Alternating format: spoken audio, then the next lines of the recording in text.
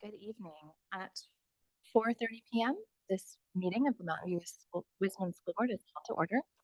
We will begin with the Pledge of Allegiance.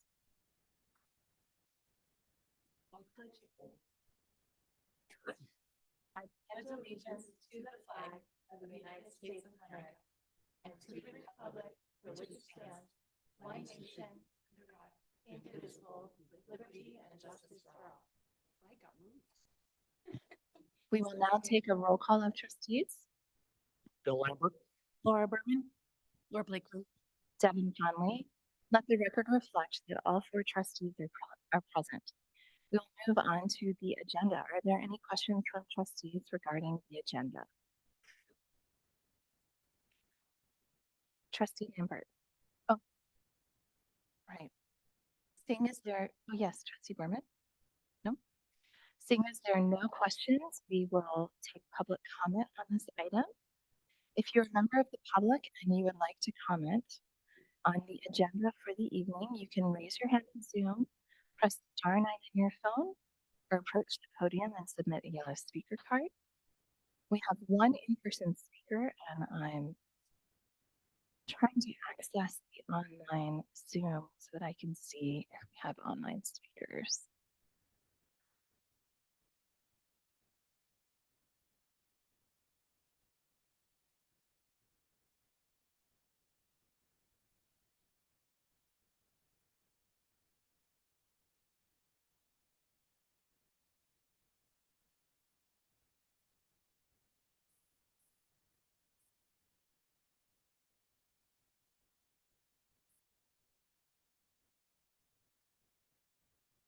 We do not have any online speakers, so we'll put a 3-minute timer up.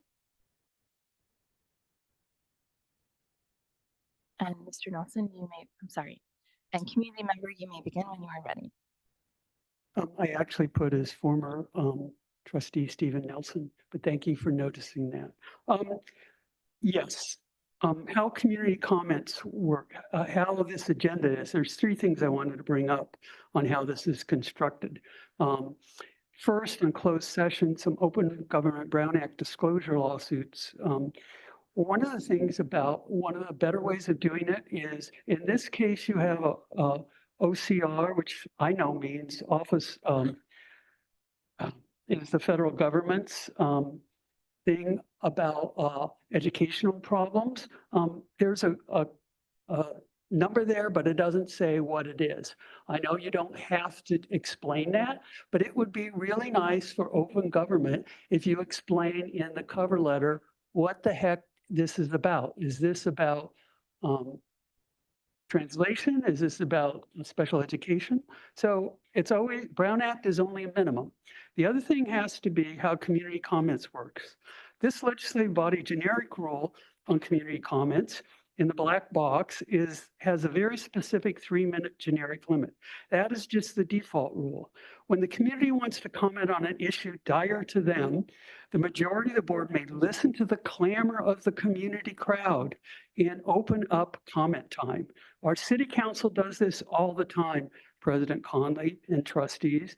The board can pass a rule motion of 20 minutes, 1 minute each. The board can pass a motion of 30 minutes. The board can pass a rule of 1 minute each for all the people now currently online or in line.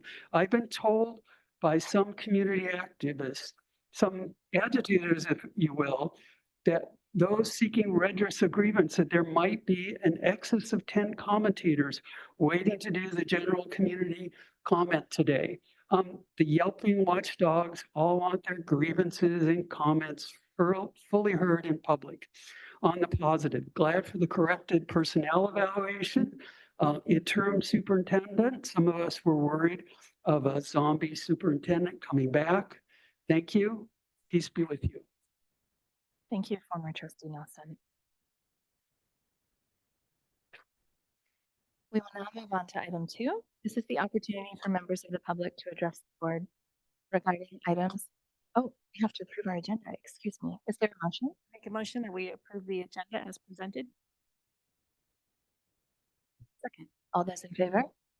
Aye. On a motion made by trustee Berman and seconded by trustee Blakely, the agenda is approved as presented. We'll now move on to item 2. This is the opportunity for members of the public to address the board regarding items on the closed session agenda. We have 4 items on our closed session agenda this evening. If you would like to address the board, you can raise your hand in Zoom, press star 9 on your phone, or approach the podium and submit a yellow speaker card.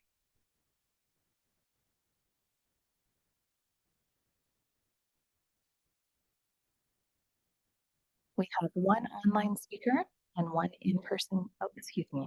We have 2 online speakers. I'm going to close the time for raising hands online and take a screenshot of those. And we have 1 in-person speaker. We'll put a 3-minute timer on the board. And we will start with our first speaker in person. You may begin when you are ready. Thank you. My name is former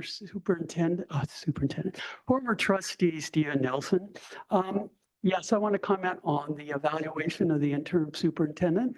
I think this gentleman, who I've had experience myself with as a board trustee when he was our interim superintendent, has shown in the small amount of time that he's been here a good stabilizing influence, I would say, on this institution and this institution's, the way the community is looking at this institution. He's showing that this institution can be fixed, I think. Has he done everything quote right? Nobody knows exactly what's right in this kind of situation. But if I was evaluating him, I'd evaluate him as doing a good job. If it comes to be, I don't know if he ever wants to volunteer to do one of these kinds of positions again, but it's obviously something that's needed in the educational community. So if you get asked personally for a recommendation, I would also, give him a high recommendation. But whatever it is you're doing, thank you. Thank you, former trustee Nelson. We'll now move on to our online speakers. Katie, you may unmute yourself. You have 3 minutes. Hi, my comment is with regard to the lease, the land lease for the teacher housing. I just wanted to say that I don't think that we should be paying 1.9 million for BMR, for a BMR parcel. I've looked up other BMR parcel like property taxes, and they are significantly lower than even my single family house taxes are. So as you guys are reviewing the land lease, I encourage you to really take a second look at it, make sure that you sanity check it, because I just I don't think that 1.9 is a fair deal for our school district. And it's pulling resources from the kids. And I think that we could get a better deal. Thanks. Thank you. Our next speaker is Neil New. When we're ready, we're going to get there. Your timer is ready too. You have 3 minutes. Hello.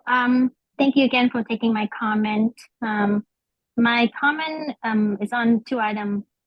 One of them is regarding the performance review for our interim superintendent. I just wanted to say that we really appreciate Dr. Skelly for coming back and helping to guide our school district throughout this test. Even in the short time that he's been here, he have made so much significant changes, like pretty much saving our district almost $8 million just in his first meeting, and just redirecting the resource back to our students. So I really appreciate him. And he's also have opened up communications with parents, making them feel heard. Really appreciate that. Even in meeting, he apologized for having speaker waiting long time, and it felt hot, like sincere. That's so great. It's very refreshing to hear. So I would give Dr. Scully an A class on his beauty one. Thank you so much. My second comment is regarding the ground lease.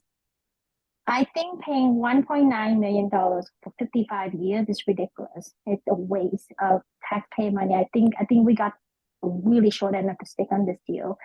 I mean, Santa Clara have had this teacher housing for a long time, and the difference with Santa Clara and Palo Alto is that they own the land that they're using, and so Santa Clara at the time they spent $12 million to build the house, and which is like $23 million in today's money.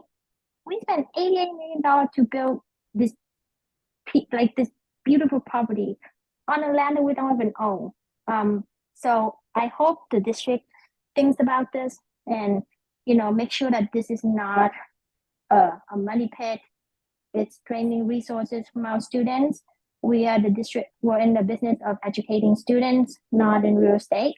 So I just wanted the district and the board to keep that in mind. Thank you so much. Thank you. And at 4:42 p.m., we will adjourn to closed session.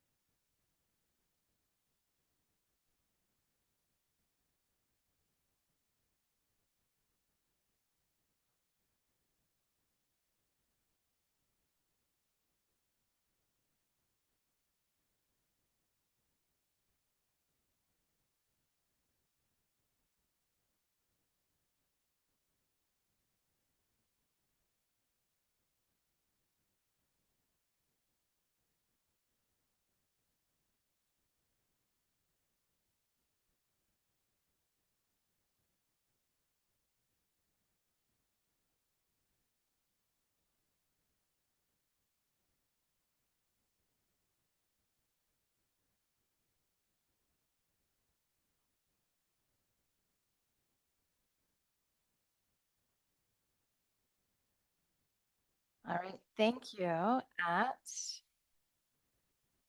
6:03 p.m., we are reconvening open session.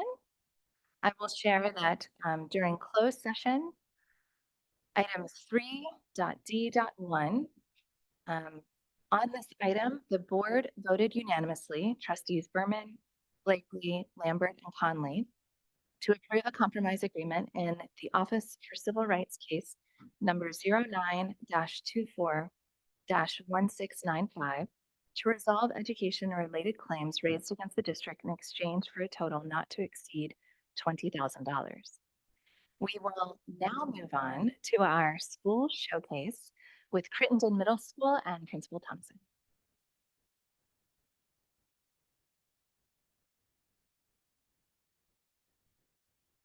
Principal Thompson, should we do the Pledge of Allegiance with the? Thank you. All right. Wonderful. That's amazing. Please come on forward. Maybe if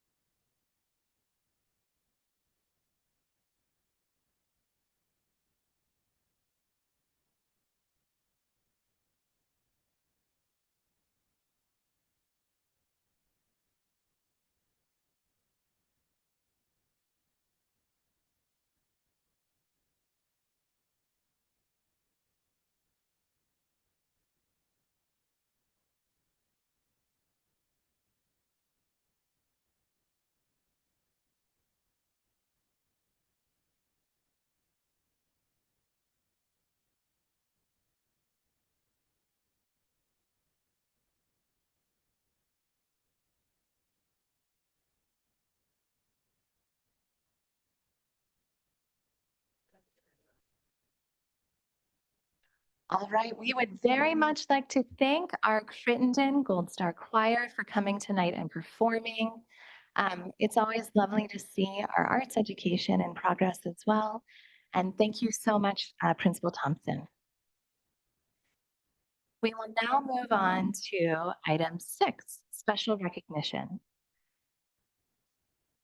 Tonight, we have first, item 6A, our resolution number 01-112124 to acknowledge retiring trustee Laura Blakely.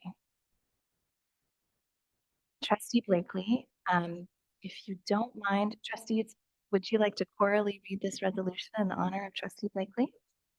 All right, let's make sure everyone has it up.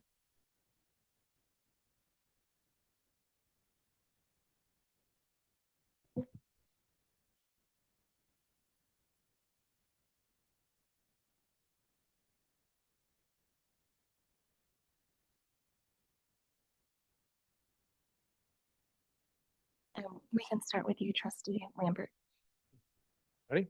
Yes.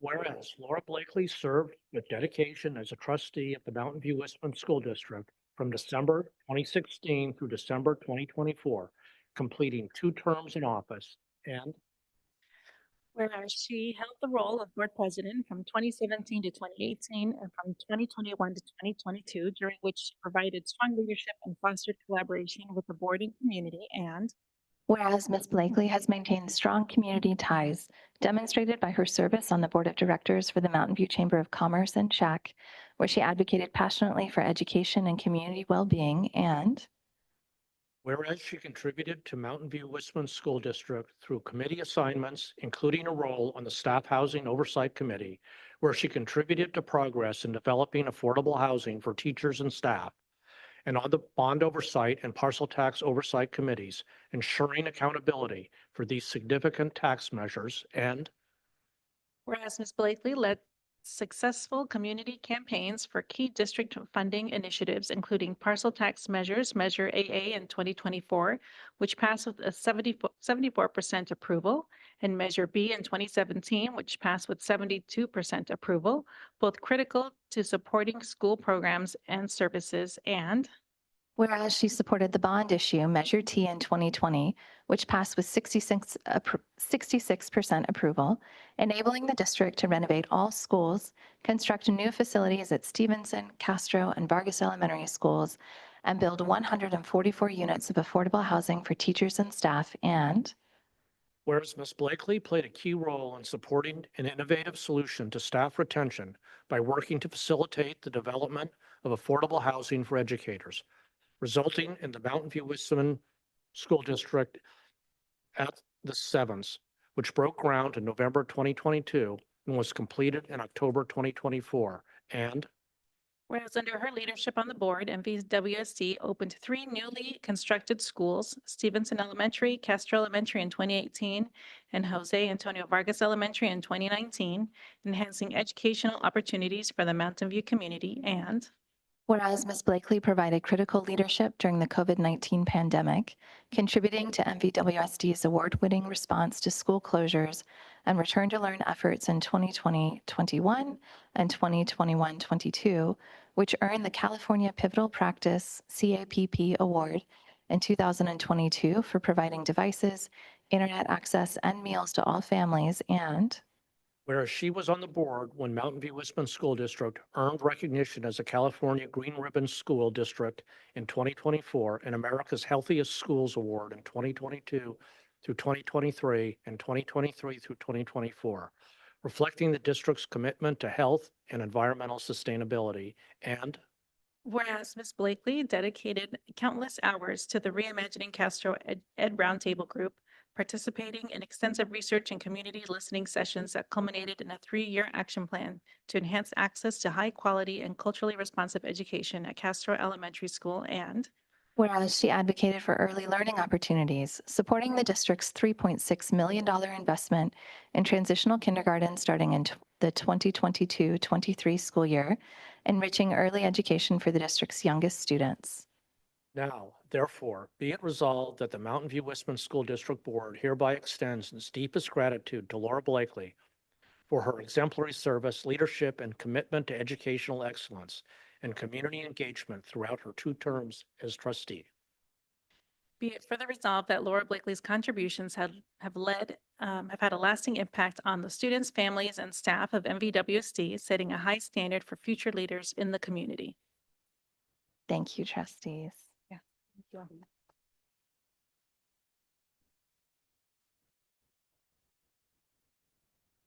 Thank you, everyone. May I say a few words? Do you want me to take public comment first and then, okay. If you're a member of the public and you would like to comment on this item, you can raise your hand online or approach the podium and submit a yellow speaker card in person.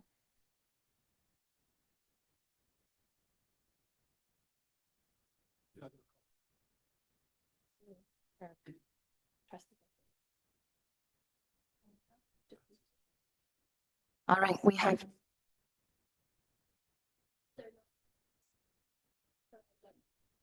So there's a bunch more.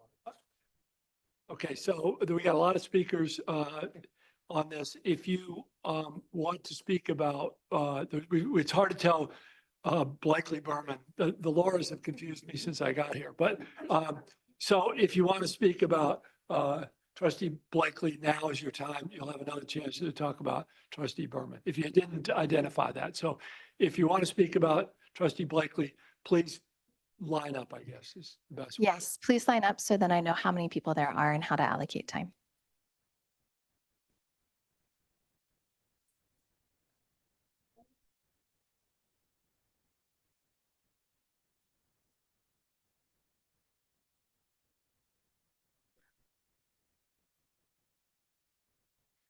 So we have 1, 2, 3, 4, 5, 6, 7, 8 speakers, ending with Ms. Actor, yes? Okay, so we have 8 speakers, trustees. When we go, we can either give each speaker 1 minute and keep it under a 10-minute allocation, or we can go beyond that. It's up to trustees. I suggest we give at least 2 minutes. If Okay, not, please All right. don't cut people off so they can. well, I think two minutes per speaker sounds appropriate. Thank you, trustees. We'll put a timer up on the board for 2 minutes. And we do have. Yes, we're going to do the presentations just after. We'll do public comment and then how about presentations, and then we'll do Trustee Blakely's comments. Thank you. So let's get a 2-minute timer up on the board. We have 1 online speaker. I'm going to close online speaking. And you may begin when you are ready, sir. Thank you. My name is Stephen Nelson, former trustee of this district. And actually, Blakely, what can I say? I decided not to run because Blakely made a good presentation before the board, and I thought about it. But we should recognize in the last 8 years, our economic disadvantage in Hispanic students have fallen behind the state average of economic disadvantaged and Hispanic students. Our board is in dishonor. Our institution is in dishonor. Our community is dishonored by this leadership. Thank you. Our next speaker may begin. Let's get the timer reset. Thank you. Thank you, trustees, for your service. As I said before, this is basically almost a volunteering job based on the amount that you guys are paid. We have wonderful things happening here at MVWSD, and I believe things can only get better from here. I have already seen the difference of having Dr. Scully here, and thanks to our wonderful site staff and teachers, our students continue to have access to great schools. This is why I voted for AA and will continue to support our schools with my time and resources. However, I am saddened, angered, and quite frankly, troubled to learn about our former superintendent, Dr. Allende Rudolph's shocking credit card charges. It appears to me that this board has failed in its fundamental role of oversight. We all make mistakes, and it's clear that we have major gaps in our policies and procedures. Now we need accountability and work towards making sure that this never happens again. Thank you. Our next speaker may begin as soon as the clock is reset. Good evening. I would like to extend my gratitude to former trustee Chris Chang, who never got a proper appreciation or gratitude acknowledgement from this board. Thank you, trustee Chang, for your 7 years of dedicated service on the board. Thank you for voting with the courage of your convictions, something that most of your colleagues did not do. Thank you for voting rationally and for examining the facts and questioning them when they didn't make sense. Again, unlike most of your colleagues. Thank you for voting with the students in mind and not for lining the pockets of our former superintendent. We miss you and we wish you were here. Thanks again. Our next speaker may begin when the timer is reset. Former trustee Fiona Walter. It bends. Because I'm shorter than prior speakers. Sorry about that. I'm going to take a 21-year perspective on thanking Laura Blakely, and I'll cram it into 2 minutes, I promise. Our kids came through together. We met on the original Measure E, which failed by a couple hundred votes, and we cried. We tried again with Measure J, and along the way, we hit Measures C, B, G, T, A, E, and double A. And some of those were high school measures. Along the way, Laura hit other letters, MVEF president. She hit MBLA Foundation president. She checks the PTA box and now the COC as she's inbound Chamber of Commerce president. Laura is the glue that holds our community together. She is welcoming and warm. She cares about every single person in our community. She is fluent in Spanish, which makes that caring so much more easily expressed. And we're so grateful for you. And I've learned so much from you, Laura. And I'm so happy to have been on this journey with you. And wherever you're going, I want to go to. So whatever's next, I want to go to. Thank you for your service. Thank you. Our next speaker will be former trustee Ellen Wheeler. So I hope I can get through my remarks without crying. I've known Laura Blakely for at least 21 years also. There are some giants in our community, and Laura Blakely is one of them. So as a community member, as a volunteer, as a mom, as a wife, and especially as a school board member, I have admired the work that you did. I know that you're going to continue to work for our community. You've taken on hard tasks, and not everyone will do that. So I admire that, and I'm glad that our long friendship started, via our work in the school district together, and I'm confident that it will continue. I don't know what else to say, cede my time, because I know you've got other speakers and more of an agenda, but thank you, Laura Blakely. All right, we're going to reset the timer and we have 2 more minutes for our next speaker. Hi, my name is Marta and I'm a taxpayer and member of this community. And I'm just addressing the board because I'm very worried and concerned about the recent discoveries of the fraudulent. Is this regarding this agenda item or is it Yes. for the non-agendized community No, comments? this is for this agenda. For recognition of trustee Blakely? It's for recognition in general. It's recognition of trustee Blakely as the agenda item. No, yeah, yeah, Okay, it's for the board of trustees. we can back up the timer 10 seconds. Thank you. So this discovery of Mr. Rudolph spending or charging to the district's credit card, luxury hotel, cigars, and fancy meals, I think it's a scandal. And I think the board as a whole has failed the people, the taxpayers, and the community in the oversight. So for this reason, I think there's a leadership failure. And I think this is all your responsibility. And I also think that Ms. Conley should resign because you have failed us. Thank you. Our next speaker has 2 minutes. Hi, I'm Reshma. Firstly, I would like to thank you for your service. This is your last meeting. I've reached out to, and when I've reached out during the schedule change and everything, you've been very responsive. Thank you for that. But I was really disappointed that you didn't include Trustee Chiang in his recognition. I know he was let go or he moved away, but a mention would have been really appreciated. So I would like to give him I would like to give him a mention. Thank you, former Trustee Chiang, for standing firm with courage and integrity. Your no votes on Dix Chavez, the 2.7 million district office renovation, and Dr. Rural's contract renewal reflected true leadership and accountability. Your commitment to make decisions in the best interest of the community is deeply appreciated. Thank you. Our next speaker is our last in-person speaker. We'll put 2 minutes up. Hi, thank you. I want to take a moment to give some special recognition. Over the schedule change debacle, Laura Blakely did take some time to talk with me. I showed her all the data and ultimately she made the decision she made. I also want to give some recognition to Dr. Skelly. Thank you for the long hours. Thank you for your integrity and your willingness to seek out problems, listen to the stakeholders, and provide solutions. Before you arrived, parents tried to raise the alarm and were vilified, called vitriolic for raising the alarm. We need a board who's willing to work with the parents. This can't happen again.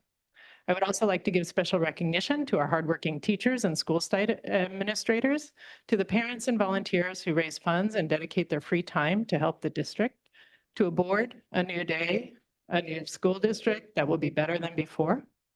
I would like to give special recognition to the people who are still working hard, long hours, to clean up the leadership mess at MVWSD.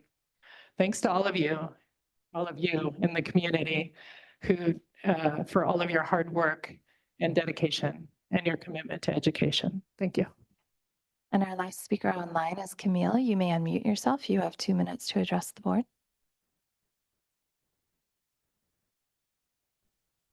I actually raised my hand accidentally. Oh, no problem.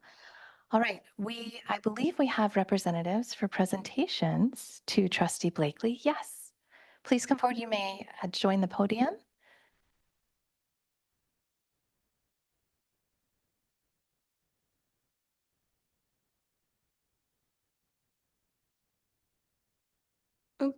On behalf of State Senator Josh Becker and State Assembly Member Mark Berman, we would like to present a resolution thanking Trustee Blakely for her time and commitment to the Mountain View Wisman School Board, the school district, and the general community of Mountain View. Thank you so much, and we look forward to seeing all of your accomplishments in the future. Thank you.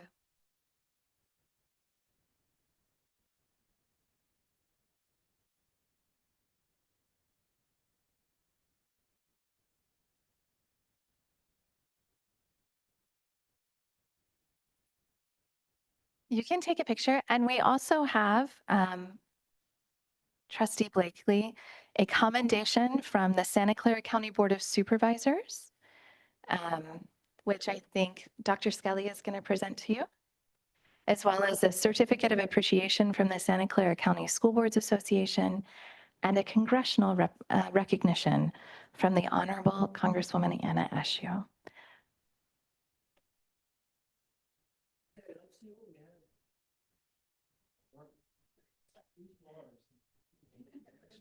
Okay. All kinds of good.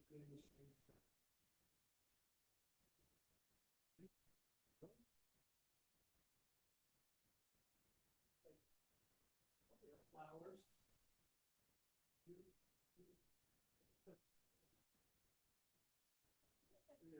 And so we'll do all of these anyway. Congratulations.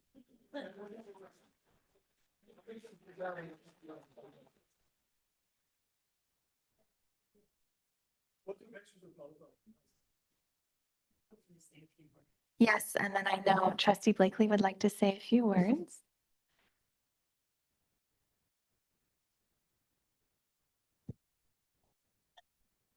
Thank you. I wanted to thank all of the wonderful and generous people here in our Mountain View community who've been so supportive of our students and families, and our fabulous and caring staff. It's been an honor to serve the community over the many years. We've already gone through some of the things that I've been involved with, including the chat board, and I was one of the Shoreline 6 parents whose advocacy efforts encouraged the city to share back significant amounts of Shoreline tax dollars with our schools. And as Fiona Walter, former trustee, noted, have taken part in many bond and partial tax measures for both of our school districts. I'm really proud of the most recent Measure AA win with over 75% support from our community that will provide more than $40 million in tax revenues over the next 8 years to help pay for teachers and staff salaries and programming for our students. This is a big win for our schools, and I thank everyone who helped with this effort and who voted yes. I've learned so much in my time serving as a trustee, and this learning journey will surely continue into the future. As I reflect back, some of the highlights of my service include naming our newest school after our fearless alumnus and one of my personal heroes, Jose Antonio Vargas. Coming from a humble background as an undocumented student, Jose's accomplishments as an award-winning journalist, author, television and Broadway producer, founder of culture change organization Define America, show our students that they too, no matter their origins, can achieve great things if they work hard and have visionary goals. And our schools help support them in making that a reality. The renaming of another elementary school to honor local resident Amy Imai, who returned to our community after being interned during World War II and generously shared her experiences and story with generations of local students over the years thereafter, was another high point for me.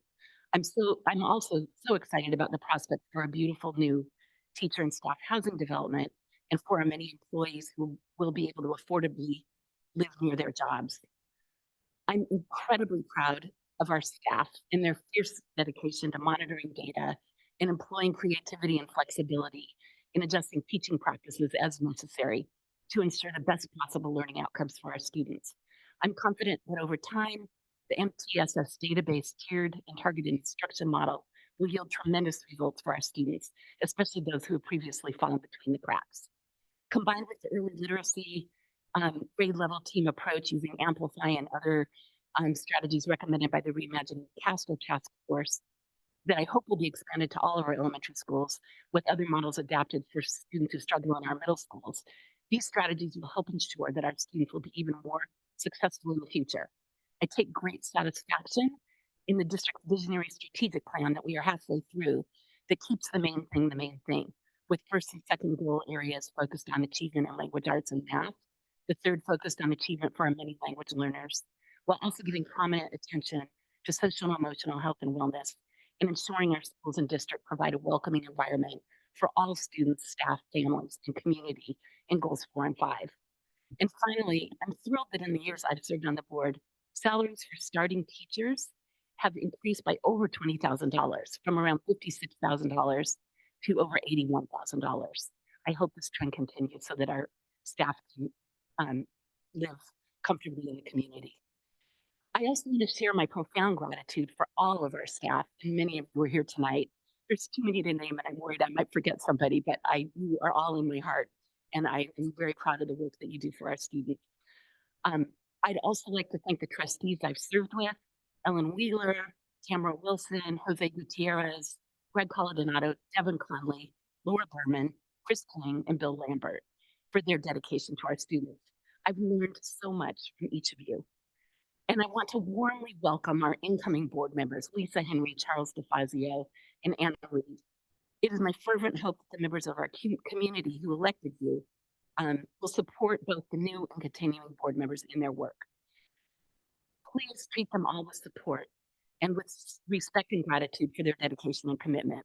Honor their good intentions while you respectfully offer suggestions and encourage them to consider new ideas and approach challenges from multiple perspectives. Remember, we are all trying to do our best, and we are learning together. I sincerely hope that you will model for the students in our community how to make positive change and be part of new solutions by showing the new trustees and the new administrators goodwill, respect, and dignity. remember, our children are watching. Thank you. Thank you very much, Trustee Blakely.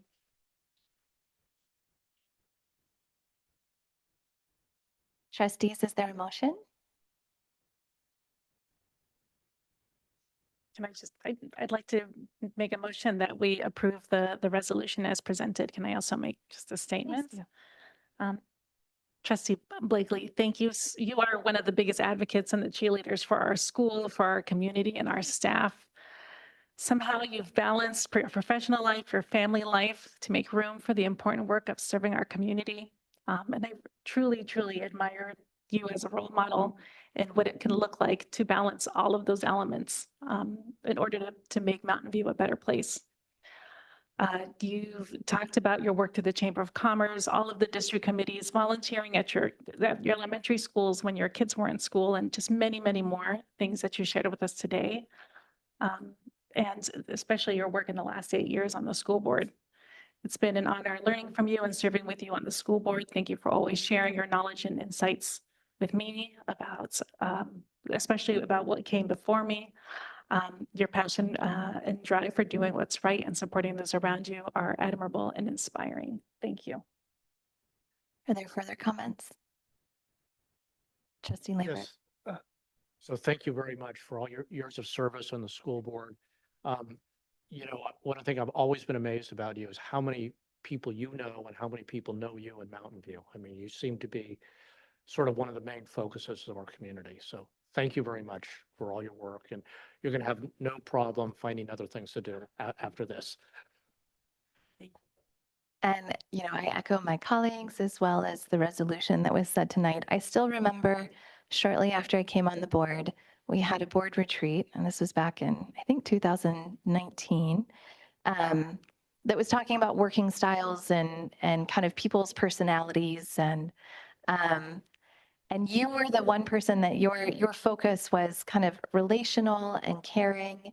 And it was clear from that moment onward, you have always been the heart of this board, and your heart for not just the trustees, but for everyone who has approached us with a need or a concern, your care for staff, for children, for our teachers every day, your care for our community. I don't know anyone else who could single-handedly pull so many bonds and parcel taxes across the finish line. But if we did not have you in our community, we would be in dire straits as a school district and as a community, because you have invested over and over and over in the future of our children. Thank you for your service. $250 a month is, you know, not a lot considering the amount of hours that you have put in over the last 8 years, but your time here is valued. And I know, you know, the Chamber of Commerce is lucky to have you in the future, but I also know we are all lucky to have you as you continue your work in our community moving forward.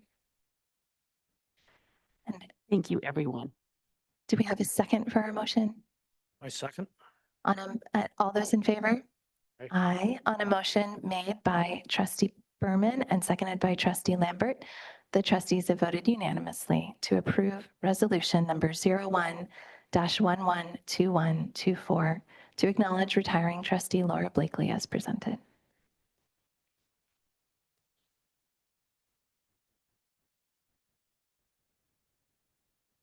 All right, we will now move on to item 6B, which is the resolution number 02-112124 to acknowledge retiring trustee Laura Ramirez Berman.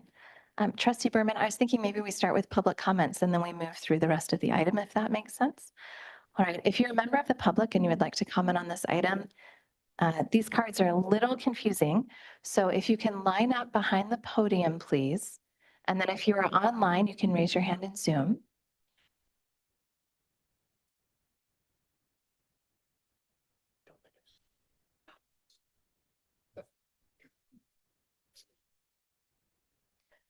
We have one online speaker and we have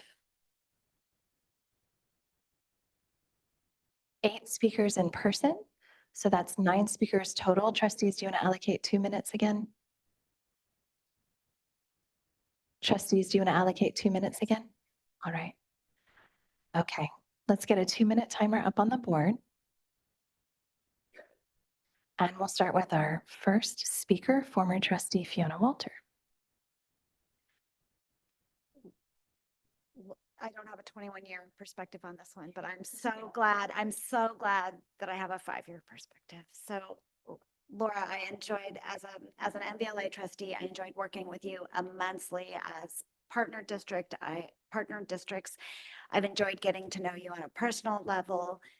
You're calm and smart, and you approach things with a really analytical mind, and you share your expertise so willingly with those around you. I think you've been such a nice voice on this board, adding to a good team of folks. And I just want to say thank you so much. It's taken time. This job takes time away from your family. And Laura, I forgot to thank Dave, who's might be in the room somewhere. I'm not sure if Dave is here, but I'll send Dave a thank you note. But thank you, Laura Berman, for your dedication to the students of Mountain View, for stepping in and for just bringing your warmth and expertise to the job. Really, really appreciate it. Our next speaker is former trustee Ellen Wheeler. So second verse, same as the first, almost. 8 years and 4 years. Laura Ramirez Berman.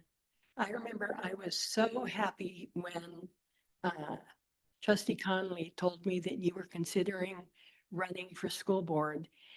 I think you've added, just a lot of intellect and depth to this board.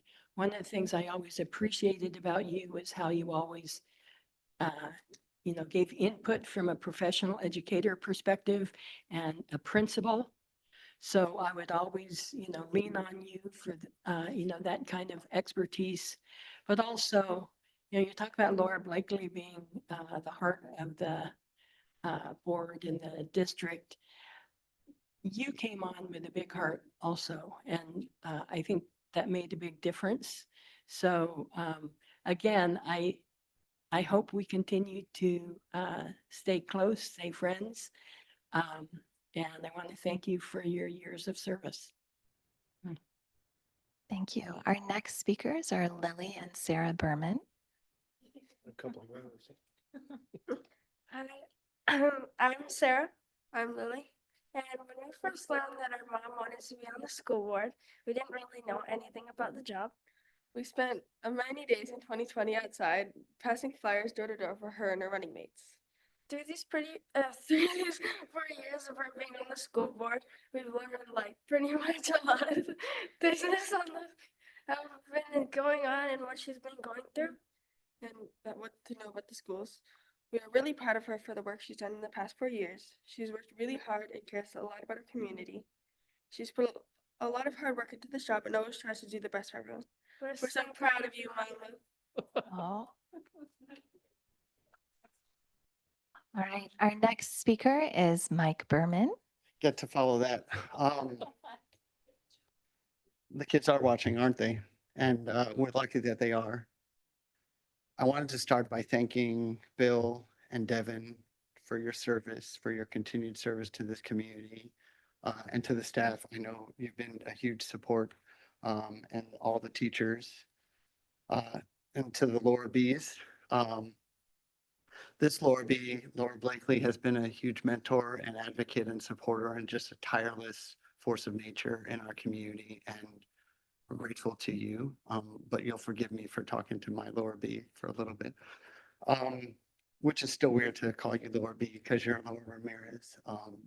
And I say that because I was reflecting on the long arc of your career as a educator and a community leader, and the number of lives that you've impacted, and you've dedicated yourself to everything that you do, whether it's a second and third grade teacher or an instructional coach, and all the teachers that you're supervising, and as a principal and the families, and then this interesting chapter, the last 4 years, and you've dedicated yourself to it with the level of rigor and intellect and kindness and patience and class, dare I say, that you do to everything. And we are all lucky to learn from you and to watch you. We're so proud of you. And I'm excited to be a part of the next chapter, whatever that is. And so I just wanted to say thank you. Thank you, thank you, thank you from all of us in the community for everything that you do. Thank you. Our next speaker has 2 minutes. You may approach the podium. Hi, I'm Itek Telik. I would like to extend my thanks to Laura Berman Ramirez, and I just want to say I appreciate all that you've done to listen to me and to others and support early literacy, because that really is the foundation of our community. And it's taken 5 years, and I appreciate having an early literacy program. And I've talked with you numerous times, and you sought me out. And I really appreciate having someone who was so active working on the inside for that. So thank you very much for that. And I also want to extend my thanks to Laura Blakely and to Chris Chang, who I wish also got all of these lovely gifts and awards, because anytime somebody puts this amount of time into the community, they should be recognized. And I wrote an email earlier to the community email group, and I talked about talking to our children about what's been going on, both the positive things, but also the negative things. And I hope that the current board members and the new board members think about that. Like, there is things that have gone well, and there's things that have gone horribly. And you got to take responsibility and communicate with the community about both sides of those things. That's it. Thank you so much. Thank you. Our next speaker has 2 minutes. Good evening again. I have no doubt that we have nice people on our board and probably well-intentioned people. And I appreciate anyone who steps up and sticks their neck out to put in so much of their effort and their time into doing a job like this. But to be honest, it is hard to feel gratitude when the board members do the wrong thing over and over and over again. And the ones who suffer are our kids. And when the community is screaming at the top of our lungs, there's a fire in the building, and we are ignored over and over for years, it is hard to feel gratitude. I really want to feel gratitude. I want to honor Laura's service, but it is really hard to do that given everything that's going on. Thank you. Our last speaker has 2 minutes, and then we'll move to our online speaker. Thanks. So let me start sort of by echoing that. When the openings came up on the board, some people encouraged me to run, and I thought, oh my God, there's just no way. I would make myself crazy. And I've seen you in enough meetings, all of you, to know it's a hard job, and I couldn't do it. So let me say, I do recognize that and appreciate it. I do have to echo what Mohan said. There's been a lot of press, and the county's recent approval of the special audit certainly suggests improper use of taxpayer funds, if not for sure, is questionable. And according to the California School Board Association, board member responsibilities include establishing budget priorities and monitoring and adjusting district finances. And my heart actually goes out to Dr. Westover. I think she's in an incredibly difficult position right now. I took the liberty of checking out her LinkedIn profile, and after 10 years of stellar track record as a teacher and a principal, she got dumped into a job that, and I don't mean this in a disrespectful way, I don't think she was properly prepared for. And I have at least once in my lifetime been put into a stretch role because I was bright and ambitious and so on, and it was really hard, and you need support, and I don't think she got it. And she didn't get it from her boss, probably, but she also didn't get it from everybody here. And if I can recognize that she was probably in over her head, then I think you guys should have figured that out as well. So I just, honestly, my heart does go out to you, and there's anything I can do to help, I'd be happy to do that. And again, I think you did a lot of great things, but we're at a junction where I'd like to see a clean slate for everybody, like new board members, the ones who are coming in, take it seriously, figure it out, clean it up, and let's move forward. Thank you. And then it looks like our online speaker has lowered their hand. So we will move on to we have a representative here to make a recognition, and then we'll read our resolution and move forward.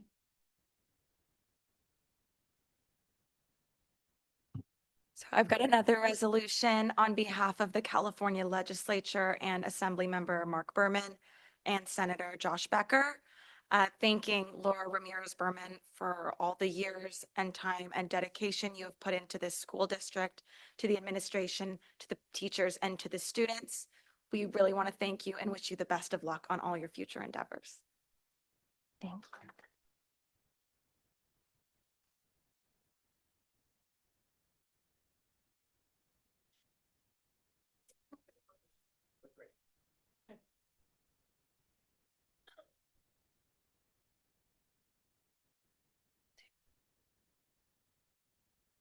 All right, trustees, would you like to do a choral reading of the resolution? Oops, there we go. Ready? Just a moment.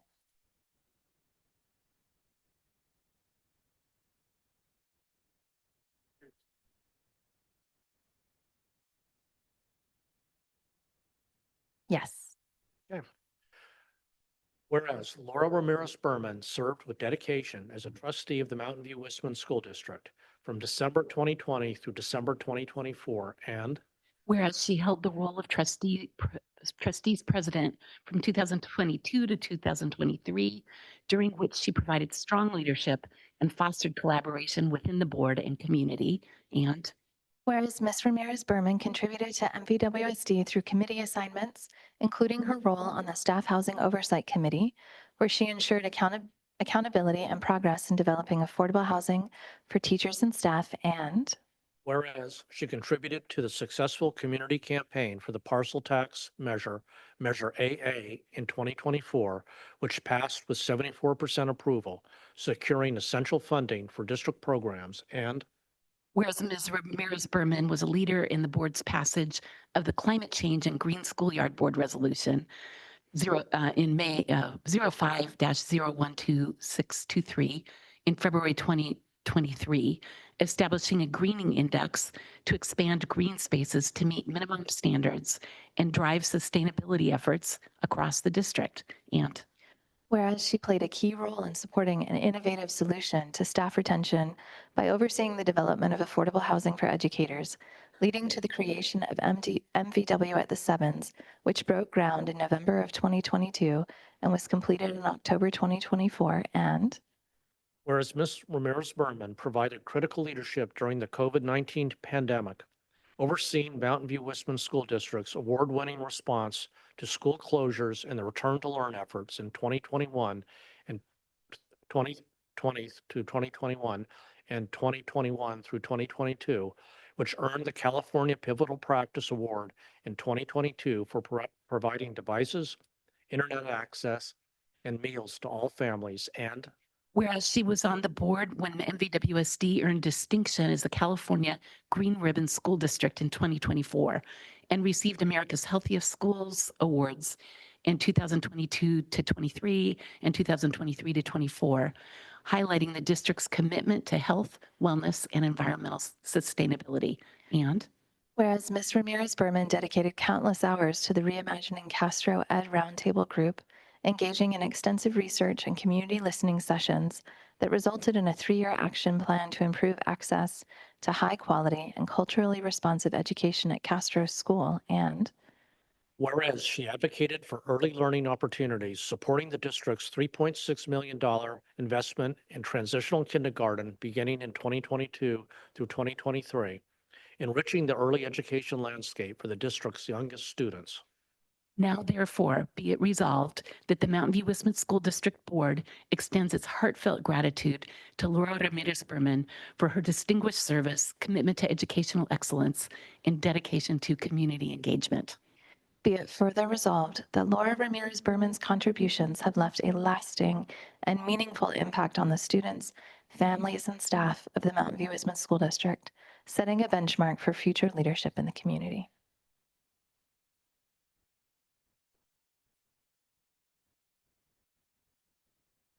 Thank you so much. It really has been an honor to serve my community, and especially in service of our children.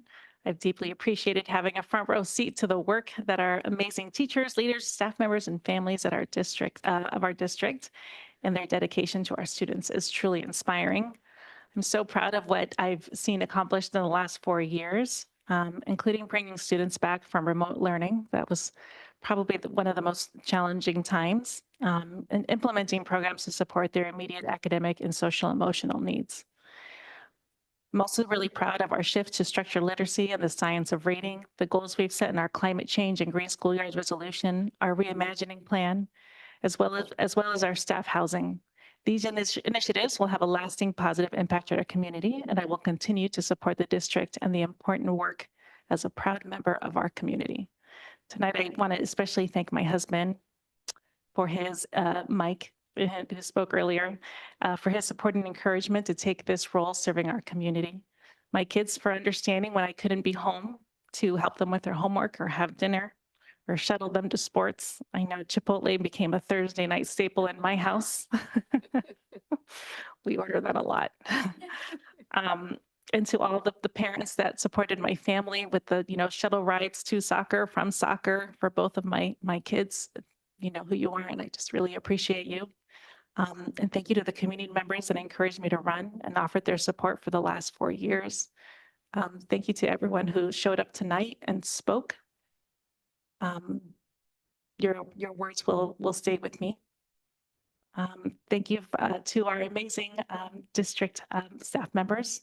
I see how hard you work and you inspire me each and every day. Watching your level of commitment and care for our students, it has been so wonderful learning from you and working with you. Thank you to everyone here, my fellow board members. I learn from you every week, something new, and I appreciate your leadership and the collaboration around this work to make our district and our schools a better place for our community. I've also had the honor of working with former school board members Ellen Wheeler and Chris Chang. Thank you so much for the mentorship. I'm proud of everything that we've accomplished. When Jose Gutierrez stepped down from the board, he challenged the next board to be cohesive, to work as a team, to set priorities, and to stick with them, and to elevate the standard, because that's how we move forward, working as a team. Those were his words. And moving forward isn't always easy, but we don't sign up for roles like this because we expect the work to be easy. We sign up because we care about our public schools, and we want to do everything we can to ensure that our children attend schools that foster a love of learning and a community of belonging and places where they can thrive. So to the next board, please work as a team. And I know you'll be successful in fulfilling that objective for our community. Thank you.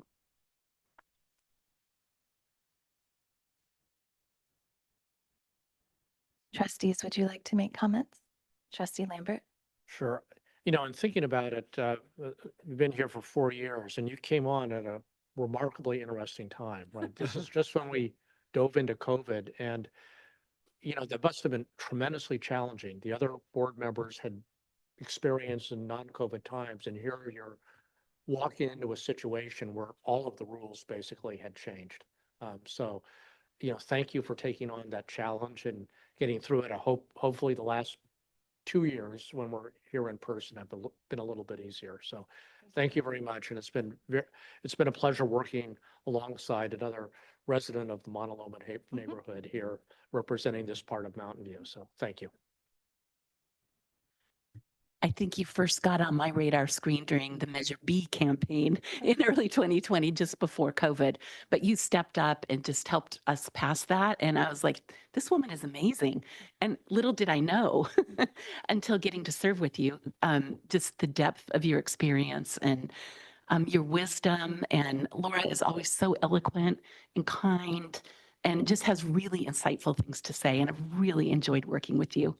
And I also really appreciate your representation at the ELAC and the DLAC and like the Castro community. Because while I speak Spanish, I'm not of the pueblo. And I think there's a real affinity and appreciation for, what you bring, and you bring so much. It's not just, who you are, but it's like your lived experience and your care. So I wish you the best in all your future endeavors, and I hope to follow you. I'm going to try really hard not to cry. This is rough, y'all. So I remember, before I had a child entering our school district, way back when I was a teacher, I was part of a national fellowship and an awards program, and I met this teacher who was incredible. And she told me all about her school, and she told me so much about her incredible principal who inspired her and supported her, who was a leader in a school, a Title I school serving primarily low-income Spanish-speaking students. And what an incredible leader this person was. And then on the first day of kindergarten, I walked in and I met you. And our children were in the same class. And at that point, I was running for school board. And I remember saying, wait, you should be running for school board, not me. Like your breadth of experience, your expertise.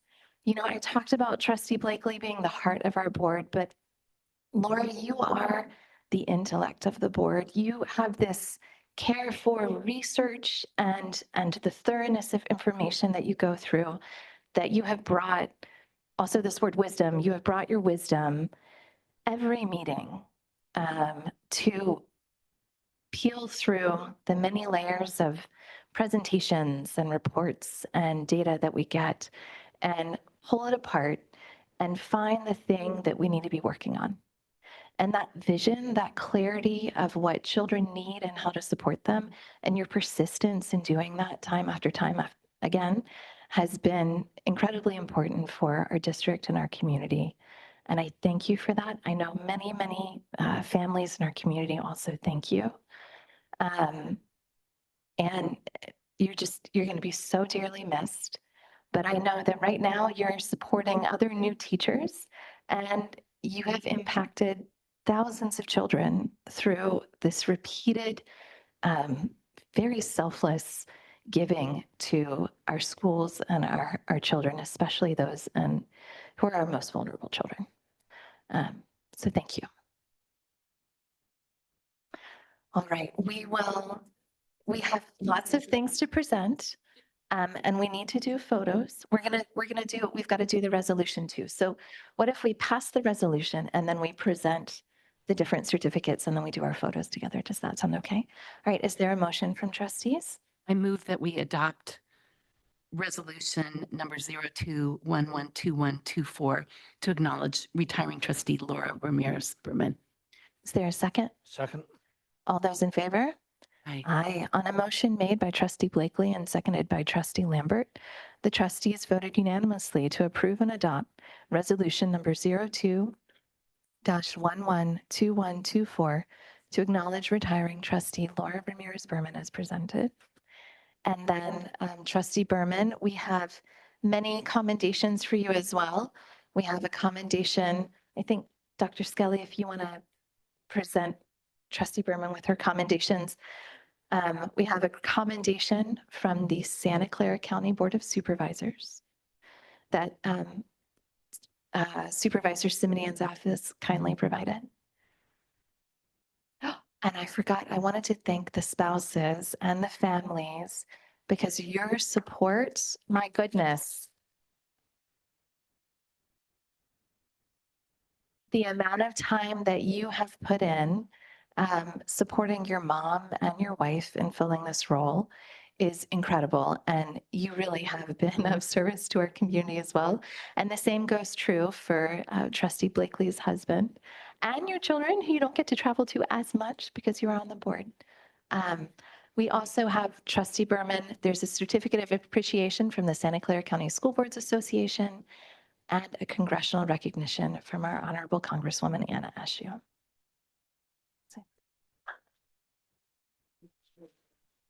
Okay, Laura, this Laura, we want to get a picture just with you, then, Laura, the Laura's together, and then the, board together. So.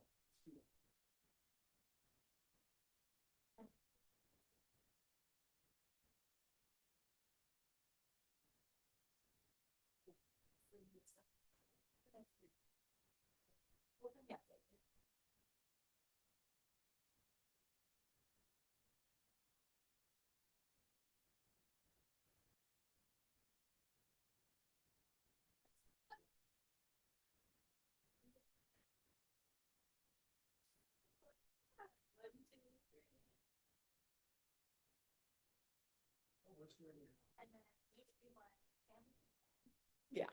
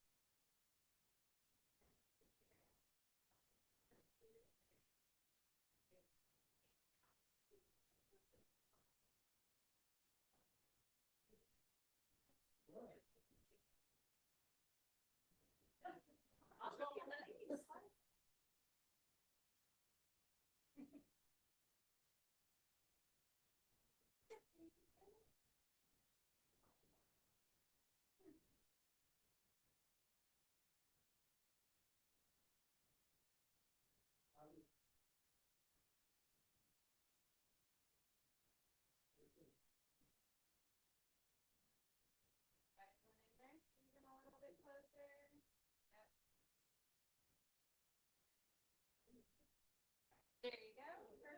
Perfect. Okay. 1, 2, 3.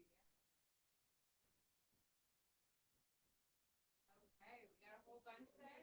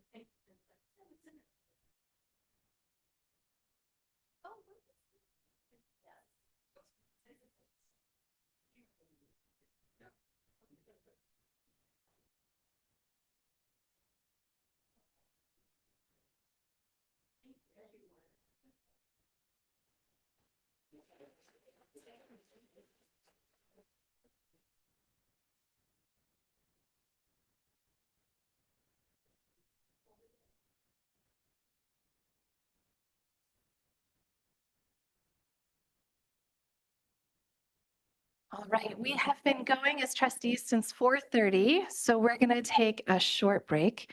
We will come back at 7, let's just say 7:20.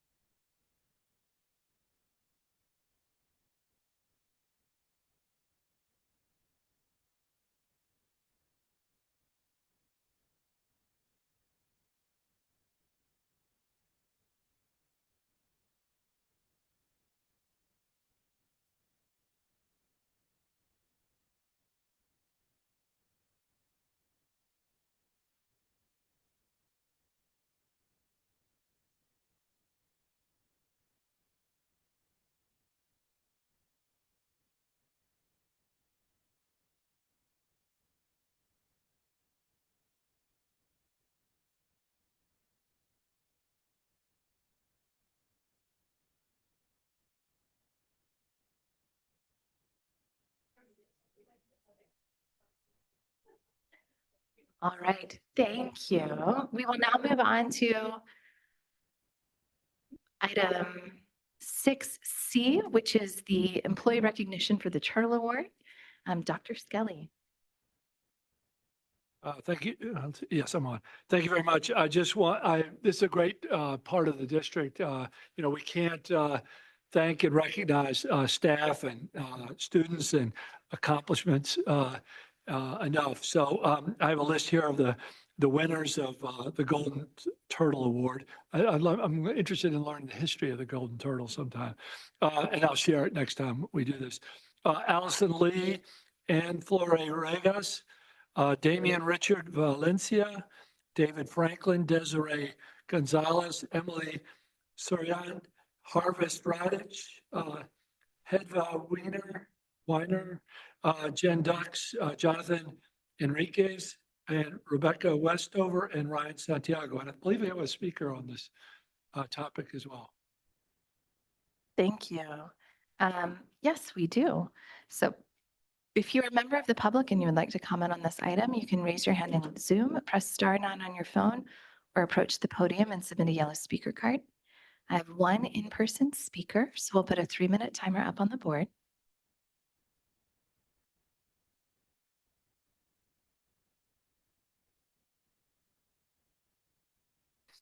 And you may begin when you are ready. Oh, turn on. There's like a little man with a face. There you go. Hello. All right. Hi, I'm Itek Chelik. I just wanted to give a shout out to Mr. David Franklin. And since he's on the list tonight, he was my middle son's second grade teacher. And my middle son is now a senior in high school. And I still appreciate all of the things that Mr. Franklin did for my son and for my family and for Bub's school and for the community. So just a special shout out. We still feel your presence and we love teachers who stay with us like that. Thank you. May I make a quick comment? He was Trustee Blakely. He was also the teacher of the year earlier in my first term. I don't remember if it was 2017 or 2018, but he's wonderful. We have many wonderful teachers, but he's certainly one of them.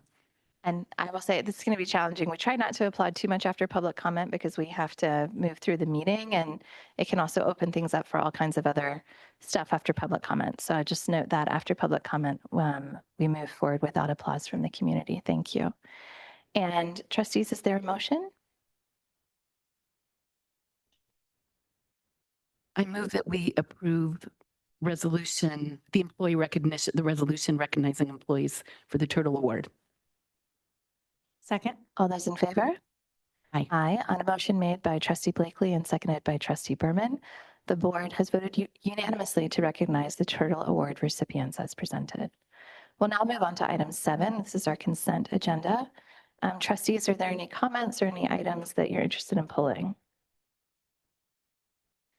I am going to ask that we pull item 7E for discussion.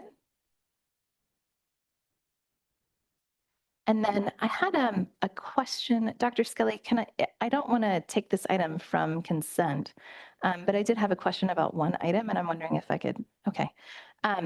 It was regarding, we've had communication about the single plans for student achievement and when they're translated into Spanish and when they're not. What is the deadline for submitting our SPSAs this year? When do they have to be submitted by?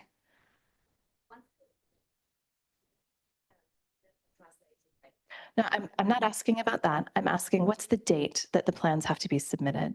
To this date. Is there a state deadline?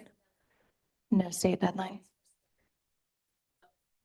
Ah, okay, just for SARCs and not for SIPSAs. And if there's anything different, we'll check and get back to you. If so. Okay, and then is it possible in the future, the difference that would be made in comments when it's translated beforehand versus translated after, is it possible to explore translating them when they're technically still in draft form for public feedback rather than waiting until after? It doesn't have to be all of the plans, but for our schools with a majority of Spanish-speaking families.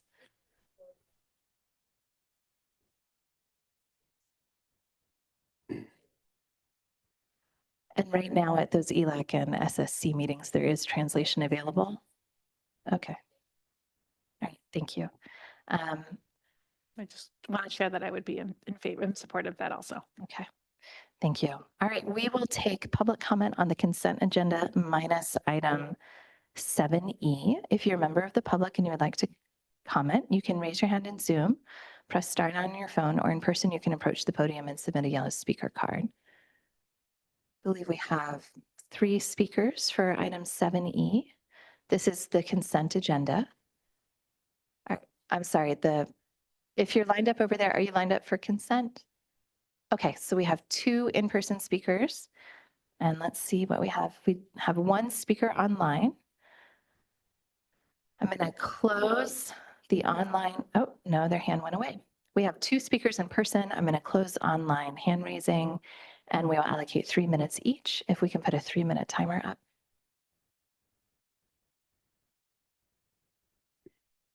And you may begin when you're ready. Thank you. I'm former Mountain View Westman trustee Stephen Nelson, and I have the Spanish language comment card here. Fortunately, we haven't seen very many Spanish language speakers come up, have we?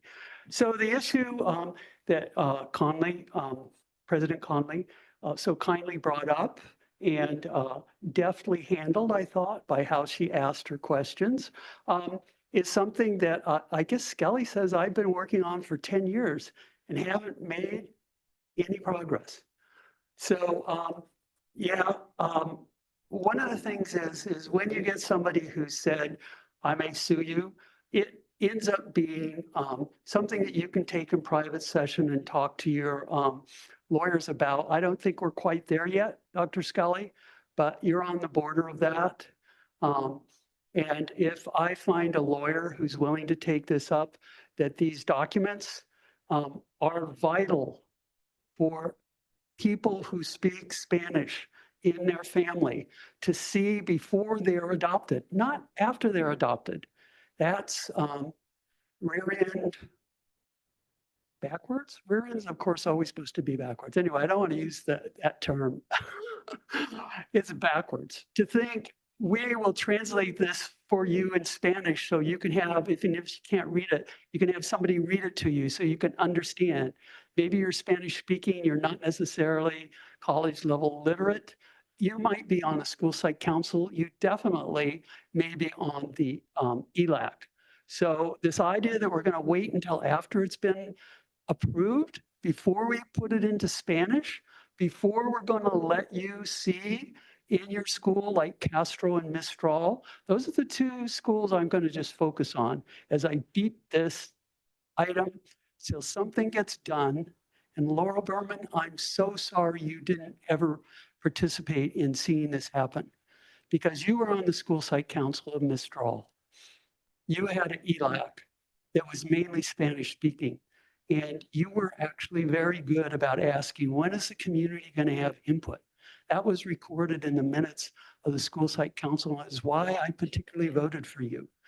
But it's now the point when, I'm not going to get thrown in jail for this. It's like, because I'm not going to do anything that's going to need it. But I will, I have money put aside in my private investment accounts that will be used to take this district to court if I can find a good lawyer who I'm sure could win. But we can start with Castro and Mistral, and we can get it done. And you can take these 2 items and take them off approval. We'll now move on to our next speaker in person. We'll get our timer reset for 3 minutes, and you may begin when you are ready.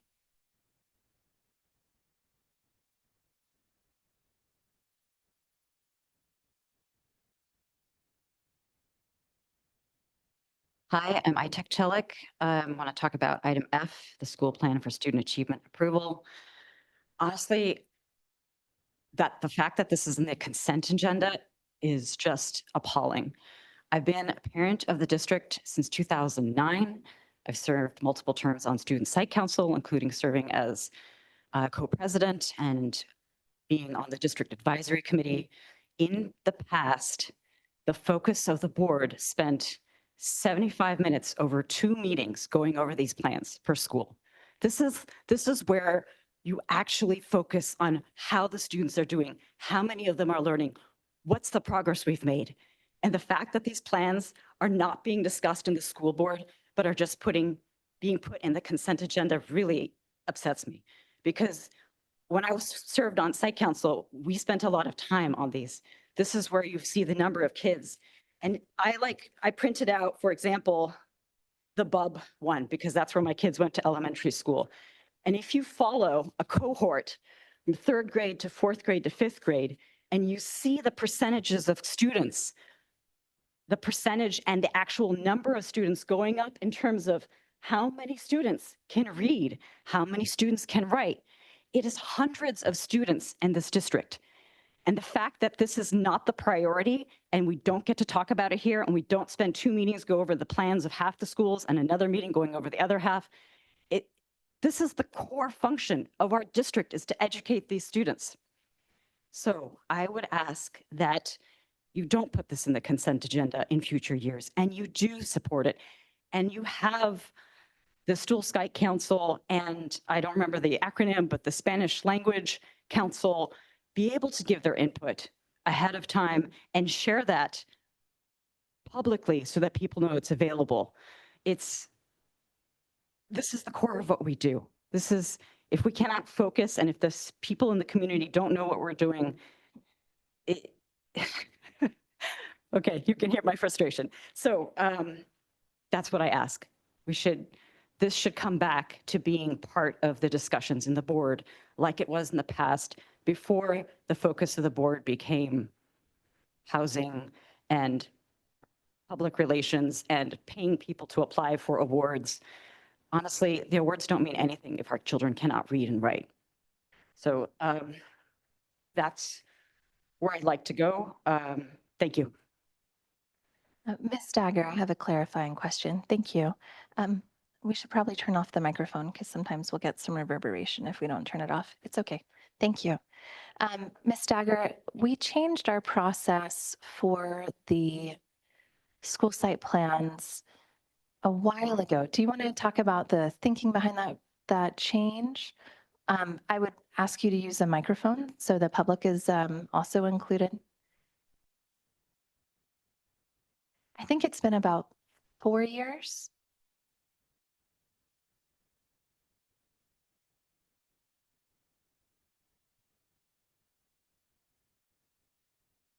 There you go. I think we changed the process about,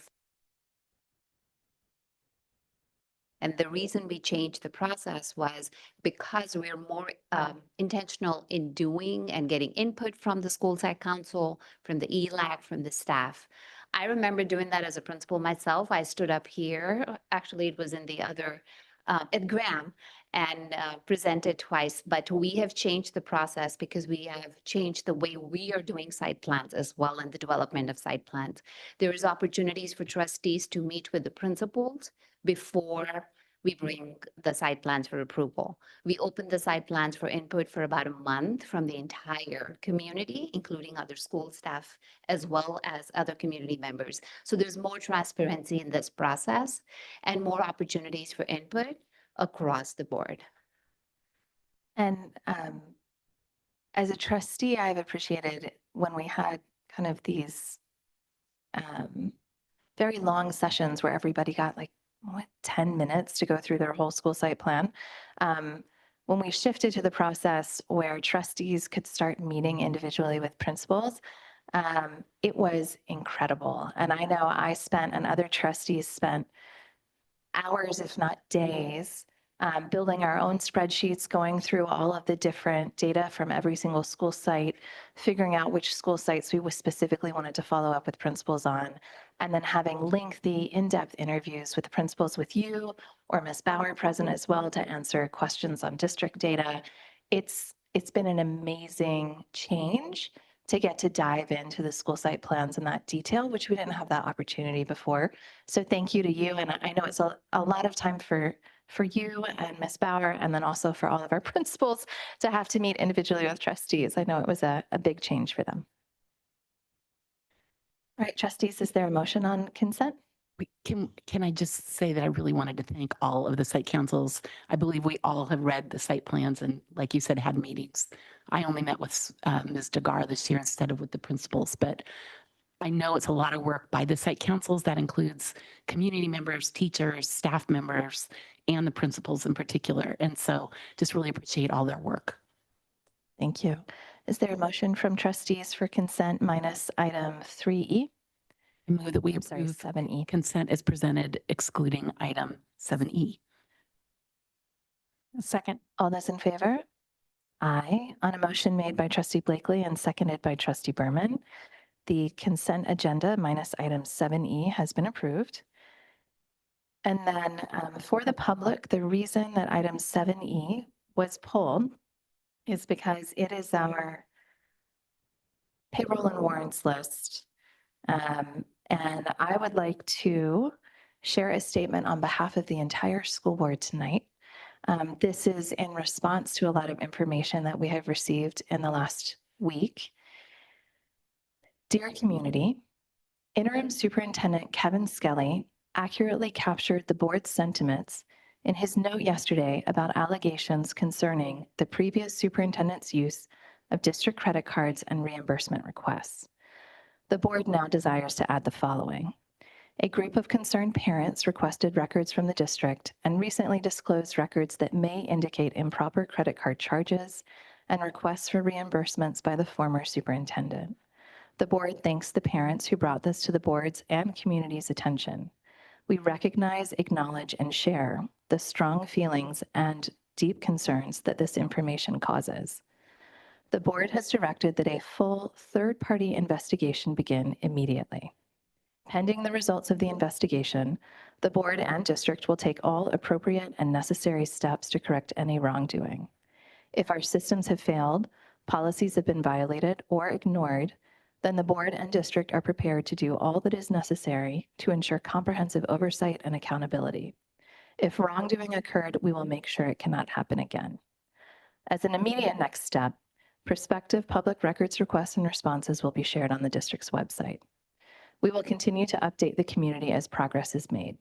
As a board and district, we are committed to ensuring district funds are used for the benefit of our students and community. Trustees, is there a motion on this item?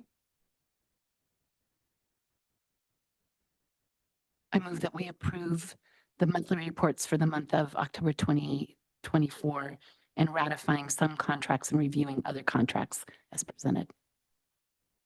Second. All those in favor? Aye. Aye. On a motion made by trustee Blakely and seconded by trustee Berman, item 7E has passed unanimously. We will now move on to item 8, community comments. This is the time reserved for community members to address the board on items that are not on the agenda. The board and administration welcome this opportunity to listen.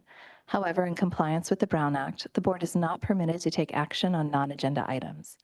To address the board, you can submit a yellow speaker card and approach the podium in person, or if you are online, you can raise your hand in Zoom or press *9 on your phone. I'm going to take a few more seconds to make sure our online commenting is open and done. All right. I'm now going to cut off the time to raise your hand online and take a screenshot of the raised hands so we know speaker order there. And then if you are here to comment in person, if you can line up, that will give us an opportunity to see who is present and how many speakers we have.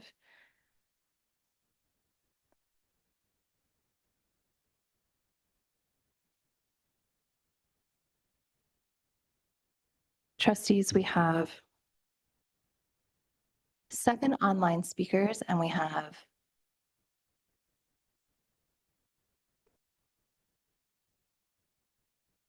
9 in-person speakers. So that is 16 speakers total. Past practice has been under 10 minutes. I allocate the minutes and divvy them up. If we go over, we can go up to 20 minutes and divide it evenly among people, or we can allocate more time. It's at the discretion of the board. What would you like to do? 2 minutes? I'd recommend 1 or 90 seconds.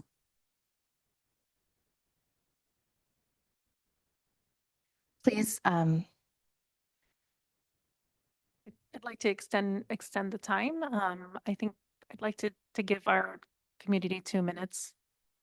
all right. And if the speakers take a little shorter than that, then we'll move through the time. But I think And Trustee Conley, is it possible for them, if they want to speak, like combine their minutes and have one person speak, or? Well, that has always been an option, which is that if a group of people, especially if they share the same sentiment, they can submit a speaker card with a list of names and have a certain portion of the minutes that would have been allocated to all of those people for that group comment. I don't believe we have any speaker cards submitted like that tonight, however. Do you have somebody that you want to, if you tell me, I can just add it to their card so I know. We usually.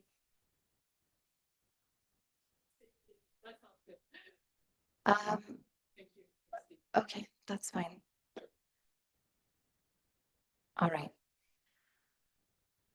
We're going to begin with our first in-person speaker. We need a 2-minute timer on the board.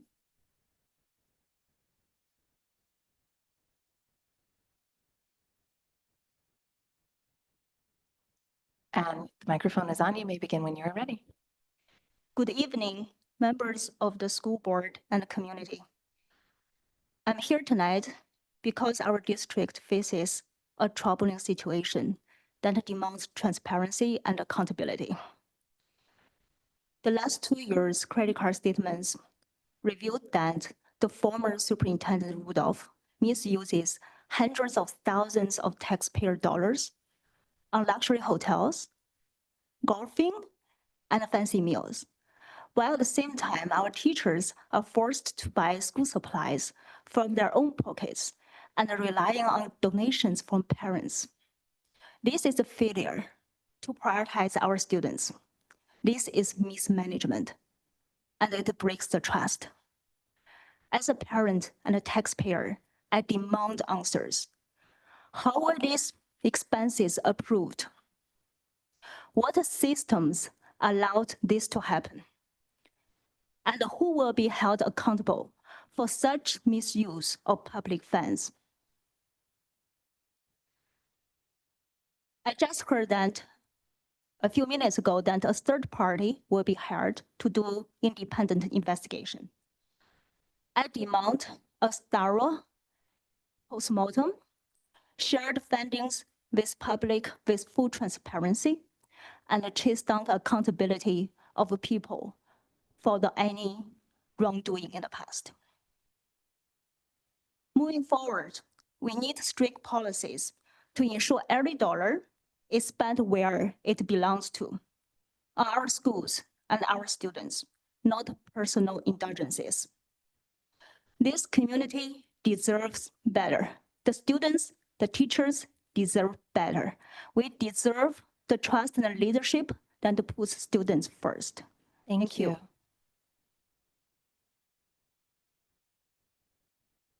Mr. Dormishian, you may begin when you're ready. First of all, I'd like to thank Dr. Skelly. As a parent, I appreciate the warmer tone of communication and most of all, the accountability from the state of the district. That is not by any means your fault. It's the first instance that we have witnessed that as parents. We are grateful for that change. Thank you so much. Second, Devin Conley, you need to resign immediately. The multitude of issues we've experienced in this district, attempted cover-ups through denials of CPRA efforts by multiple parents that had to be forwarded to Assembly Member Becker and Senator Berman, until I finally got action the next day after I forwarded those denials to them. That was finally what got those requests forwarded to me. There's an abuse of parents and children by a former superintendent and members of the district. The volume of financial abuse, but with board support, we just watched it vote yes, yes, yes, and multiple parents said, you need to think about this. You need to deny these requests.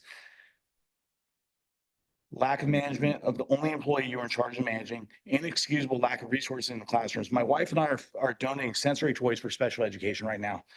We're donating finances, money to the classroom for classroom needs.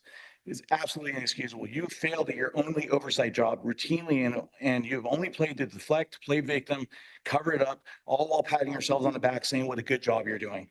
It seems like the only thing you confidently do is pat each other on the back. You have failed my children, all of our children, and worst of all, you have failed your own children. There are amazing educators, staff, and parents of students here who deserve the best of pay, benefits, and uncompromised support from leadership.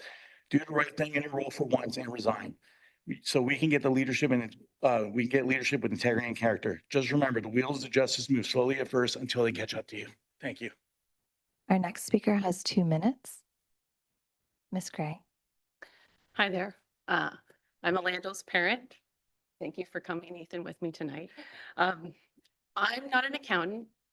I'm not a CFO, a chief financial officer, but my neighbor is, and he's very good. He's very expensive, but he offered us some free advice tonight. So thank you. I love this proactive action that we heard tonight, that you've already done some of these things that he outlined for us. So his professional advice was that we get a forensic audit of the last 9 years. Don't rely on the last 2 years that FICMAT is going to cover. So thank you very much for taking that action. We needed a travel budget. We need clear reimbursement policies.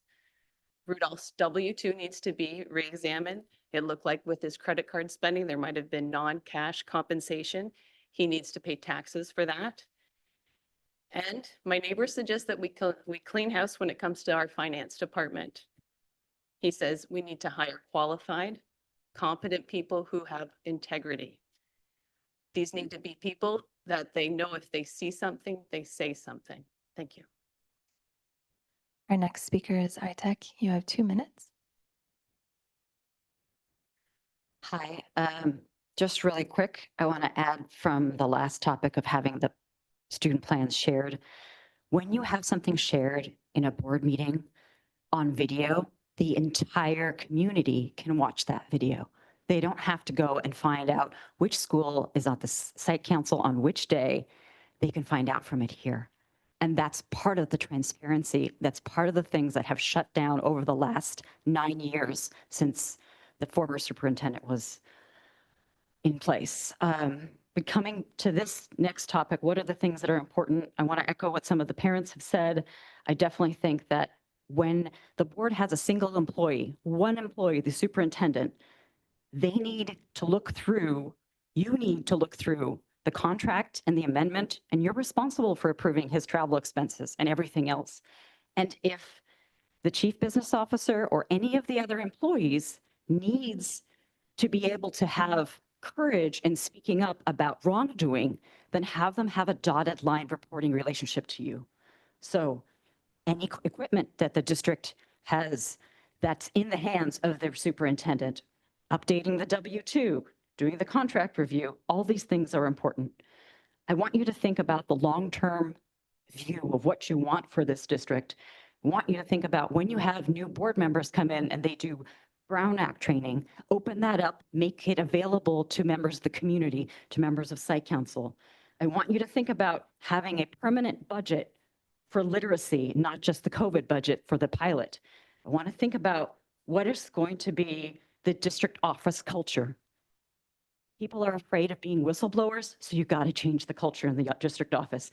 I don't want to have any more San Diego boondoggles for an auditor. We should get a local auditor. Anyway, I'll wrap it up here. Thank you. Thank you. Our next speaker has 2 minutes. Good evening. My name is Ting Ting. The prior superintendent's credit card charges reveal serious flaws in the district's financial system. I'm very thankful to those parents who continue to work tirelessly to uncover the truth and expose those issues to us. Parents have taken on responsibilities that should not have been theirs. The district and board had failed to fulfill their duties of supervision and regulation, leaving parents to take on this role. This is not right and should not happen again. I hope the third-party investigation can uncover the truth, identify systematic flaws, and fix those flaws. And we ask for timely updates, transparency, and communication. Thank you. Thank you. Our next speaker is Trustee Grace Ma. Hi, thank you very much for having me speak. Greetings to Dr. Skelly and the rest of the board. I just wanted to say that I'm very happy to hear the announcement that you will have a third-party investigator. That was mainly what I wanted to talk about, that it's important to make sure the investigation is thorough, that any misappropriation of public funds are addressed, and that the FICMAT audit that the county office has signed a contract is going to be starting soon. And so that would be in addition to what you're doing. But we also have in our own county office a number of investigations which are being done, some with FICMAT, some with other investigators. And so just for accountability and visibility, transparency, it's really important to get down to the bottom of it and have independent investigators do all the work. As Trustee Blakely was saying earlier, our children are watching, so we need to be a good model. Thank you. Our next speaker has 2 minutes. Ms. Rutledge, you may begin when you're ready. Thank you. I spoke Monday during the Housing Committee study session about the extreme lack of due diligence. It was less than what I would have been expected to produce as a college student. That didn't seem to resonate, so I'm going to be more bold today because I think I was kind of polite on Monday. The fact is that this extremely, I would call it negligence, the lack of due diligence on the housing project, to me is negligent. And you have a responsibility as trustees to protect taxpayers' dollars. I don't think that you understand enough about finance and recognize those responsibilities to the public. There's an odd sort of hubris going on that somehow, thank you, somehow you appear to believe that someone coming out of education can successfully negotiate against people who have careers in real estate development. They know what they're doing. They're expert at what they're doing. And for some reason, you don't think that you're going to be fleeced by them. I almost guarantee you, you will be. That's human nature.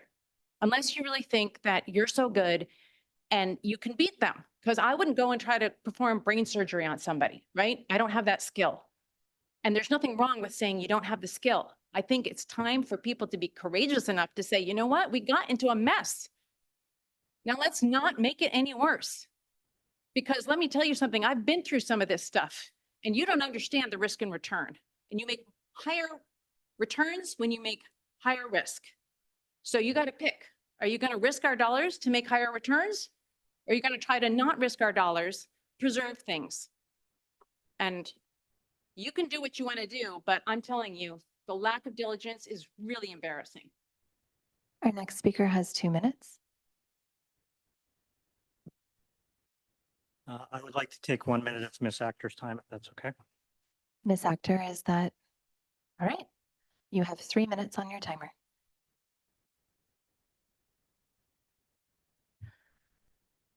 So you probably know me here as one of the angry parents who frequently shows up upset about something. I want to tell you I'm not an angry person by nature. There are a few things that make me angry and upset though. One is liars, cheaters, frauds, and people who hurt children. And what we found out, not you, we the parents found out, is that for 9 years we had a liar, a cheat, and a fraud as superintendent. And we yelled and screamed for you to listen to us. And you stood by and did nothing. You helped him take millions of dollars from our children, from our school, steer it to his friends and his buddies. You gave him expanded powers. And those of you in the staff office, honestly, how do you sleep at night? You rubber stamp these expenses. Rebecca, I'm looking at you. I'm talking to Nancy Villalba and all of you who went to the leadership meetings and the meditation and sat there and collected your fat paychecks and did nothing to protect our children. Shame on you. Shame on all of you. Rebecca, you're in way over your head. If you have a shred of integrity left, now is the time to use it and resign. But of all the people culpable for this, other than Allende, there's one person who's done more damage to our district than anybody, and that's you, Devin. You shielded him. You protected him. You gaslit the public. You extended his contract.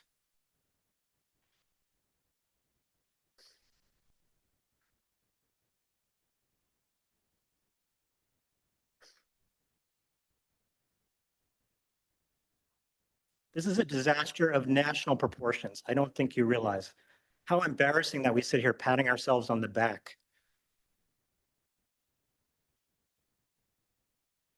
Devin, do the right thing. Resign, please.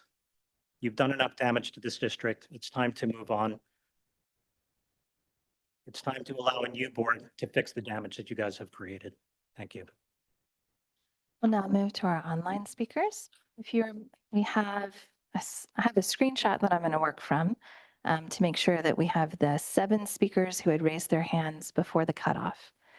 Our first speaker is Young Liu. You may unmute yourself when you're ready.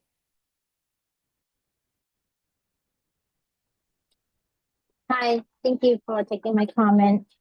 I wanted to say that as a Project Cornerstone reader and SEL reader at a school for many years, I've learned the process of when you wrong someone at school. Whenever children wrong, hurt somebody else, we have a phrase like, "I'm sorry for ... So I'm sorry for whatever you do and acknowledging it. Next time, this is what I'm going to do to not make sure it happen again."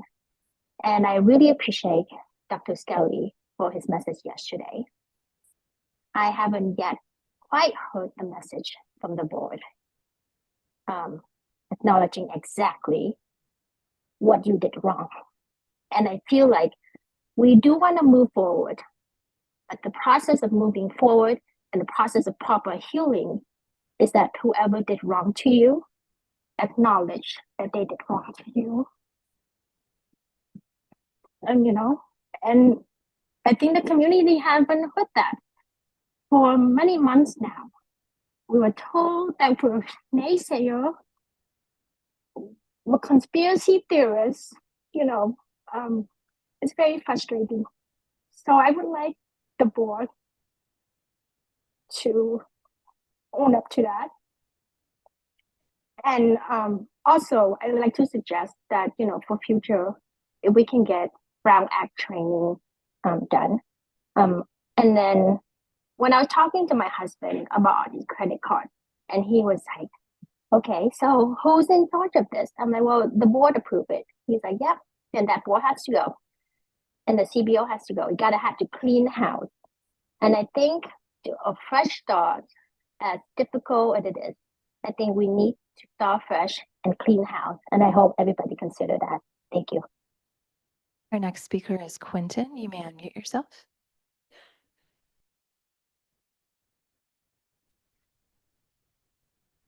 Hello, can you hear me? Hello? Yes, we can hear you. Thank you. The timing of the most recent revelations regarding the fraud and corruption in this school district as it relates to Rudolph's departure is suspicious. The correlation does not equal causation. It does furtively waggle its eyebrows and say, "Look over there." What a sweetheart deal our board has accepted for a criminal superintendent who has embezzled public funds meant for our children. At best, this board is incompetent.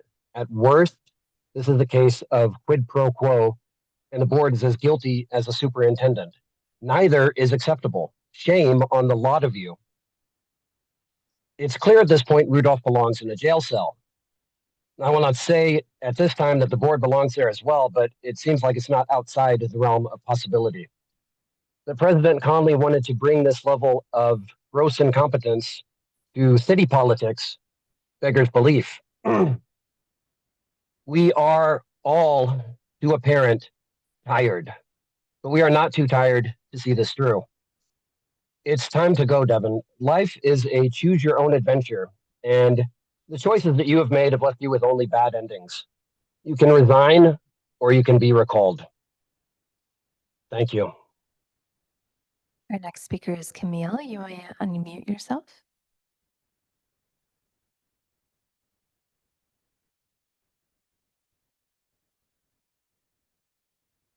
Can you hear me okay? Yes. Okay. I've been struggling. I'm going to echo the sentiment of many of the speakers tonight. Discovering what kind of hotels, activities, and things were charged by Mr. Rudolph on the credit card was just beyond upsetting. We're talking about hundreds of thousands of dollars spent on leisure and luxury and taken away from education, from us taxpayers, in giving our money for the benefit of our children. You trustees have seen the same documents that the community has with the same credit card charges. And tonight we heard you, President Conley, one more time, deflect, take no responsibility, not apologize, but rather talk about allegations. The charges, for example, about Rudolph staying in 5-star hotels, those are facts, not allegations. I'm so grateful for the parents that have worked so hard to uncover the financial disaster that has been going on for months. Parents who have been vilified, accused of spreading misinformation over and over again. It may seem to you that it's only a small group of parents who are vocal, but they actually speak for so many of us. I'm so grateful for them. It's because I know they're here, I know they're doing their research, and I know they're spreading information that is true, that I can sleep at night. It's really hard to talk during those board meetings. It feels like talking to a brick wall. There's always a lack of acknowledgement and empathy after public comments, which I think is a misunderstanding of the Brown Act. I'm glad that there's a new board coming, but I'm worried that things won't change until you resign, President Conley. I ask you to do the right thing. Thank you. Our next speaker is Lori Brody.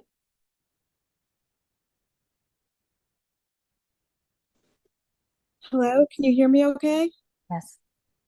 Hi, I'm gonna wing this. First, thank you for giving me a few moments to speak tonight. Unlike some of the other people, I did work in finance for over 20 years on Wall Street for many companies that were deemed, one in particular was deemed too big to fail in 2009. I have my background as controller would say what happened here is disgraceful. A first-year accountant knows to tick and tie. Anybody who balances their credit card statement at home knows to tick and tie. Everybody knows to follow procedures. This is a big no. Red flags, bells and whistles all over the place. This was my staff, I'd be cleaning house. And they would know I'd be cleaning house. I would not allow it. You definitely need a third-party forensic accounting team. You also need to figure out how come your external auditors did not do their responsibility. Their due diligence is to make sure that the staff is doing their jobs. That's part of their scope. If they failed in that, find out why, because then they're liable. And then I'd also go out and hire new external auditors. Another thing I would do in light of this is start bonding some of your finance staff, which helps you. It's like an insurance policy. Everybody on Wall Street is bonded. Every key executive that handles cash flow is bonded. These are things that need to be considered. We have to start thinking smart. Thank you. Our next speaker is Marta. You may unmute yourself. Hi, can you hear me? Yes. Thank you. So I just want to say that I'm very disappointed with the board, and I think that you are doing too little too late. Your job is to oversee the superintendent and ensure that they're acting in the best interest of the district. Instead, we now face the reality that the superintendent misused the district's credit card for suspicious expenses, spending money meant for our students and our schools. The community trusted you to prevent exactly this kind of abuse, and you let us down. This isn't just about money, it's about trust, integrity, and the responsibility you owe to our students and taxpayers. Our students and community deserve better. how are we going to make the superintendent accountable when the district just signed the resignation waiving any rights to sue? I think I said that before, but I think, Ms. Conley, that you need to resign. Thank you. Our next speaker is Reshma. You may unmute yourself. Hello. Yes. Sorry, I was trying to be in person, but then I had to leave. Thank you for giving me the chance to talk. I'm here to address the critical need for accountability. I don't want to repeat what everybody's been saying, but I just want to end with like, everybody says we need an apology. It's not just apology. We need a plan and action. And for that, Trustee Conley, as board president, you enabled all the failures, along with others who defended this misconduct, should step down. Leadership demands integrity, accountability, and this board must act to restore trust. You have to resign, Mrs. Conley. Thank you. Our next speaker is Katie. Hi. I just wanted to, of course, echo what everybody else is saying. I'm really disappointed about the credit card charges and the lack of oversight. I know in the past that the board president was supposed to sit down and go over the credit card statement with the superintendent and his assistant and rectify those charges, make sure that they were all up to snuff. And I'm not sure what happened or why that went away, but it's so many liberties that were given to the superintendent, and all at the discretion of you, Devin Conley. And I think that you owe it to our community to step down at this time. And, I also want to say how unfair it is for Dr. Westover. She was the best principal I've ever experienced. And she got thrown into this, and man, it's just really unfair. Everybody on that board owes her a huge apology. So much has been wasted here, so much of my time, all of these other people in the community's times. You guys do not know how many hours we spend just trying to make sure that you're doing your jobs right. It's appalling. And not to mention our tax dollars just going out the window to expensive hotels and cigars. It's disgraceful. Thank you.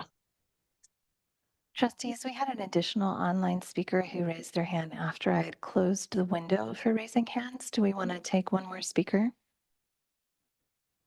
Is that okay? All right. So Andrew and Rebecca, you may unmute yourself. You have 2 minutes. Thank you. This is Rebecca.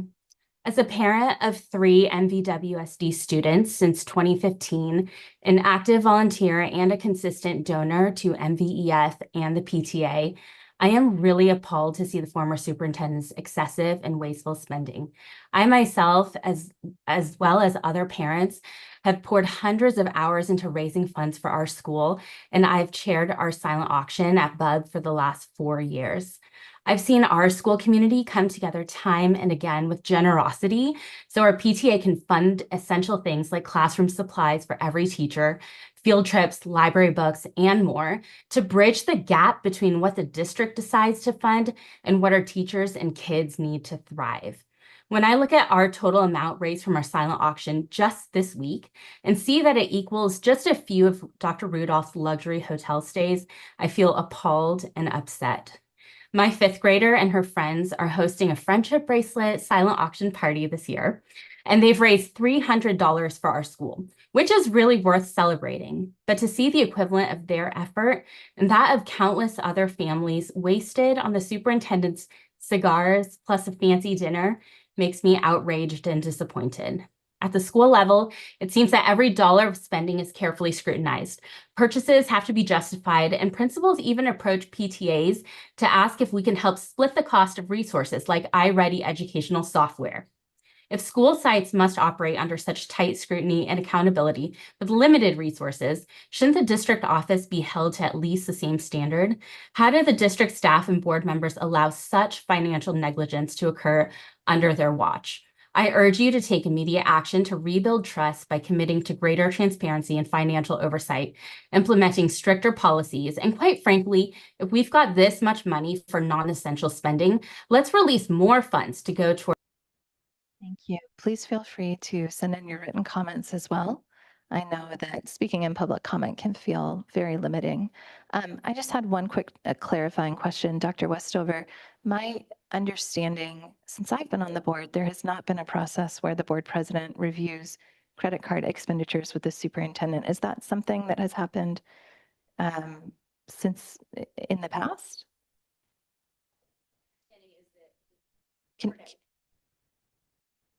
Apologies. We need to get a microphone over on this side, I think, for the future.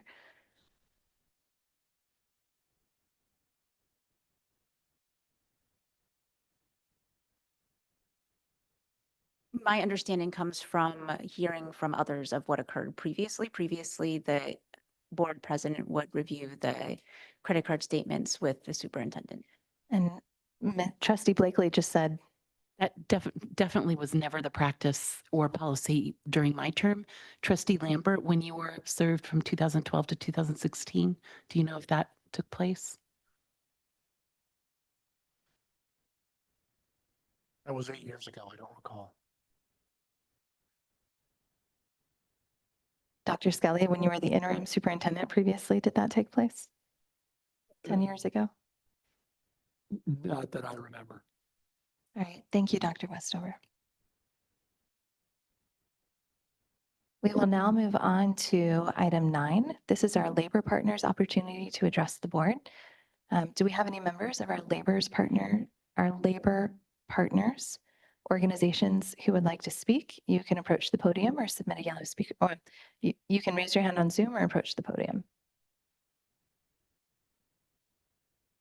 Seeing as there are none at this time, we'll move on to item 10.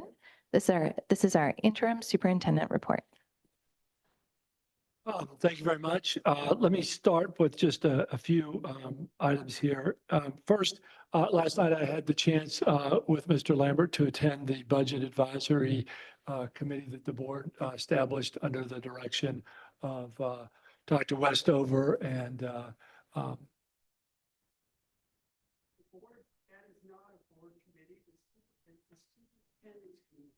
Apologies, we don't take comments from the floor during our meetings. Former Trustee Nelson, thank you. I think you didn't hear me. I said the budget advisory committee that the board established. I didn't say they reported to the board. The board makes all the decisions. I'm not going to get in an argument with Ms. Nelson, but you're not factually correct on this. Okay, so and I certainly answer your emails, Mr. Nelson. So I'd appreciate it if you wouldn't interrupt me or staff at this time or anytime. So anyway, the first meeting was held. I was really impressed with the presentation. I think you'll hear more from staff tonight during the first interim report, which is an important part of the districts and every district's monitoring of funds. But I think we have a great group of really smart people who are going to be helpful and informative, and it'll add to the community's capital on budget issues. We have another board meeting on our next board meeting. This is obviously the last board meeting for 2 of our members, but we'll be swearing in 3 new board members who are here tonight. They're in the background here. So thank you for joining us. No, you can't to change your mind. On you come. It's going to be really good. Trust me, this is really a good job. We're going to continue to do great things as a district. In terms of the district, I just want to say that I know this is a hard period. We're going through a hard patch, right? But this is a great district. I love this place. I get emotional when I talk about it. It has a special place in my heart. And there's a lot of really, really wonderful, good people here and wonderful teaching and care for kids. So if you go back out here, we'll get through this time, right? We will get through this. And we're going to do great things. I've been bullish on this district when I was here last time. Even more bullish on it now as we work through these issues. Our students came today and sang the Star Spangled Banner, and I just I think we need to take a step back and go. If we were in many, many parts of the world, the people who brought forth complaints about their government would be jailed or worse.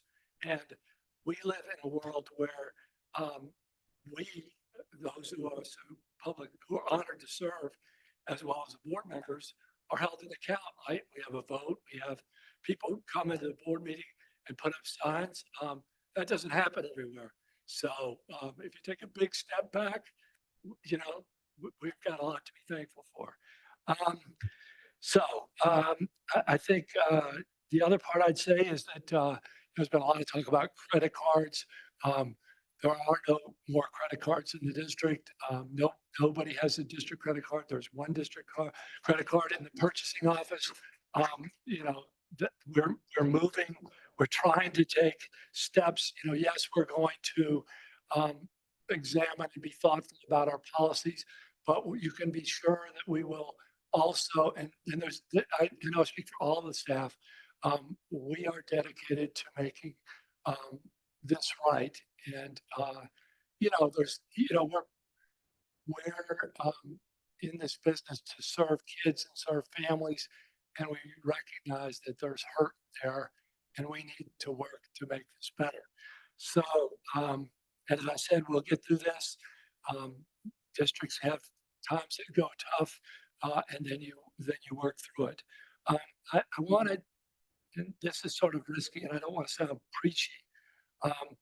We're not going to, I know that there's anger and frustration, but we're not going to fire our way to success, okay? That's, you know, the idea that there's all these horrible people in this district, I just don't see it. I just think there's a lot of talented, super dedicated people here who are working very hard on behalf of your students, and that goes from top to bottom. Let's see, what else can I say? I get the hurt and I get the anger, and this is not meant to be disrespectful of anybody who's angry, but anger is easy, and we see that all the time. The harder part is being curious, thoughtful inquiry, and then empathy about what's going on, and that's harder. And so we've got a week off next week. Let's reflect on how we come together as a community and make this better. You know, as I said, I love this district. And we are at a moment of inflection, right? We've got pain, we've got hard things, but I think we're also at a period of inflection and renewal. And, you know, I feel really thankful that I get to be part of this journey with you for this time. So that's all I want to say. Thank you, Dr. Scully. Is it okay if do we have a public comment? If you would like to comment on the interim superintendent report, you can raise your hand in Zoom, press *9 on your phone, or approach the podium and submit a yellow speaker card. We have 2 speakers, so we'll put a 3-minute timer up.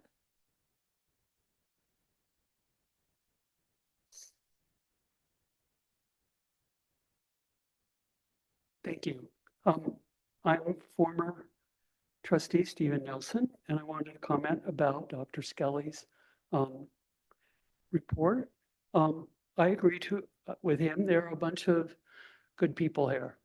One of the things I was sorry to see Dr. Westover be pointed out in particular, because I know Dr. Skelly, I was told you brought her into this district when you were as principal, and But one of the things I'd like to remind the board of is this idea that there's only one person who reports to the board is a fabrication of the California School Boards Association, who is run mostly by former superintendents. Go look at Ed Code. You can have the chief financial officer report to the board, that the board is the one that decides whether that person is fired or not. The board can evaluate that person along with the superintendent, but that person can be entirely independent of the superintendent. In other words, the superintendent has someone who's watching over them, who reports to the board and has no obligation to try to look askance at what the superintendent, her boss, or his boss may be doing. So don't buy this BS that you're getting, that there's only one employee of you guys, of a board. It doesn't have to be that way. Law does not require it to be that way. I would say for this district, that isn't a good way to do it. So I'm sorry Westover's name came up in this, but yeah, it's a financial problem, and she's the chief financial officer. So I don't know what that means. Dr. Skelly, like Dr. Rudolph, is my brother in Christ, and we're not going to go to hell for this. Nobody is. At least that's what our faith is. We're saved by grace. We're not saved by our works. But unfortunately, myself and Dr. Skelly and Dr. Rudolph, we're judged by the world about how we act. And there's this thing about, the kids' thing of what would Jesus do? Well, I don't know.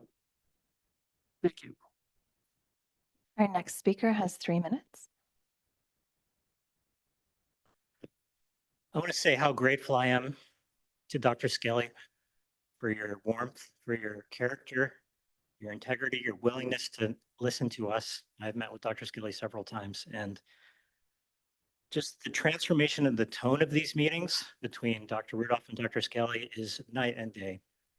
I mean, already within his first week, he recovered millions of dollars of bogus contracts. He talked to parents, and he's made sweeping transformational changes in just a few weeks. It's remarkable to have you. I'm so grateful. I appreciate your sentiment that you can't fire your way to success, but we need to have accountability, Dr. Skelly. We have to recognize these are not isolated wrongdoings. We have people who for years, over and over and over, did the wrong thing. And they saw wrongdoing and they didn't lift a finger to stop it. But instead they protected their own self-interest. Our kids deserve better than that. Our kids deserve people who stand up for them and do the right thing, even if it's hard, even if they're the only one. So I please encourage you, get us the accountability, get us people with integrity who are qualified to do the job, who don't lie in public meetings, who have honesty and do the right thing when they have the choice. Thank you. Trustees, I apologize. When I took public comment for this item, I did not look at Zoom, and it turns out we have 4 members of the public on Zoom as well.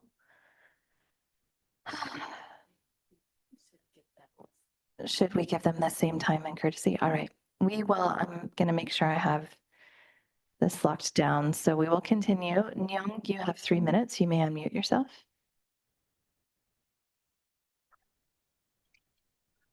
Hi, thank you. Dr. Skelly, thank you for coming to the district. Thank you for helping us recover, and thank you for guiding us to the right path. I believe you and I trust your ability to do that. Regarding the previous superintendent who used to, go over the expense report with the president, that was doing Dr. Goldman. So if you need to ask for guidance of how to do it, it's easy to start again. So please check with him. Thank you. Our next speaker is Rocky.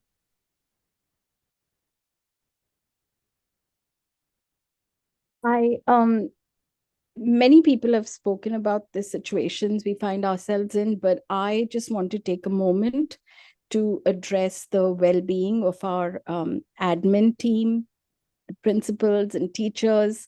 I think just like parents, they're also in shock, feeling betrayed, and it seems very uncertain.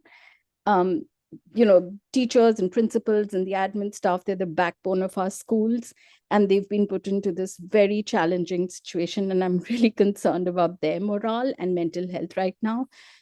Dr. Skelly, you're probably already doing this, and if you are, just please let us know somehow. But I hope you're prioritizing the well-being of these key members of our community as well. Thank you. Our next speaker is Camille.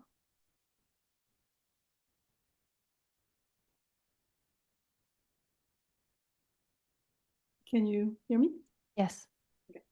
I want to thank Dr. Skelly for his kind words. It's healing to hear you acknowledge the hurt of the community. It's healing to hear you say things like, we will do better. It feels like a very different tone from what we usually hear from the board, where I just expressed before, we feel like we're talking to a brick wall. We don't think that any member of the board is evil. We just saw a lack of integrity over and over again, and a continued deflection instilled now and still tonight in this meeting. And this is why it's so difficult. Trust takes a while to build, but it's very easy to break. And there is really broken trust. When we heard you, President Conley, make a comment about, does the president ever see the credit card charges when, we brought up the issue of the credit card charges? Parents have asked many times for public records. Parents have raised the alarm many times. I don't think this was what we wanted to hear from you, to again say that it was not your fault, that you didn't know what was going on. We want to hear that you acknowledge that something wrong was done. We want to hear an apology. The community is waiting, and the more you deflect, the angrier we get, and the harder it's going to be to keep working together. We would like, to be able to trust the board. We want to give you all the benefit of the doubt. It's getting harder and harder, though. Thank you. Our last speaker is Peggy. You may unmute yourself when you're ready. Hello. Yeah, I want to echo Dr. Skelly's comment about there are a lot of great people in this district doing amazing work. Today at around 3 o'clock, Graham Middle School has been, Dr. Skelly, you're fairly new. We've been having a shoe fundraiser, a Gently shoe fundraiser for about 6 weeks. Now, I've been posting it over the summer, but we've been collecting shoes for over 6 weeks. Today at around 3 o'clock, the truck came and took all those shoes. 97 bags, 25 pairs in each bag, plus 22 extra shoes is 2,447 pairs of shoes. Now, I don't know how much how much we've raised, because they have to weigh the shoes, but because we hit our goal, we don't have to pay for shipping, which is big. And it's just all about the community, right? We had about 5 or 6 parents. We had students helping tie the shoes, rubber band the shoes, count the shoes. So I just want to echo that comment too, and support it very specifically with an example that happened just today. And it couldn't have happened without everybody probably in this meeting who probably donated shoes. So thank you. And then just looking forward, I know we talked a lot about what happened, but I'm looking forward to 2025 with the new board and the new superintendent coming. I do hope that the checks and balances that will be established for checking the credit card statements moving forward is outlined very clearly and put even on the district website. How that procedure is going to work, what is it going to take, what are the steps needed? And that way, we're all as a community know that the credit card statements will be evaluated, because it sounds like from the previous discussion earlier, we're not quite sure who is supposed to be checking that. But if the new board members can do that, please, with the new superintendent, I think we would all appreciate having that outlined, clear, and simple for us, the non-finance people in the world. And we won't maybe have to have this discussion again. Thank you very much. Thank you. All right, trustees, let's take a short bio break. We'll take 5 minutes and come back at 8:37.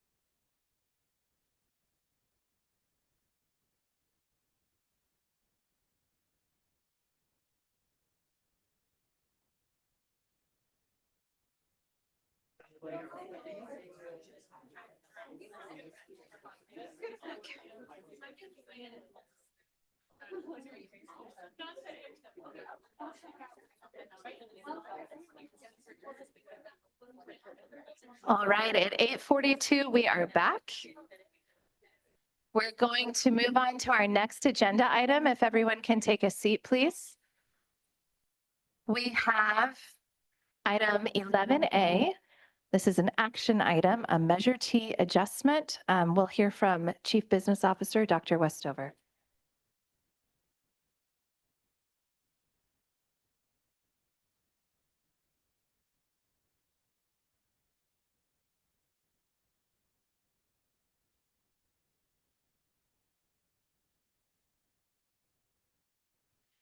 Good evening, trustees.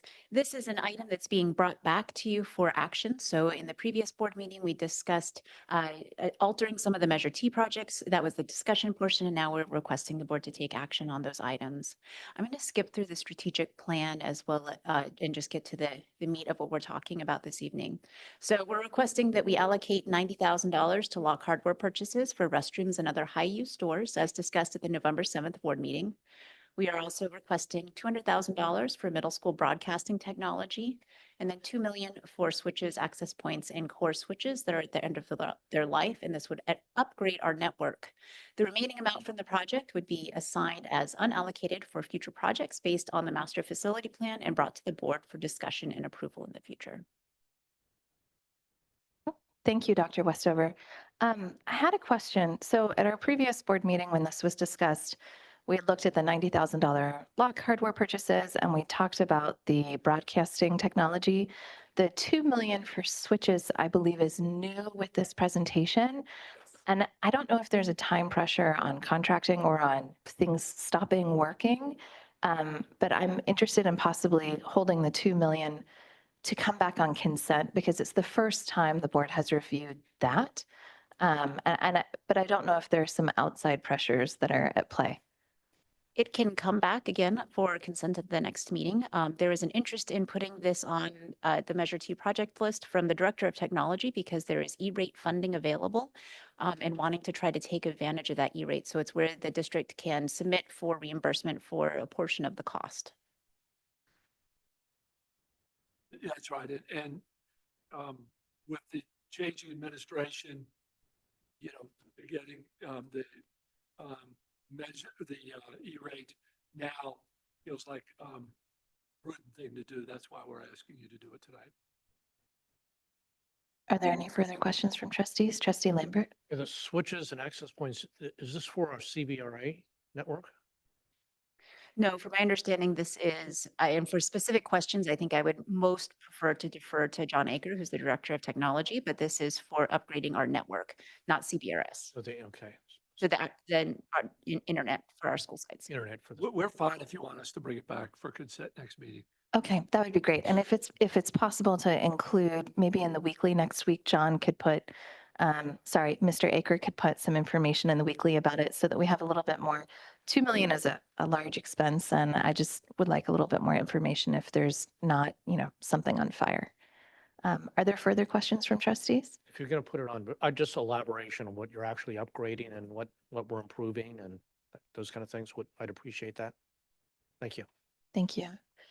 Seeing as there are no further questions, we'll take public comment on this item. If you're a member of the public and you would like to comment on this item, you can raise your hand in Zoom, press star 9 on your phone, or approach the podium and submit a yellow speaker card.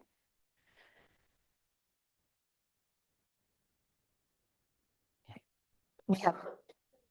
We have no online, we have one online speaker. I'm closing the online hand raising time. And we have 3 in-person speakers. So trustees, we allocate 2 minutes each. We'll get a 2-minute timer up. You said 2 and it's 3. The 2's just fine for me. It's getting fixed. Thank you. I do not have any record of that.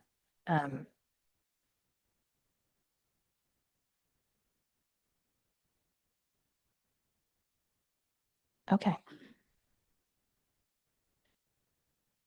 So we will do 2 minutes each. We will start with, well, if we're doing a total of 3 speakers in person, 1 online, normally we would do 2 minutes each. If we're adding in a 5th person's time, because Miss Actor is giving her time to Lillian, that's still 2 minutes each. Okay. All right, we will start with former trustee Nelson. Thank you. Yes, I am former trustee Nelson in person. I want to thank you for trying to allocate how people are going to have time to talk. You're doing a very, in my opinion, you're doing a very good job. What I want to, this is an overarching how bond money is spent kind of issue. And I'm essentially speaking as if I were Trustee Chang, though I can't. I'm speaking in the voice of an ethereal Trustee Chang. He would say, even though he's a very tech guy, use these lifetimes of these things are 5 to 10 years, maybe. I don't know. When did you last change your router?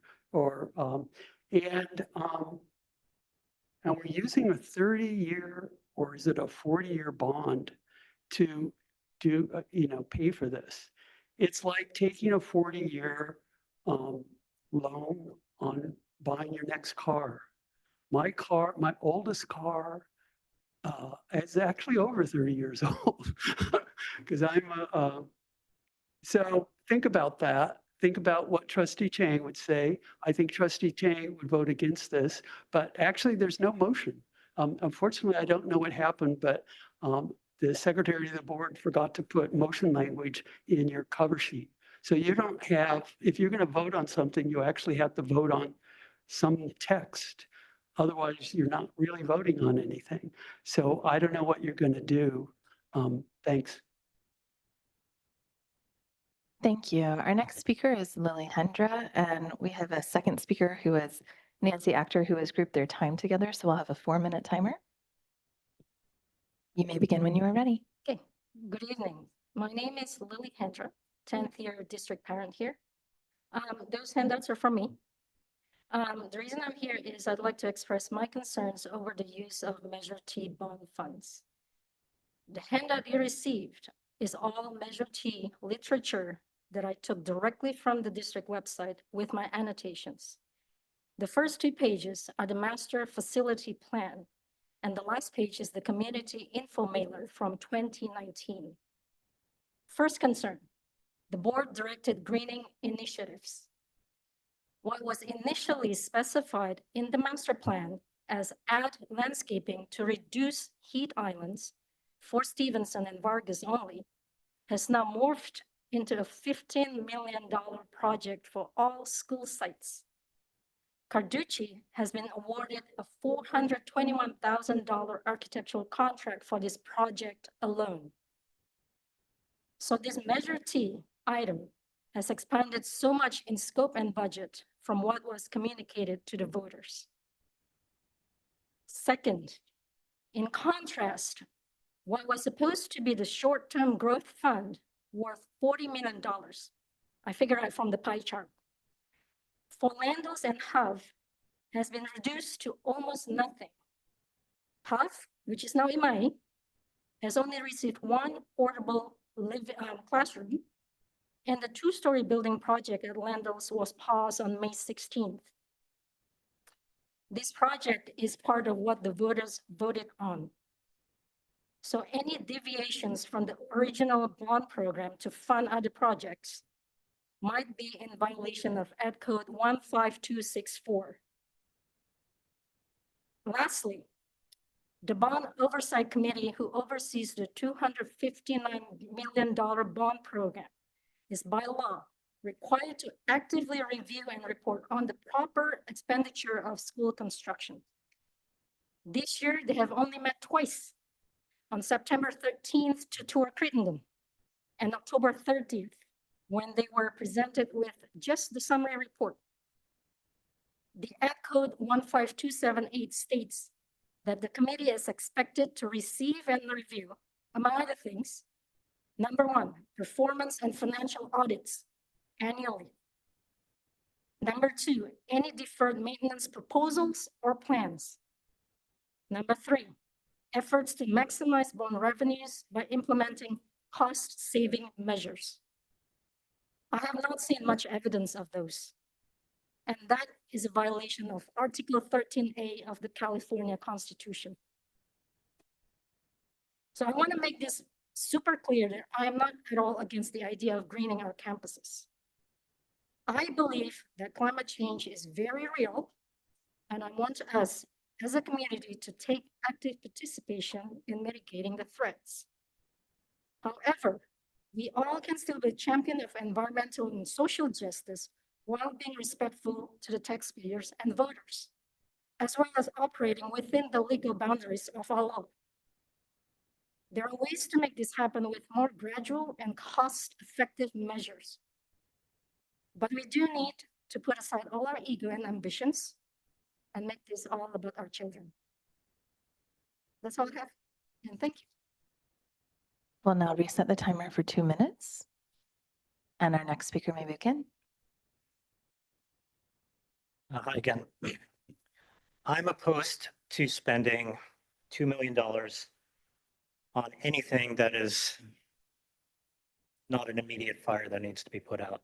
Given what's going on, when I see that many zeros in a contract, my head wants to explode. We have been infiltrated by bad actor vendors, and all of our vendors need to be reevaluated for trust. When I look at the accounts payable warrants and reports, it is line after line of six-figure numbers to vendors that I don't know. I don't know what we're paying for. There's no explanation. And it's enough to give you a heart attack, seeing that money just being line after line, just shipped off to these people. We don't know, was any vetting done on these vendors? Do they have a relationship to Allende or to Peter Gorman or to any of the other bad actors that have infiltrated our district? So if we don't have to spend six figures immediately to fix a problem, if our servers aren't going to die next month, let's not spend it. Let's do the audit, let's do the investigation and make sure all our vendors are clean and that we don't have any other conflicts of interest before we start handing out more six-figure checks. Thank you. We will now move to our online speaker. Nguyen, you may unmute yourself when you are ready.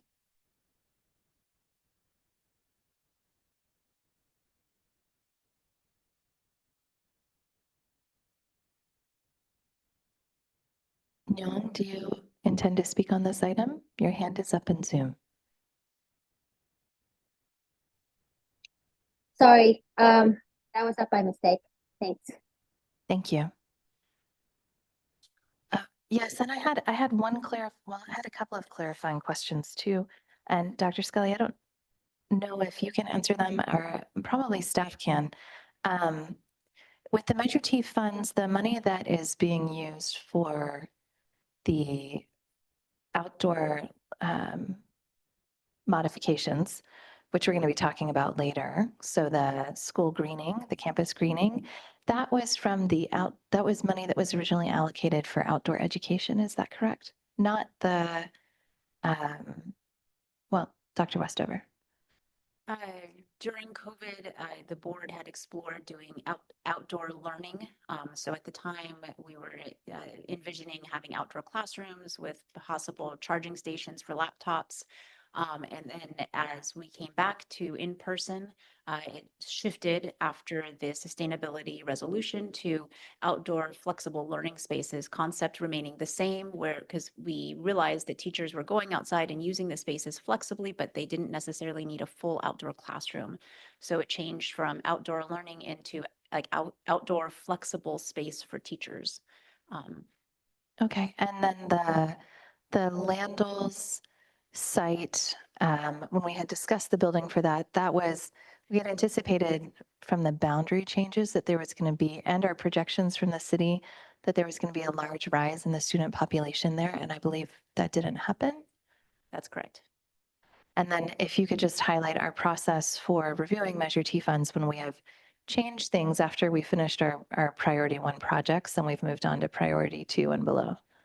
Yes, so a little bit of background on how bonds work. Bond language is written so the district can only spend funds on what is in the actual approved language in a bond throughout the life of a bond. So districts can choose to do projects immediately, or if there's no need, districts do not have to sell the bonds. And it's potential that some districts could hold that ability to spend for 10 or 15 years.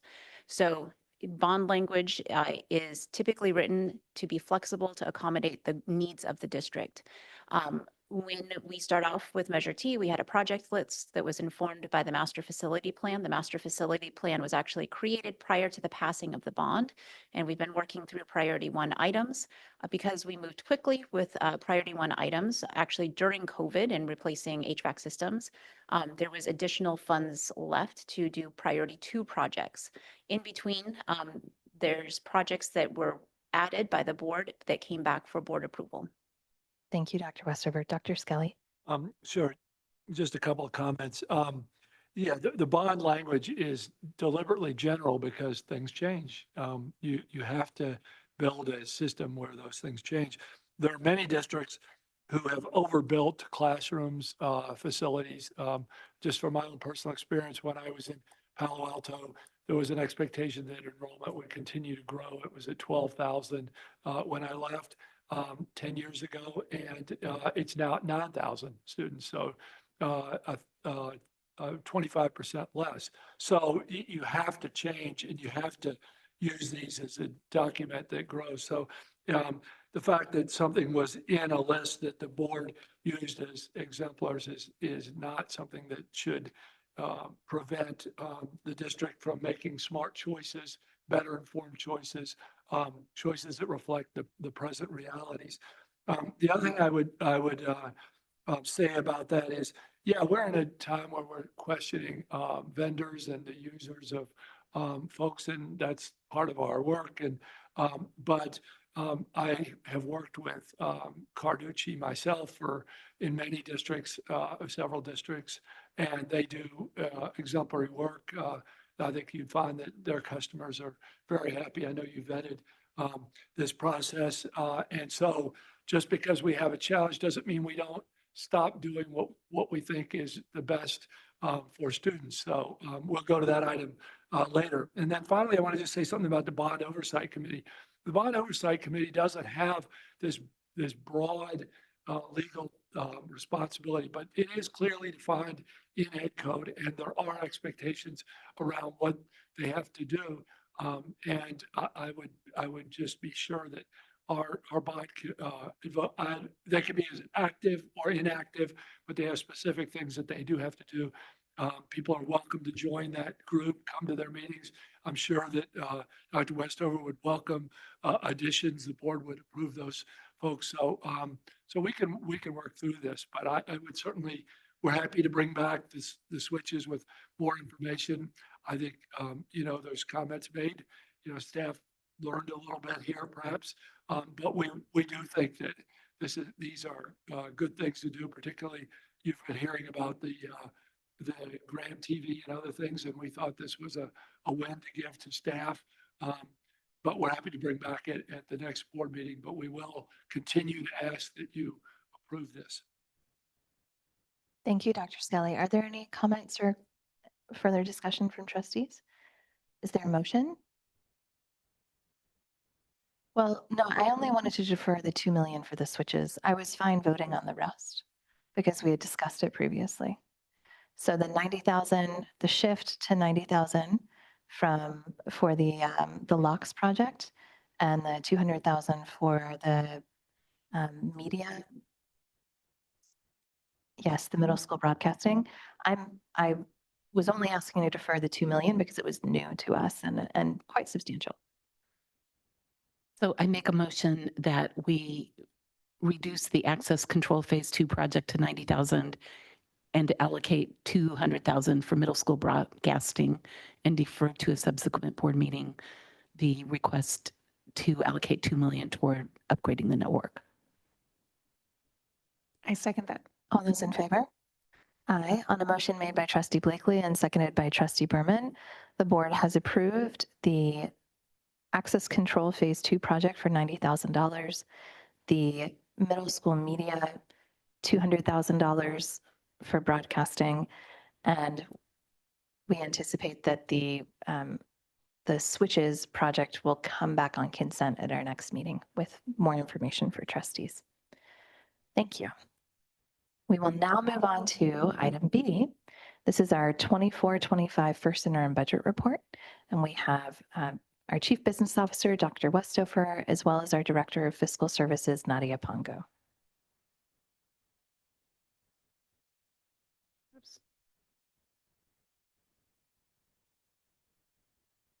All right, so this evening we're presenting the first interim budget report.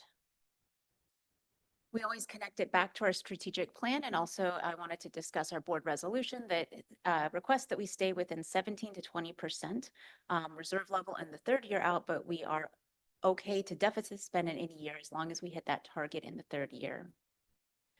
A little bit of a review of this district finances. Unrestricted revenue is revenue that's used for general operations, all ongoing expenses, and shortfalls in other funds such as special education and transportation. Restricted revenue, on the other hand, is non-discretionary and is used for specific expenditures for which the funding is intended, for example, special ed and Title I. And reserves are the unrestricted ending balance in the general fund used for economic uncertainty. So a quick review of what the district budget process looks like. We're here in November, so this is our first interim. This is our first official update to the board since budget adoption. We would anticipate that we are expected to see changes. Budget adoption was developed in April, May of last year, and then presented to the board in June. So between June and now, the district's needs have changed. So we don't expect our budget to stay static. And as we go through the year, we'll be monitoring the state and the state budget from the governor's proposed state budget, and then coming back to you for second interim. So this reflects our actual data through October 31st, and I just mentioned that it's our first formal update. During first interim, reserves are always high because funds that were not fully utilized at the end of the 23-24 school year are rolled forward. Between now and second interim, the funds that were rolled forward will be assigned to programs and schools for use. And then something we wanted to highlight was our positive AV growth. I think we are very fortunate in Mountain View that we've had amazing growth over the years, which means that our budget is stable due to this AV growth. And then wanted to talk through some of the major changes since budget adoption to help understand the shifts that have occurred. Our parcel tax passed. AV growth assumptions have been changed from 4% up to 6%, which was an increase of 1.5 million. And there's a reason why we are conservative, because being conservative means that we are not in a position where we need to mid-year say, we need to consider changing things for next year. We also have carryover, and our special ed contracted services have increased due to the needs of our students. We also are recognizing our CalShape HVAC grant. So you'll see it $1.1 million. We also had a reduction in the contracted services from the superintendent's office of $450K. And then we have additions to school sites. So each school site received $10,000 for their library, $20,000 for busing, and an additional $18 per student. Important to note that between budget adoption and where we are now, shoreline funds were included as conditional funds at budget adoption, and they are included here at first interim.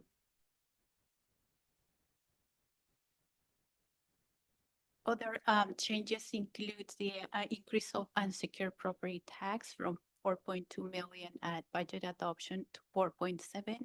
We also recognize the revenue from Prop 28, and the spending plan is in process. I think you'll be hearing about that as well. The textbook adoption was included at budget adoption, but we decrease a little bit the budget since now we know the actual cost. In the year 26-27, we are projecting the math textbook adoption for about around $3 million. Special education, as previously mentioned, contracted services increased to cover the needs in the classroom. One of the big expenses that we include with our employee is our employee retirement expenditure. And we wanted to share with you this chart that this over the years has increased potentially. The STIRS rate for the current year is 19.10%, and for PERS, the rate is 27.5%. We still have some COVID funding, and we carry over these funds. We are using these funds and we continue to spend them strategically. We will continue to carry over some of these funds until they were fully exhausted. Here we have the first interim, the general fund by program restricted and unrestricted. We have the new unaudited actuals balance, beginning balance. We are projecting a 0.48 deficit spending with an ending balance of 51.2 million and reserve level of 36.49%.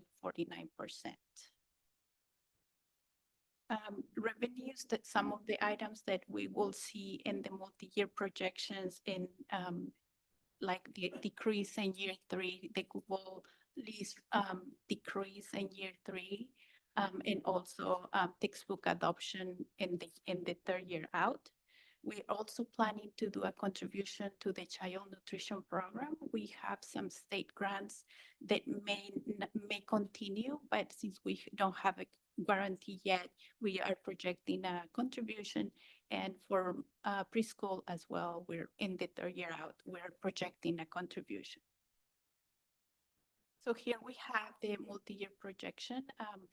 Please note that at budget adoption, we just reset the beginning balance for unaudited actuals, and also some of the things that change from budget adoption is in budget adoption, we adopt the budget around the spring. We adopted the budget in June, so a lot of things have changed, like previously mentioned. One of the items is that we the salaries for classified employees and management was approved, I believe, in the last meeting, and so we couldn't capture that in the budget. So we have now included those salary increases for the current year, and next year we are projecting the 5% salary increases for classified and certificated staff. In the 3rd year is a 4% salary increases. For the revenue, we have adjusted the assessed value to 6%. In the year 2, we are projecting a 4%. In the 3rd year out, we noticed the drop in revenue. We are projecting a 2% assessed value, conservative, but we will adjust this as we know more. Also, the revenue for a lease has decreased the revenue. The total expenditures, in the year 2 and 3, as I was highlighting, that in the 3rd year out, in this next year we remove the one-time EL or English language textbook adoption. But in the 3rd year out, we are projecting that about 2.8 million for textbook adoption for math.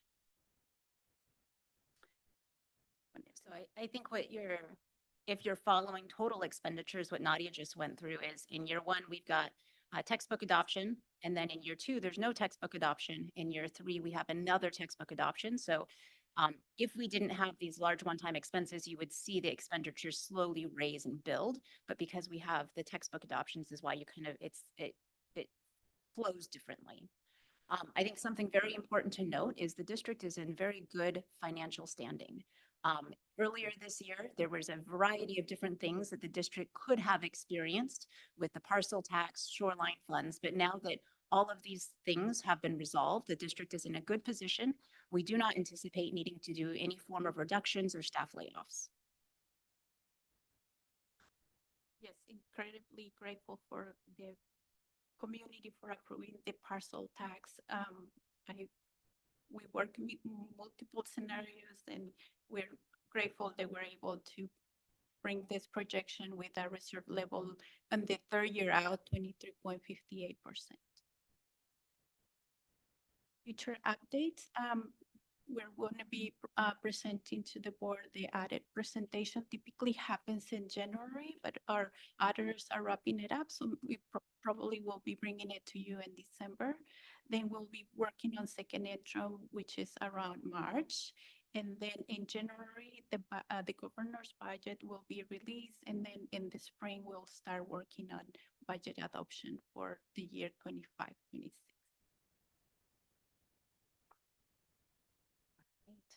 Any questions? Thank you very much, Ms. Pongo and Dr. Westover. Trustee Lambert?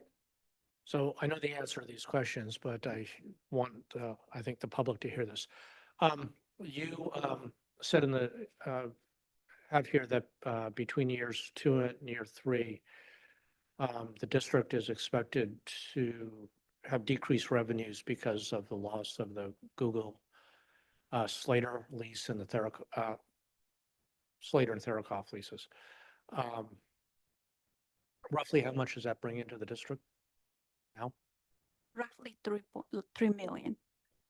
And I know you have to budget conservatively, right? You can't budget money that you don't actually yet have. But realistically, we will lease those sites. We'll generate revenue from those sites. I think it is likely that we would lease Slater. Therakoff we actually will probably need for expansion of TK. So that would add revenue to the second or third years. Yeah. Yes. We're not going to let those sites remain idle. Thank you. If there are no further questions from trustees, we'll take comments from the public. If you're a member of the public and you would like to comment on this item, you can raise your hand in Zoom, press *9 on your phone, or approach the podium and submit a yellow speaker card. I have one speaker card and I see another in-person speaker. We have one online speaker. I'm going to close the opportunity to raise your hand online. We will allocate 3 minutes each. Get a timer up for you.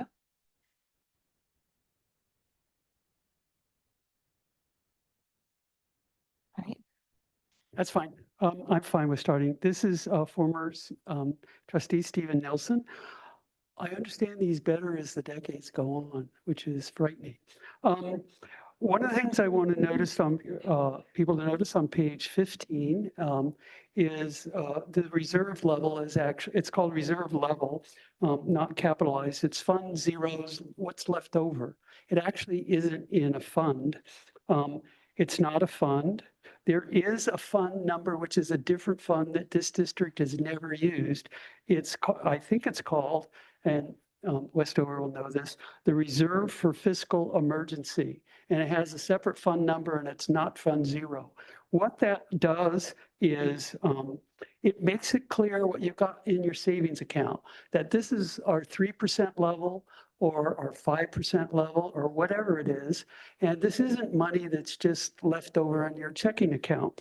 I'm sorry if I have to use something simple, but the way my wife and I always got to the place where we can travel to East Africa for a month is we had a savings fund and we kept that separate from our checking fund. And we moved money that we needed as reserves from our checking fund, which would be fund zero, into that reserve for fiscal emergency. Is that close enough? Do you know which fund I'm talking about? I'm getting a blank stare, so I must not have got that number right. I've been asking for a number of years that this organization make it clear that our 3% or 6% or 17% is in that one, and the rest of it is in this leftover fund zero. Sometimes it doesn't get used for things that I'm passionate about. Doesn't mean you are, but it's that educational funds are often underspent in the budgets for high need students in this district. That's why we have the, I think, dystopian thing of having our Hispanic and economically disadvantaged students under the academic average of the state of California. So new trustees, remember, you now have a majority, you'll have a majority. You can ask that and actually demand that the budgeting now be to put the whatever percent reserve you want, which I would adopt the one, and put it in this special fund and keep it there, and don't make it clear it's not slush fund. Thank you. Our next speaker is ITech. You may begin when you're ready.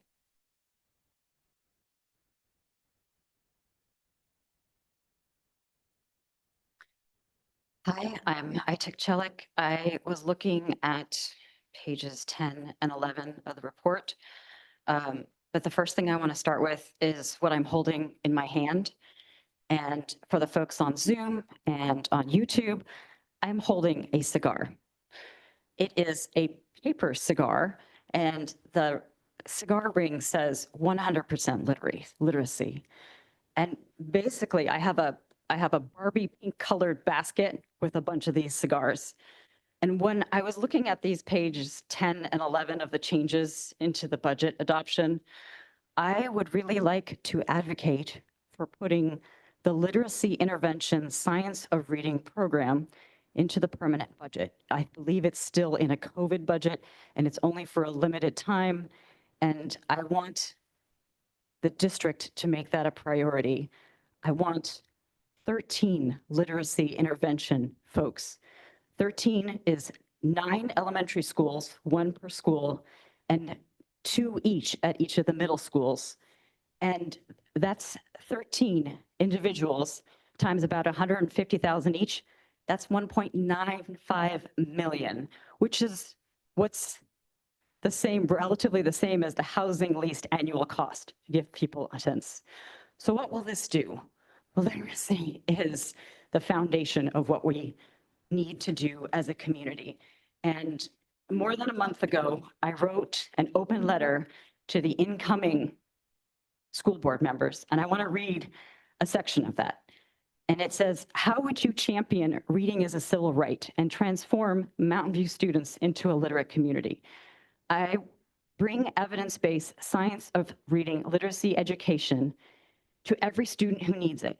There are 354 students in K through 3rd grade, 19% who can't read, according to the literacy update from last February. As of 22-23, 291 students in 4th grade and 5th grade cannot read at grade level, and 580 middle schoolers cannot read at grade level. And they're not receiving, most of these kids are not receiving evidence-based literacy interventions. Teaching students to read is a solvable problem.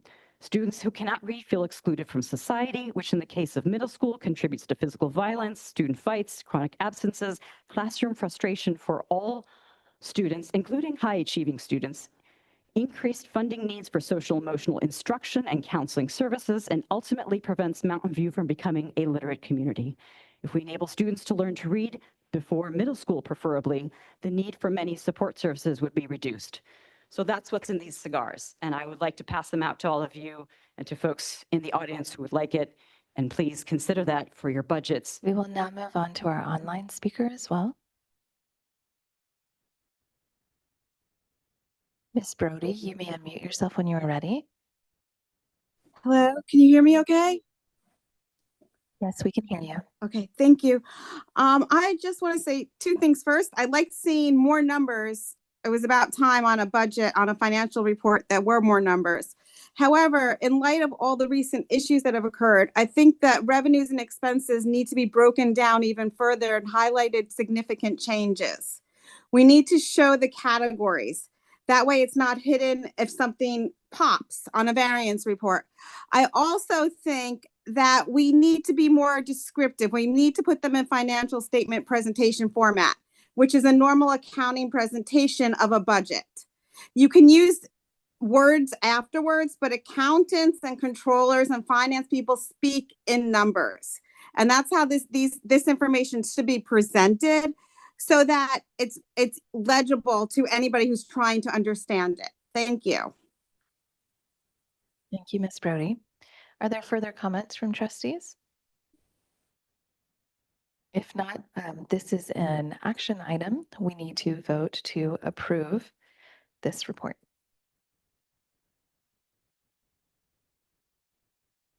I make a motion that we approve, let's see, sorry, let me just Thank you.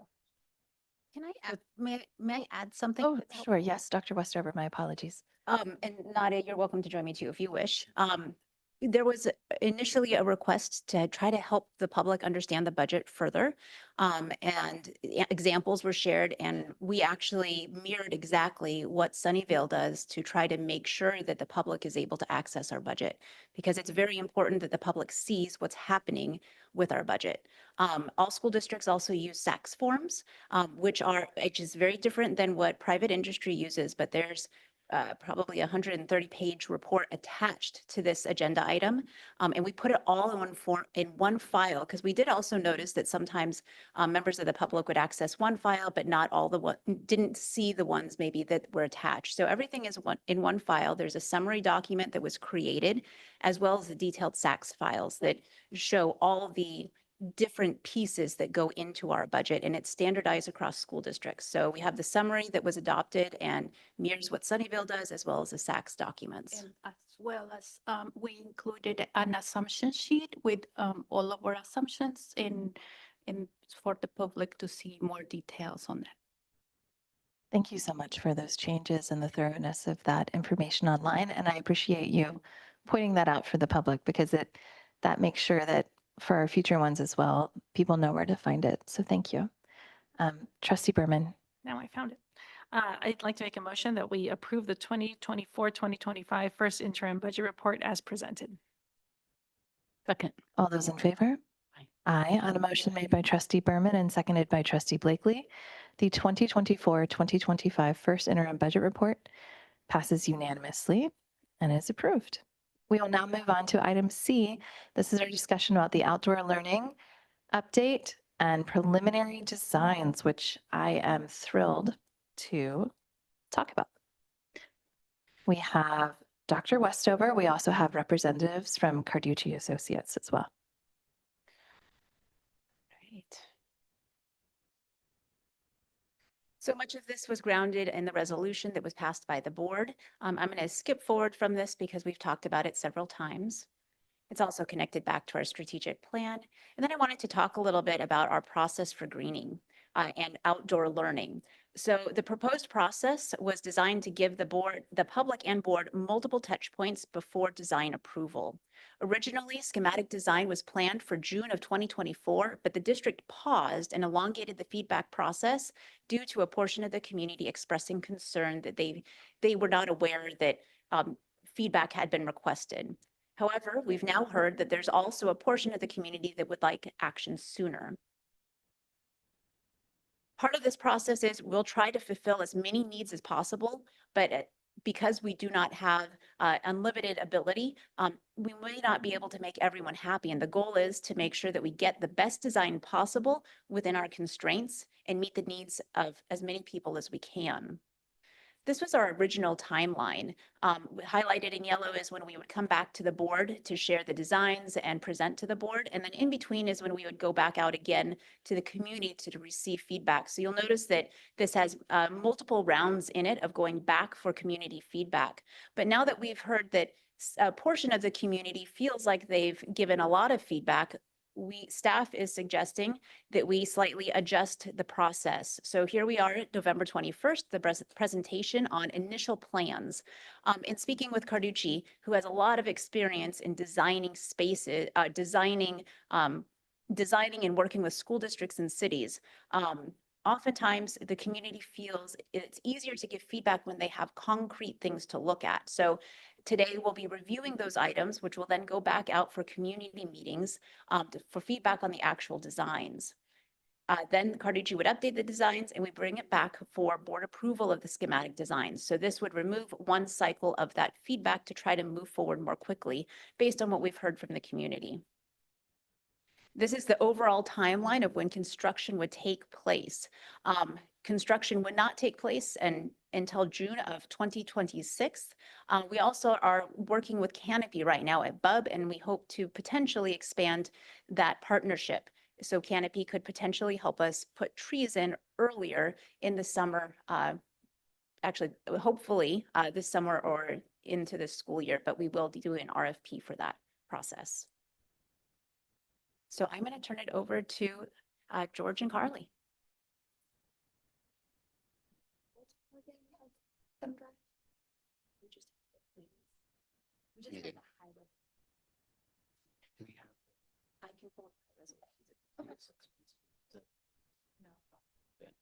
Can we get the ones on there?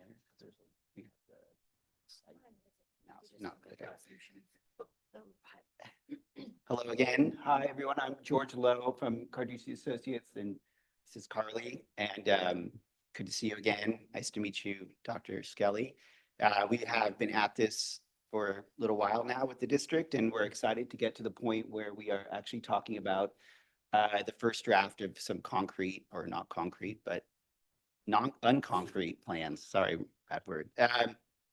So just to walk everybody through the process a little bit, we have, over the course of the last 18 months, we've visited all the sites, have met, and we have developed some general objectives for this project across the district. And those objectives have been broken down into certain categories. There are things like physical comfort, mental well-being, exploration and discovery, outdoor learning, operations and sustainability, and student safety and experience. So we have, with input from this board as well as from the community, have developed general objectives for the project. And some of the specific objectives that might be you might be seeing across the sites would be expanding shade canopy, particularly through trees, and that's focused on areas of the campus that the kids use the most.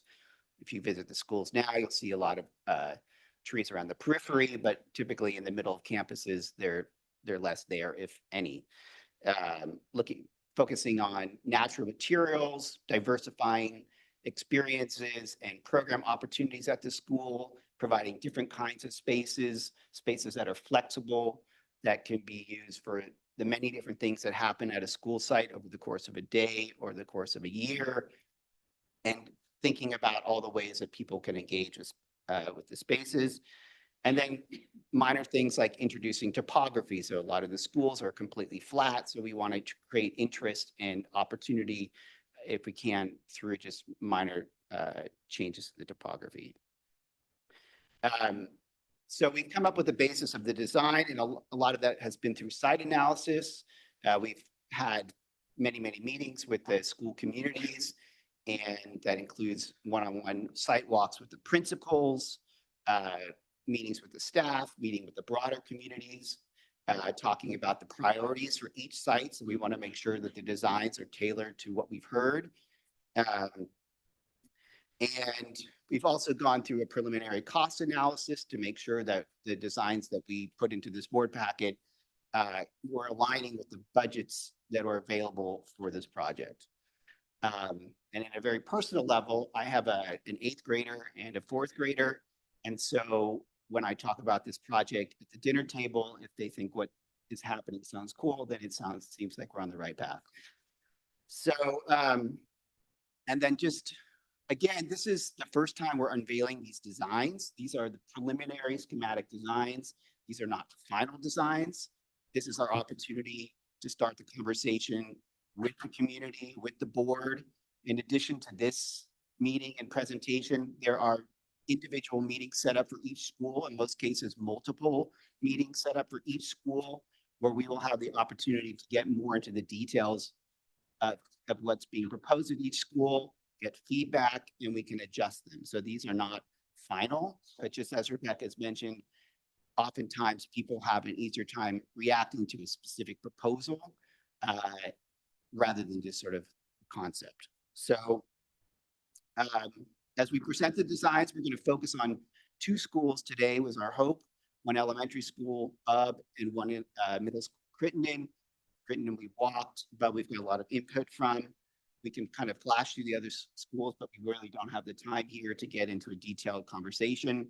But some of the kind of the themes that you'll see across the school sites, flexible use spaces that are suitable for play, outdoor learning, exploration, gathering, and events. Focusing improvements on accessible and most highly used parts of the schools.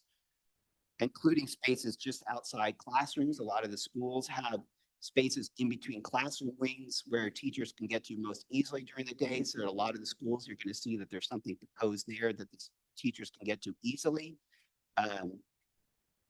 Maximizing shade canopy on the interior of campuses, providing well-equipped and diverse opportunities for outdoor learning, including whole class, small group, and individual setting. In most cases, this includes the improvements to the existing outdoor classrooms.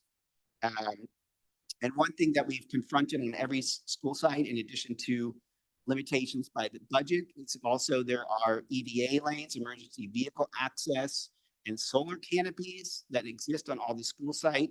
And those elements of the school have to be respected in what we've designed. So that's the introduction, and we're going to get started. This one's on. Okay. Hi, good night. As George mentioned, my name is Carly Benke. I'm also with Carducci Associates, and George and I have been working really closely together along with the board, the various staff, the community, and have had the opportunity to speak with students over the last 18 months, starting around about last year in March. Excuse me.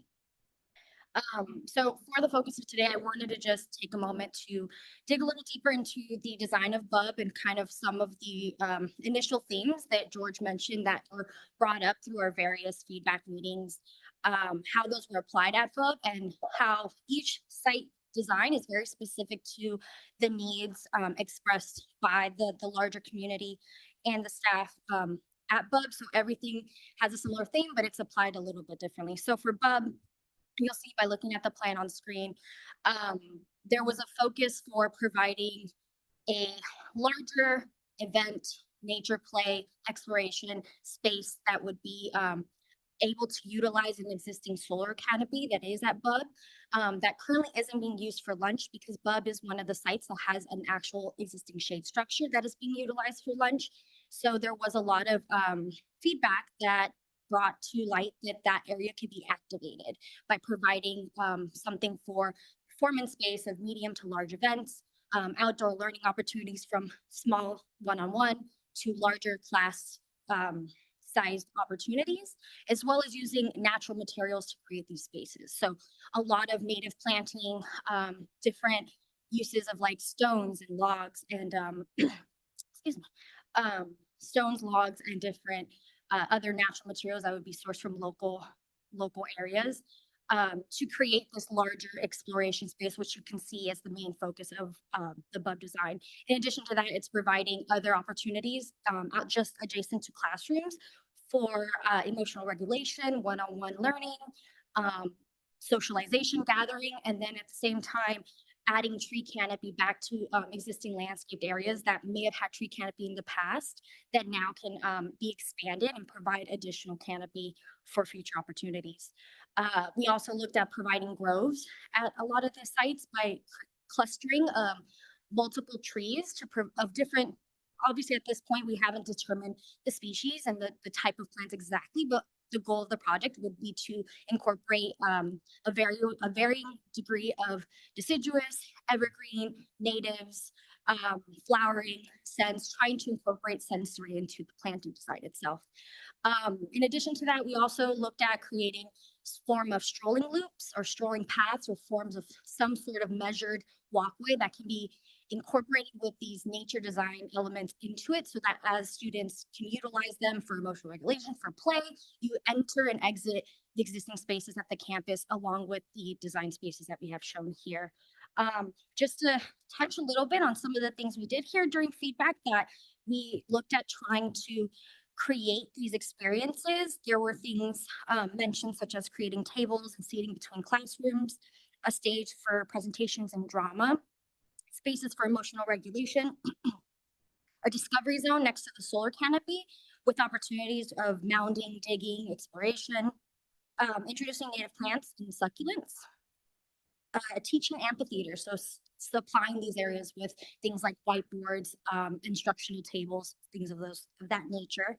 A library yard enhancement for reading, gathering, and instruction. So BUB, Landals, and MI have similar layouts. And so adjacent to the library, there is an unused space that we're trying to activate by creating a space for gathering that can be used for instruction, for quiet reading, or for any sort of one-on-one activity as well.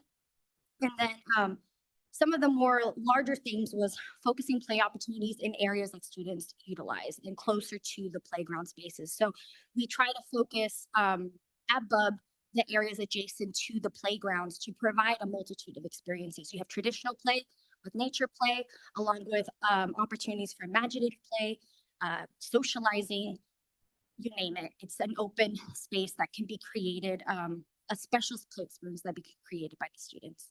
So with that, we also received some initial feedback about BUB that was conducted just recently that we wanted to try to incorporate at a capacity by improving shade canopy as a major theme.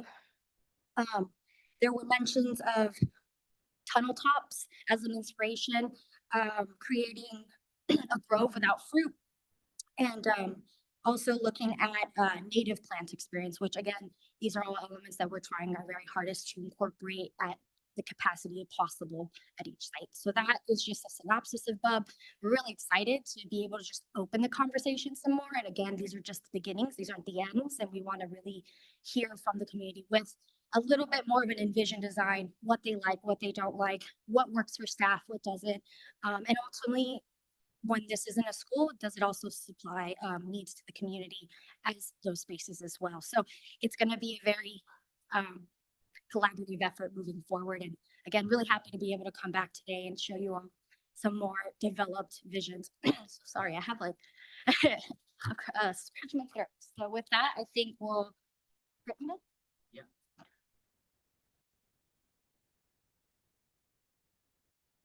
Yeah, one thing that Carly just touched upon and maybe hopefully was evident at BUB is that, you know, in a lot of sort of traditional planting interventions at schools or any place you go, you know, you'll see like a formal array of a row of trees, for instance, aligning an entry.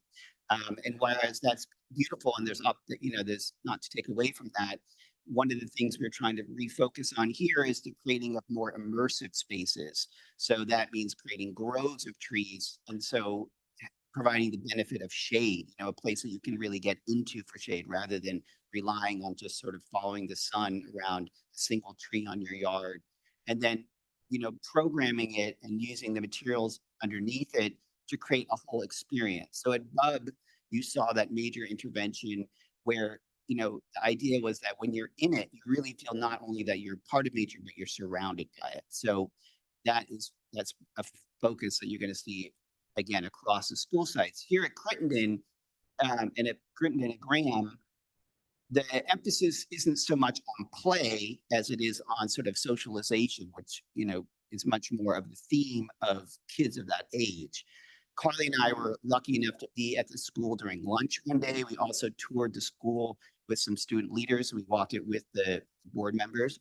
And you know, what we saw at lunch was a lot of kids trying to figure out how to eat in small groups with their friends in a comfortable way. And even though it was like 75 degrees out that day, it was still really warm, and the concrete is obviously quite blinding and reflective. So as you can see here, the bulk of our intervention is really in the central quad, and it's trying to create a multi-use space that is going to flex to the different things that would happen there over the course of the day. So we start with this beautiful living classroom space that's immediately adjacent. When we walked into this school, we were all wowed by how much planting there is there and how fantastic it is. And then you look the other direction, you say, okay, wow, we should do that over there as well. So we have in the center this space where we're proposing to replace the concrete with stone paving, create bosses of trees. And if you look at the very entry point here, it's like a second amphitheater that's speaking to the first one of tiered stones with a sort of a native plant, a mounded native planting area behind it. That would be a great hangout space for kids during lunch. It could be a place where this choir stands and performs while there's, you know, the rest of the school community gathers in this like open area. forward or back? Okay.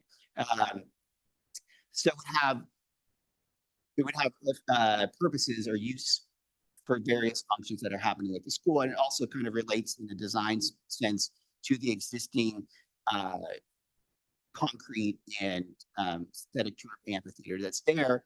And then proposing to replace it's just kind of an unused planting area at the center of all that with a wood deck. So it really creates this unified space where so many different things could happen. You could have potentially an event of several hundred people. We were envisioning like school dances taking place there with lights up in the trees. And there just could be a lot of things, fantastic things that happen for the students and the community there.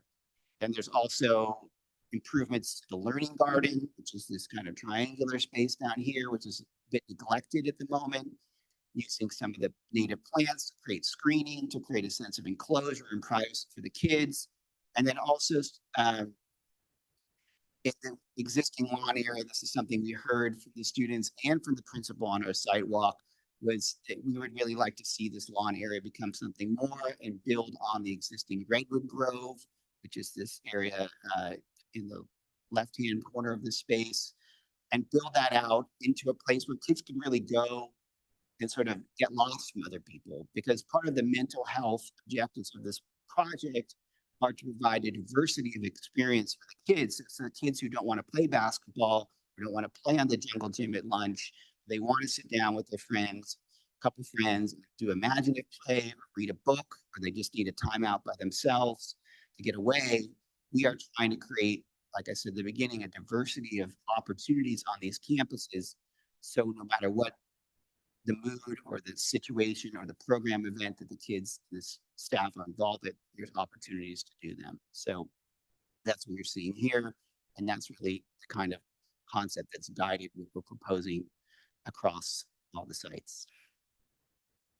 So we think we have a few more minutes to either take questions on these particular schools, or we can flip through the other ones, or call it a night. I think, and trustees, we've all reviewed the presentation and the plans, and they're available for the public, but these are going to be going back to the school sites for input on the actual concrete plan. Well, again, not concrete, on the plans that are being presented. So I don't know that we need to go through each of the remaining plans in detail. Okay. I think questions would be great. Trustees, do we need to extend the meeting real quick? Is there a motion? I move that we extend the meeting until 11 o'clock. Second. All those in favor? Aye, on a motion made by trustee Blakely and seconded by trustee Berman. The board has voted unanimously to extend the meeting until 11 p.m. And trustees, are there questions? Trustee Lambert. I have several questions. First of all, I'm confused. Could you explain how what are, we're talking about outdoor learning and we're talking about greening, and is that correct, or are these separate programs? Dr. Westover. These are all part of the same program. And while you're up there, what is the funding for this aspect that's This is presented here? This is all Measure T. And is this where where we've allocated roughly, we had $10 million to spend and we're allocating roughly $1 million per school? That's correct. Okay, so that is the budget Yes. for this. Question then for Carducci. You mentioned about community engagement, and what could you describe what that is, and also have you been talking to not only the parents of the school but the broader community who uses the grounds after hours for parks? Well, to date, I mean, I can go over what we've done to date. I think we've had many meetings. We started with the school, with the principals. We worked through the staffs, and then I think it was last winter we had broader community meetings where anybody from the public could was invited, and it was advertised to the broader Mountain View community to come. We've also, as far as other users of the campus, we know that there are joint use agreements that for these school sites, and that there are things like Little League and soccer that take place at all the school sites. And if you look at Bub, for instance, you can see dashed here below the proposed interventions, the space that is typically used for soccer. So in all cases, we have like respected the ability for these other groups to continue to use them in the ways that they are now. So we are, that's one of the other limitations that you would see across the sites. Otherwise, that idea could sprawl further out into the school or into the lawn, for instance. Going forward, we have, sorry, do you want to speak or you want me to keep going? Okay, so going forward, we have meetings being set up by the school, by Dr. Westover in conjunction with the principals to walk through these plans with each school community. In most cases, there's a meeting with the staff set up. These are all been scheduled. There are a few that need to be scheduled, but for the most part, they're all scheduled for the first 3 weeks of December. A meeting with the staff, as well as a meeting with the broader community, parents, and then there will be an opportunity for students to provide input as well. So that's going to be, up to now, it's been more of a reaction and a conversation about overall priorities. Now it's going to be looking at the proposed designs and making sure that they're aligned with, what the school is envisioning when we have those previous conversations. Okay, thank you. I have comments later, but thank you. Trustee Berman. So if we allocate about $1 million for each school site, is the schematic that you're sort of recommending roughly around that price point? And I'm wondering if what we're looking at would also include the cost of irrigation. I know sometimes that can be one of the most expensive elements. So I'm just curious if that was part of this plan. Yes, so all the plans are working within that price point that we were provided as a part of the budget for this project. Looking at, opinions of probable costs with the district's construction manager to understand how these improvements can be within that number. And so it does include numbers like planting and irrigation, which is way more expensive than paving or any other structure or boulders. So those numbers were all taken into account for what you see here. Thank you. And then I had a question. It's a question that's come from the public, and this is more for Dr. Westover. When we look back at Measure T and how we have hired architects and landscape architects for that project, back in 2020, October of 2020, and then also August of 2020, we approved basically a list of the highest scoring firms who had responded to an RFP for being in a pool for landscape architects and architects for Measure T projects. I'm wondering if you could tell us a little bit about that process, because I think it's been a long time, and I've had some questions from the public about it. Yes, school construction is highly regulated. Out of all the purchases school districts go through, this one is very outlined of how districts enter into construction agreements and architectural agreements.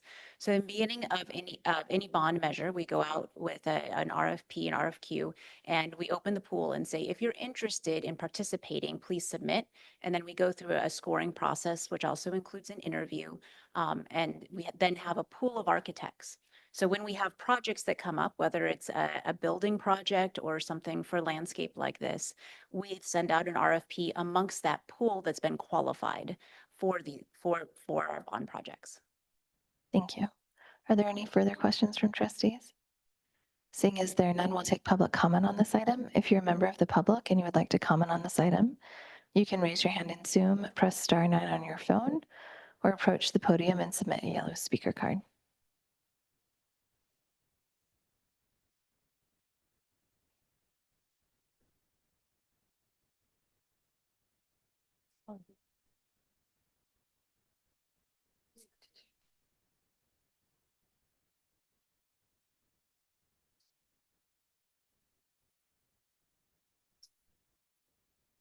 We have 4 in-person speakers and 3 online speakers. Trustees, shall we continue allocating? Okay, I'm sorry. I'm doing this based on the speaker cards that I have. I have 4 speaker cards. So we have 6. I just want to make sure our poor, there's someone who has to tally all of these speakers up later and put it in the board minutes. So I want to make sure we have a card for everyone. So now I have 5 cards for in-person speakers. Okay, thank you. All right, so we have 6 in-person speakers and 3 online. Trustees, I know we're running out of time for our meeting. We could allocate 1 minute each, or we could go longer depending on trustee guidance.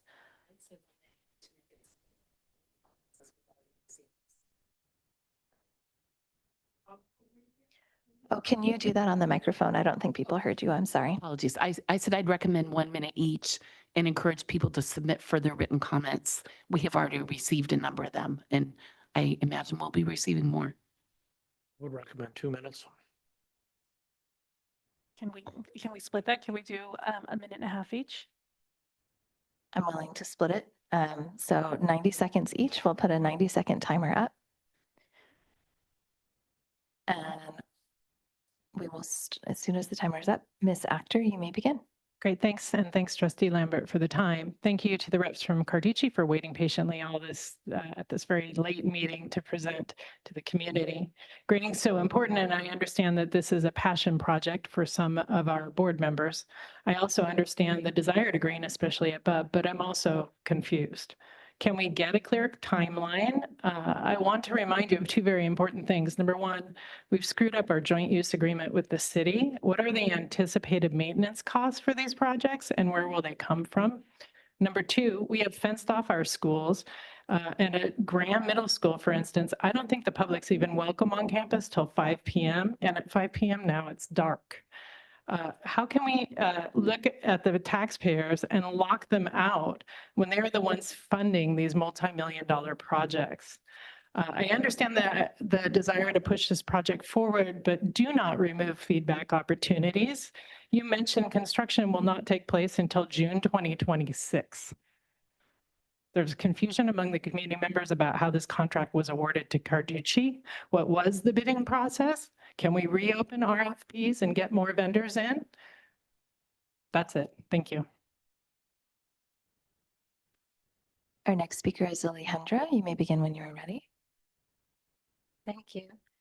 Thank you, Dr. Westover, for confirming that this project is supposed to be funded by Measure T, because that's my understanding from the May 30 meeting. It was very obvious. I want to again refer to this handout. The last page, this was the language. This was what was mailed to the community about Measure T. It has no reference whatsoever to anything related to greening initiatives. So I just wanted to make that clear one more time. The second part that I wanted to say was, I did mention this, that the project was approved at $15 million budget.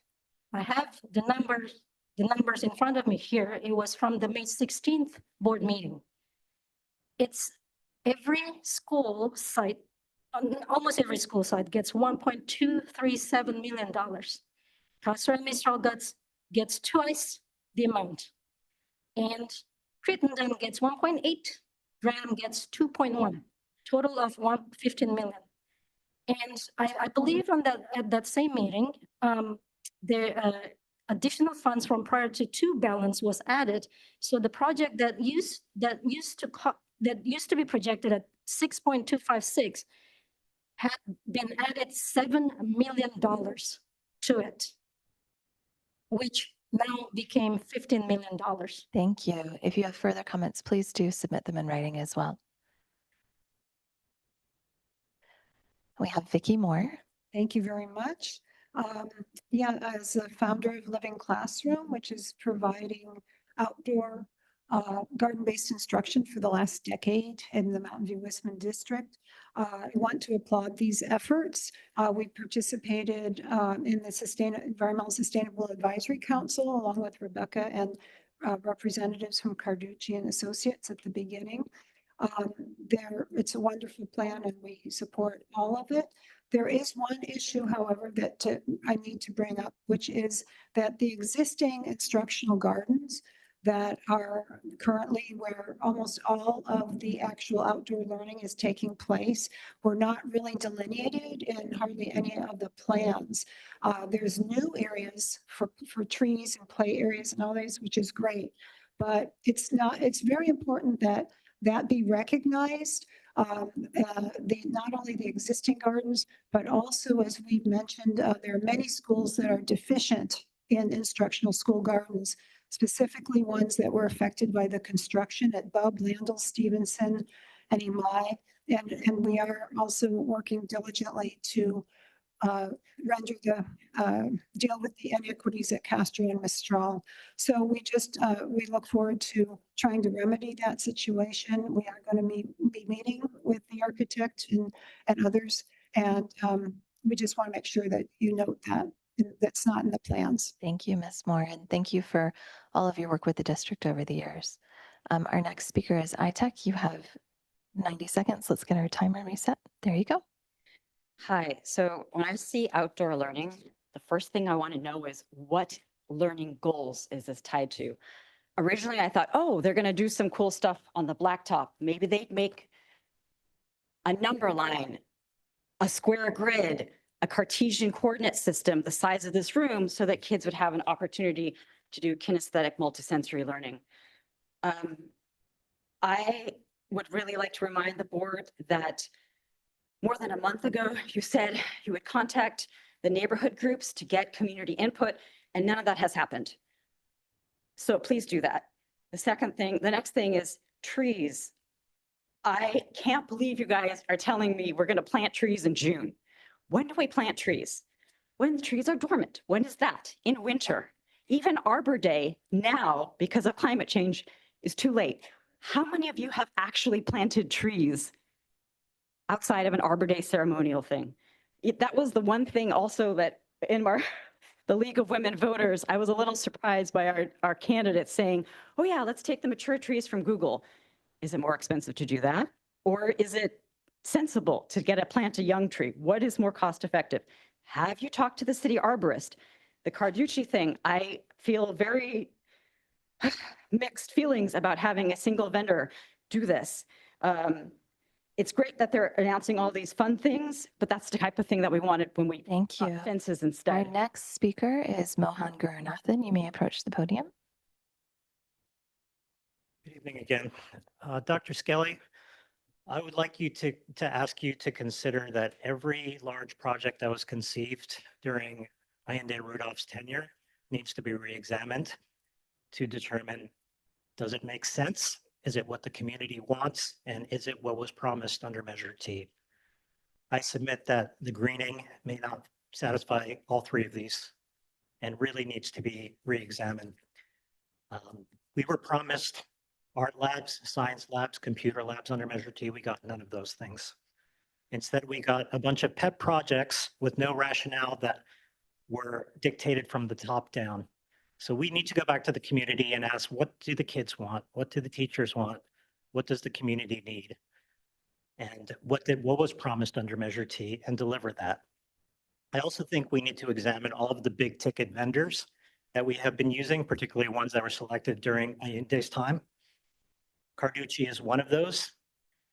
I want to mention Carducci is contributed several $1,000s to passing Prop AA. Now that's not illegal, but it is reminiscent of Peter Gorman, who also contributed to pass Measure AA.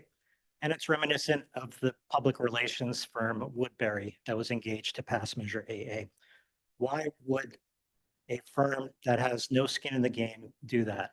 So what is the relationship? We need to look for conflicts of interest. Thank you. Our next speaker is Erica Rutledge.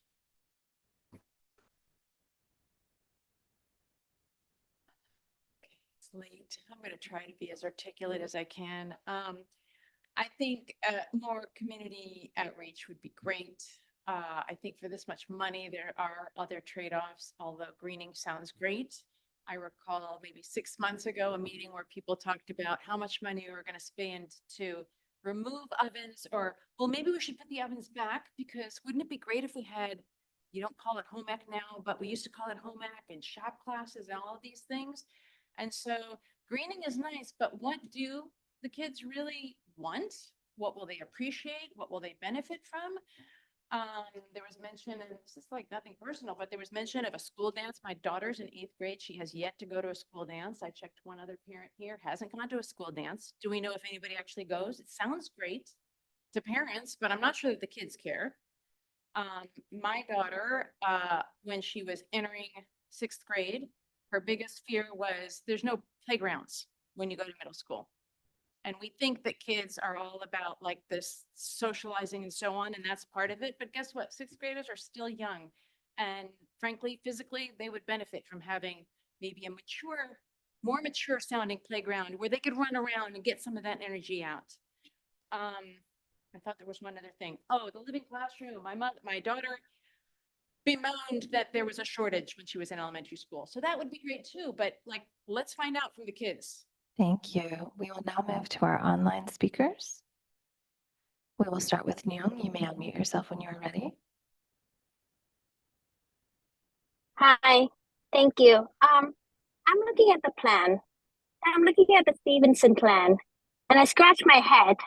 I'm like, have these people been to Stevenson? Like, it's wild. I'm so sorry, but how are you planning to plant all those trees in the middle of the field and then kind of like takes away the two functioning baseball field in that field? And then how is the city, is the city gonna be okay with this? You know, and also like, it's so sad looking at that 4 little trees planting on the blacktop and then just the area about it. And then the suggestions in the kinder area, putting shades. I'm like, what are you doing with the playground there? And it's just like, I'm just so confused. Like how did this plan even come in place? So yeah, I don't know what to think. I'm just speechless. And then now going to the Graham site, and I'm looking at the plan for like these grid trees planted in front of the lunchroom, and I know there's like two beautiful big trees there. And then it makes me think like, are you guys gonna cut down those trees so you can plant little trees and shade? Like those big mature trees are already doing its job, functioning and providing shade. Like if you can work around that without removing existing trees, that'd be great. Thank you. Our next speaker is iPhone. You may unmute yourself when you are ready.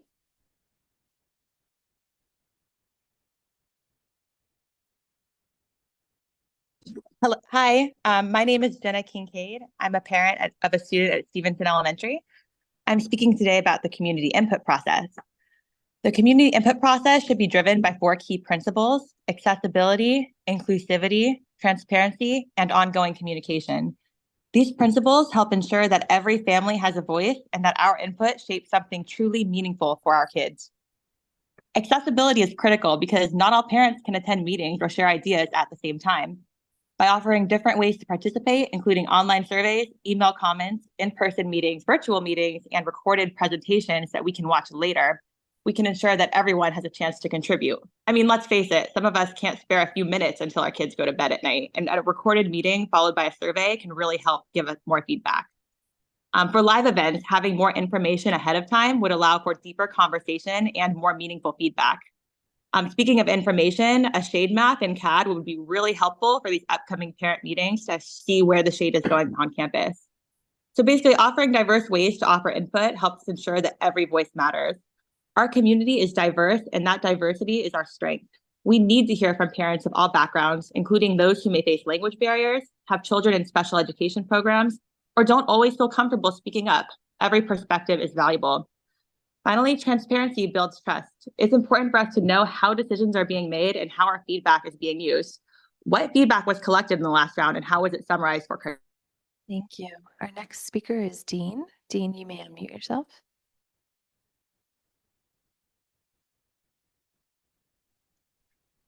I just want to say that I have concerns about all the projects that were started while the district did not have a proper bidding process and a proper budget oversight. So now is the time to pause and scrutinize all of these previously approved large projects such as this one, teacher housing, or other constructions. Before continuing to move forward with them, we should reevaluate whether they are still really necessary. We may want to revisit and gather more community and teacher input again, or maybe we need to just reopen the bids. So let's pause and make sure we're not painting ourselves into a corner. Thank you. Thank you. And as always, public commenters, if you have further comments, please do email them to the board. I know all of the trustees read our emails closely, and we really appreciate community input. Trustees, are there comments?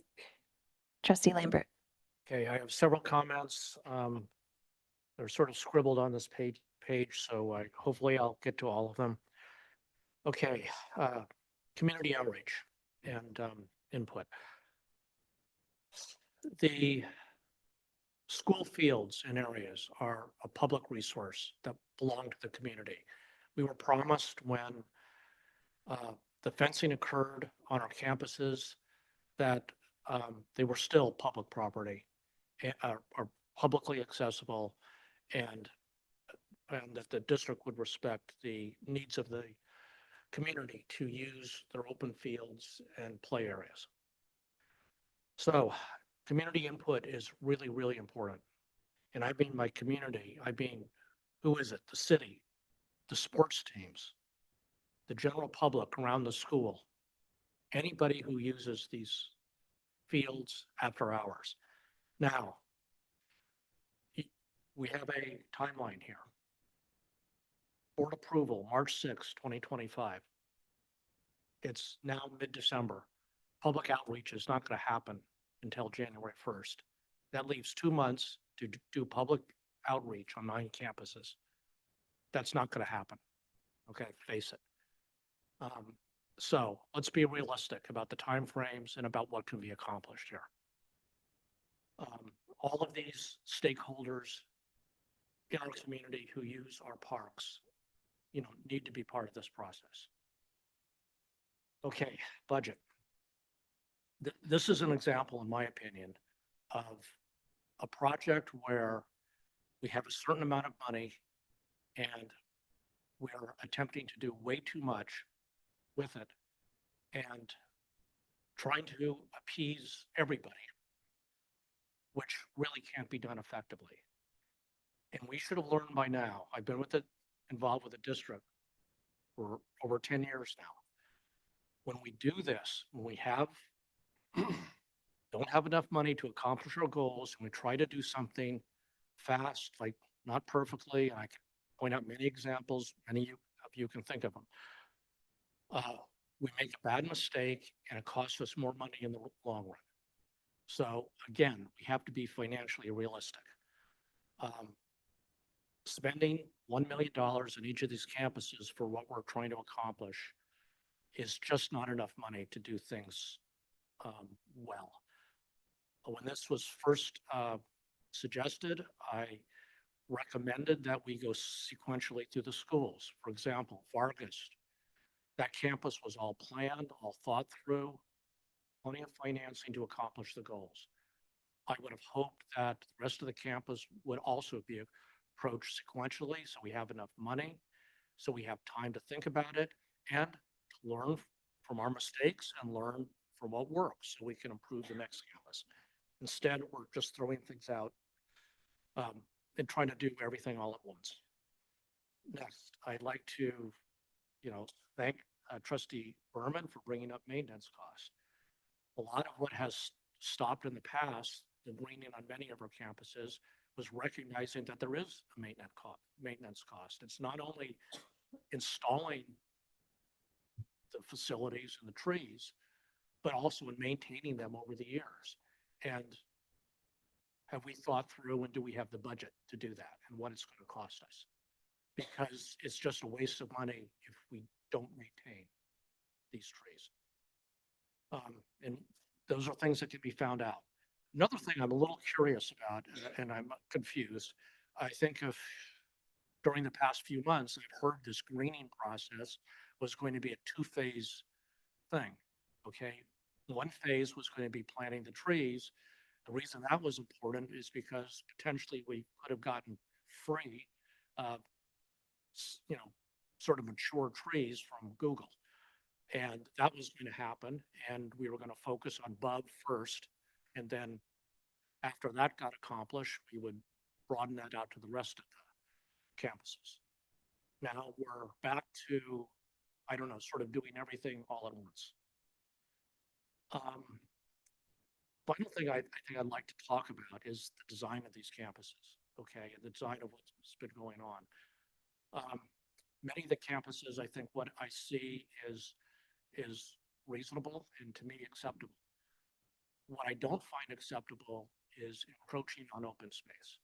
Open space in Mountain View is precious, okay? We cannot afford to lose any more. It is so expensive.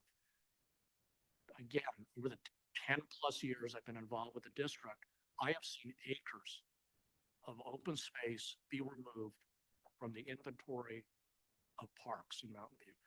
We just have to stop, okay? It's so easy to pretend like we're in suburbia, and if we want to build a play area, we just move on to the next open space that has already effectively been fenced off. If we do that kind of thing, we need to think about it in a much broader context of overall design, fitting the needs of the community, and not just having this creep until it's all gone. Okay, just stop, okay? Every time this happens, we pave over Cooper Park, okay, to make parking areas.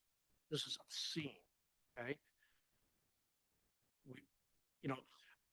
We pride ourselves at the beginning of this by talking about we signed a resolution for greening and protecting the environment and being good stewards. When all we can do is think about taking away open space, to me, we are denying the fundamental resolution that we have agreed to. So I'm sorry, we don't take sound from the I didn't audience. see any place on these plans where we were putting pavement. I mean, there's some, yeah, I'd love some specifics. But look at the encroachment above. Look at a pathway through Landals, the middle of the park. So you're talking about the pathways. And look at Stevenson. Okay. You know, we don't have time tonight to go over all the details. I have 5 minutes basically to say my say. It sounds brutal. It sounds tactless, but I don't have a lot of time to explain everything I'd like to. I just wanted to understand what the comment was. Take a look at Bub. Yeah, explain it. Take a look at Stevenson. I see a pathway going it's the right through pathways the you're middle of an referring to. open space. Okay. It's the pathways you're talking about. Okay. I'm just trying to understand the comment. Let's go to Stevenson. Stevenson, you see, it's a big area. Okay. Take a look at Stevenson. Okay, what we have is sort of a semi-soccer field, a lot of growth there, things like that. Stevenson has just expanded over the last decade laterally over what used to be a huge open space. Take a look at that part is true, but this design is a path right in the middle of an open space. okay, when my kids were at Landals in the walkathon, I was actually thinking that'd be awesome for the walkathons because the kids did walk around and the Welcome to have a different opinion. That's fine, but I just thank you. My opinion. I was just trying to understand what your comment was, so now I think I understand. It's the paths. Thank you. So when I look at Bub with the play area that's moving into the space, if we're going to do that kind of thing, we have to think holistically about how that area is being used and design it, not just do little bits and pieces here and there. Okay. This encroachment is sort of what we do because it's easy and it's less expensive. But if we're being stewards of our environment, we have to stop that kind of thinking and we have to think differently. Yeah, it's not ideal, but we have to challenge ourselves. That's our responsibility. So these are my comments. A lot of confusion, a lot of concerns, a lot of, the whole thing seems a little bit crazy to me.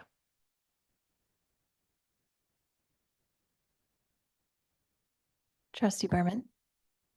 And just trying to figure out where to start. I think that as we heard from Trustee Lambert, I think the community feedback is really important.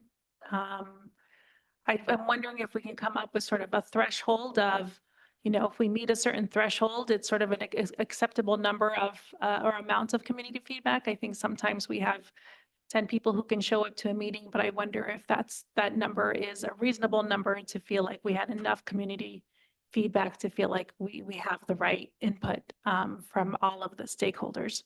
So I'm also not sure if, getting feedback in January doesn't sound like enough time to me. So I feel like we have to maybe make a plan for what thorough community feedback from all of the groups that Trustee Lampert mentioned. Those are all individuals, groups that use our open space that we want to make sure we hear from and we incorporate their feedback. And I think it would be really helpful to get sort of specifics. Maybe there's like some sort of annotation of what that specific feedback was. I feel like in the past we've seen it, but instead of maybe when it's presented to us and you share, here's some of the things we heard, perhaps it's a document for each school site where we kind of get to see it's written out. Here's what was said. Here's how many people said it, for example. So we can sort of get an idea of what came up for most, because sometimes there might be an idea from one person, but that doesn't quite resonate with other people. So we just want to sort of elevate the ones that really felt like were the most common the common threads across all of our sites. And yeah, we allocated about, to sort of give all the schools $1 million, but I am wondering if when this comes back to the board and we're looking at all the feedback and all the projects, there might be a different decision made at that point about how to go about approaching all of the schools and trying to get it done.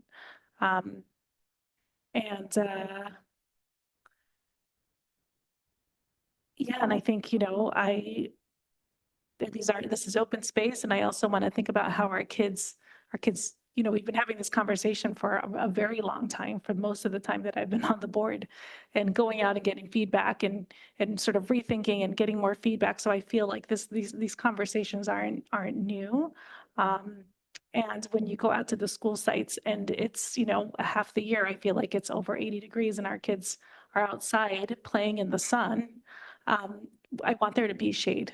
I want there to be groves of trees or somewhere for them to be in a shady spot in the spaces that they're going to use, in spaces that are supervised by the staff. So I feel like, yeah, I think it's really important that we get out there and we create some shade for our students, because they really are out in the sunshine for long stretches of time each and every single day.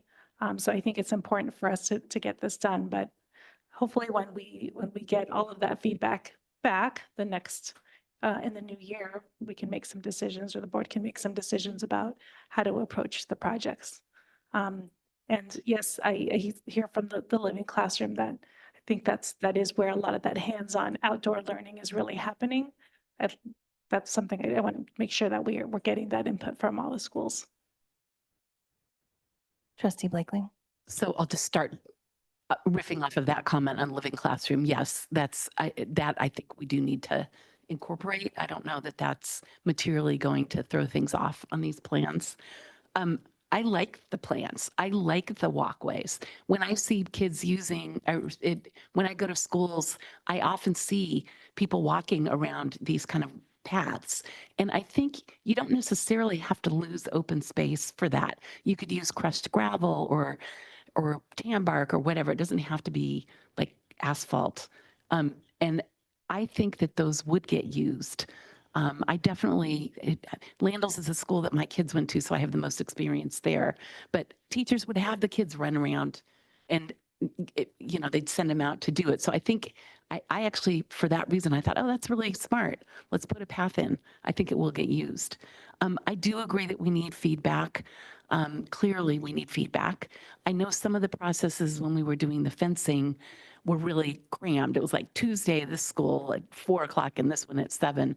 So it might make sense to kind of stage these and do them like in phases, pick the first 4, whatever it is, first 3, and focus on those.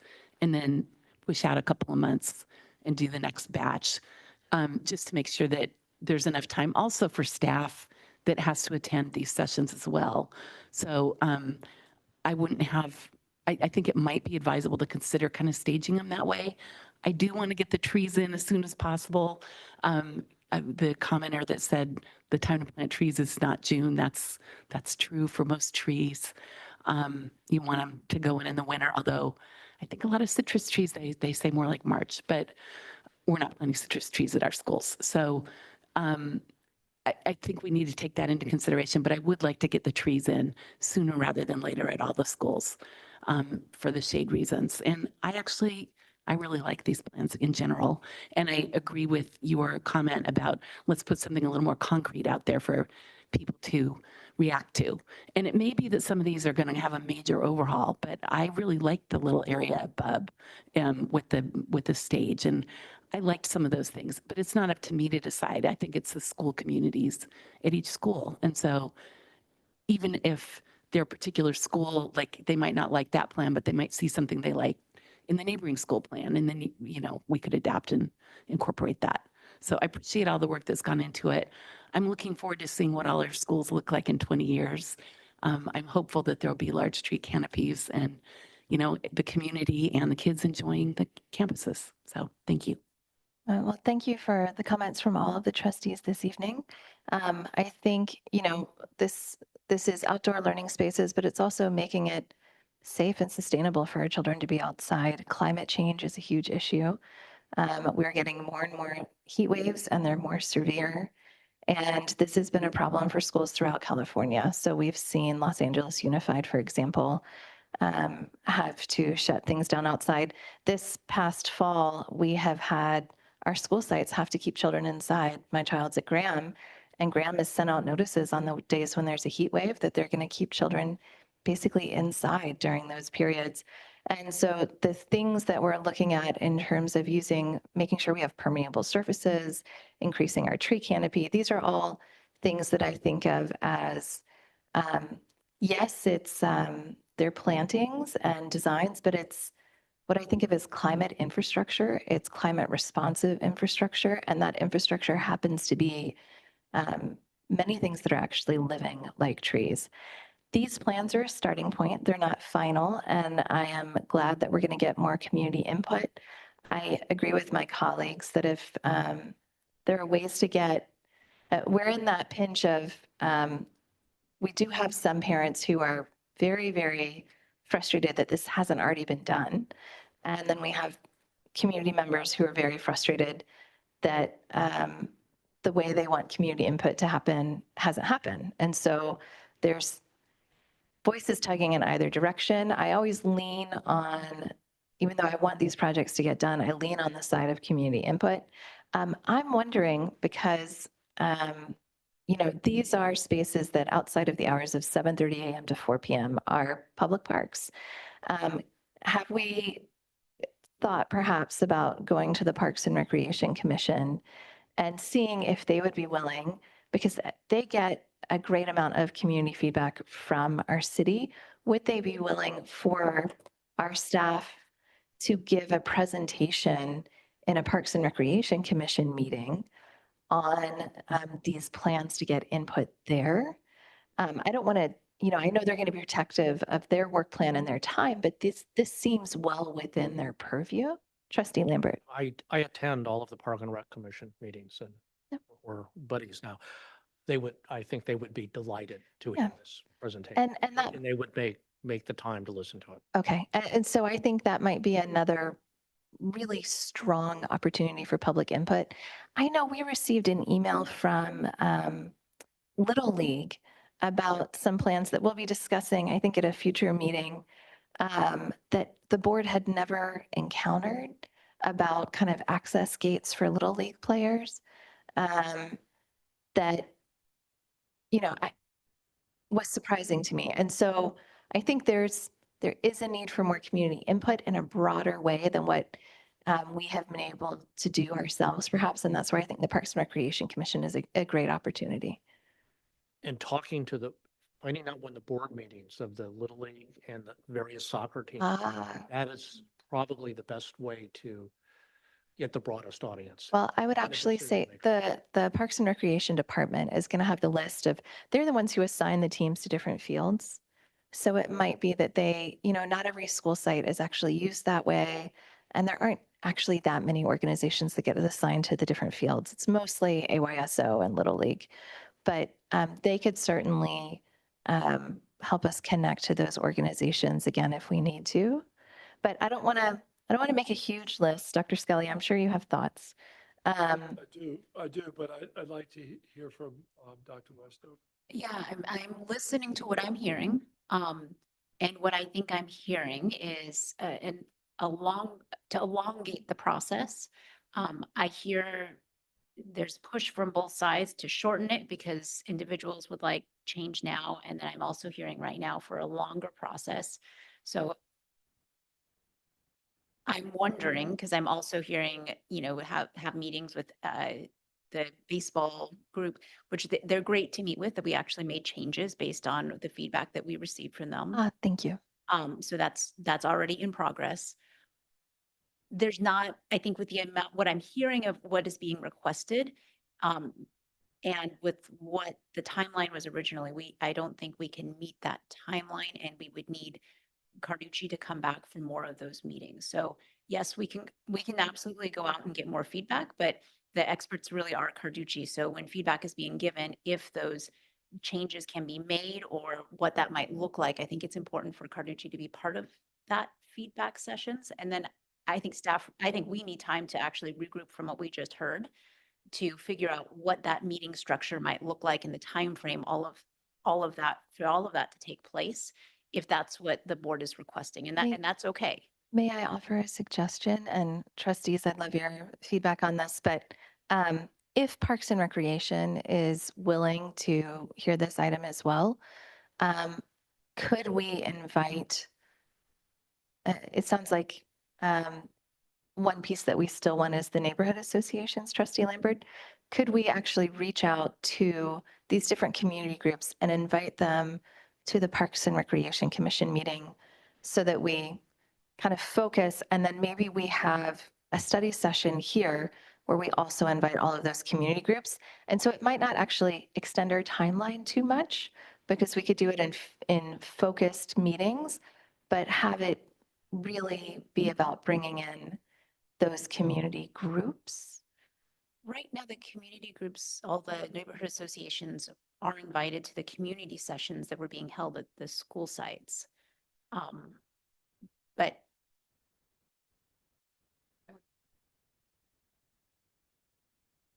Trustee Lambert.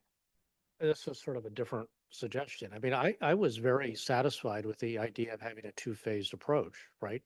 Getting the trees in, a lot of where the trees are located are on the center of the campus or in areas that are just, basically landscaping, and not doing a lot of building physical structures and things like that. And I think that goes for most of the campuses here.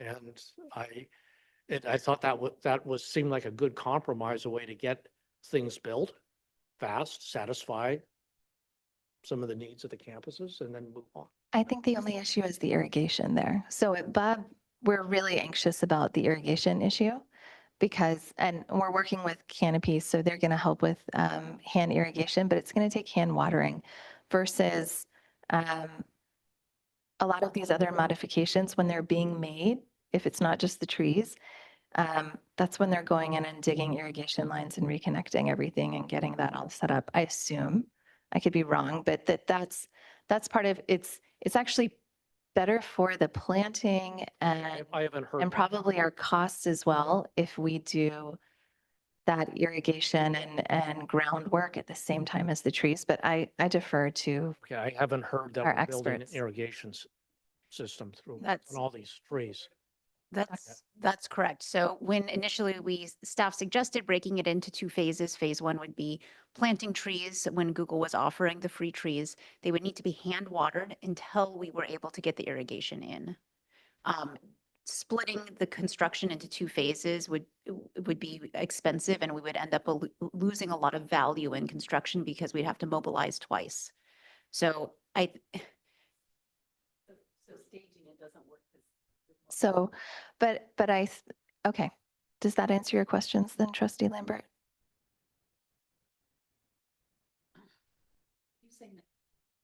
Staging it. So what staff heard previously was there's a strong desire to get trees in the ground. So staff brought a recommendation to the board to plant trees first. We would hand water until we did the larger projects so irrigation could be put in place. So when we plant trees with canopy above, the trees will need to be hand watered until irrigation can be added. And that would be really extensive to do that at every single school site, I think, to have to hand water at every site for years. That's what makes me anxious. I understand this. I hadn't heard before Okay.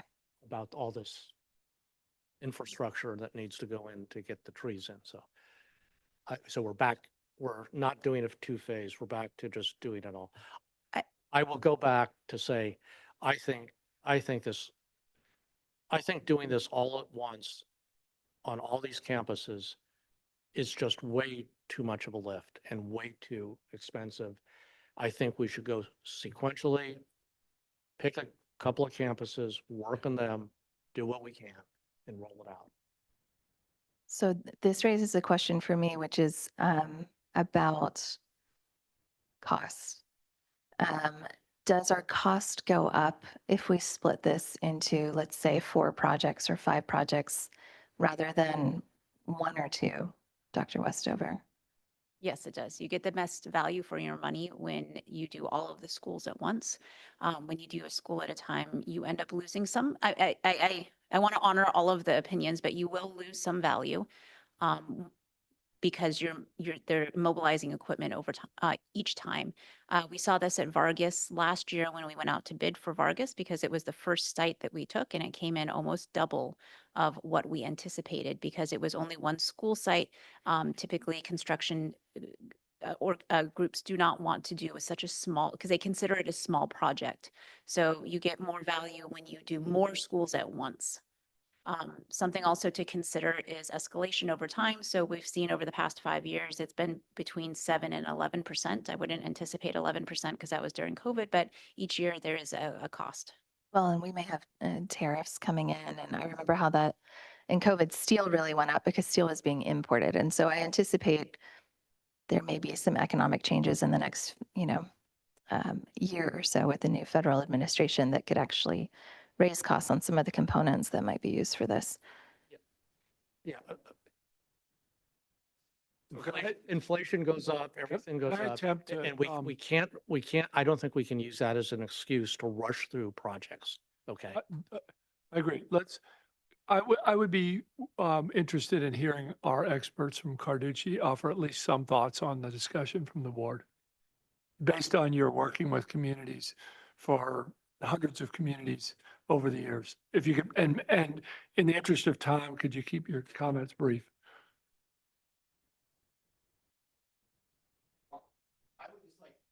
Thank you. Start with the first objection or concern that was raised into why what we're proposing isn't considered open space. Because what you have in most cases is a very monolithic open space, which is just lawn and then adjacent blacktop. And in some cases you have play structures at the elementary schools or, and you have basketball hoops and stuff like that, but on the blacktop. So we are not proposing to remove anything that would be considered open space or that would be open to the broader community throughout the day, when different groups are using it. What we're proposing is a diversity of experiences and opportunities and habitats and canopy types and planting and materials that make it a much richer experience for everybody who's there. And that is 100% our goal. We do almost exclusively public space work at Carducci, and we understand how broad those communities are. And we are definitely trying to take everybody's needs into consideration. So that is one thing I would just like to state in support of what we're doing. And just quickly, in response to the athletic fields feeling the pathways and things that the improvements are encroaching on.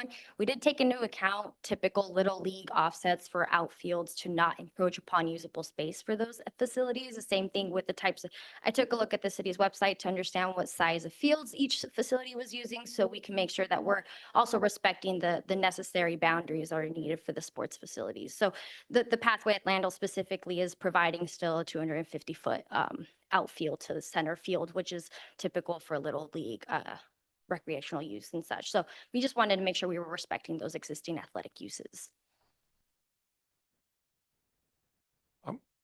Can I just offer try to put this in a box and have us move forward, because we can't do this every meeting. I think, first of all, we're lucky to be able to green up our schools. If you go to many communities, you see facilities that, are just not worthy of the students.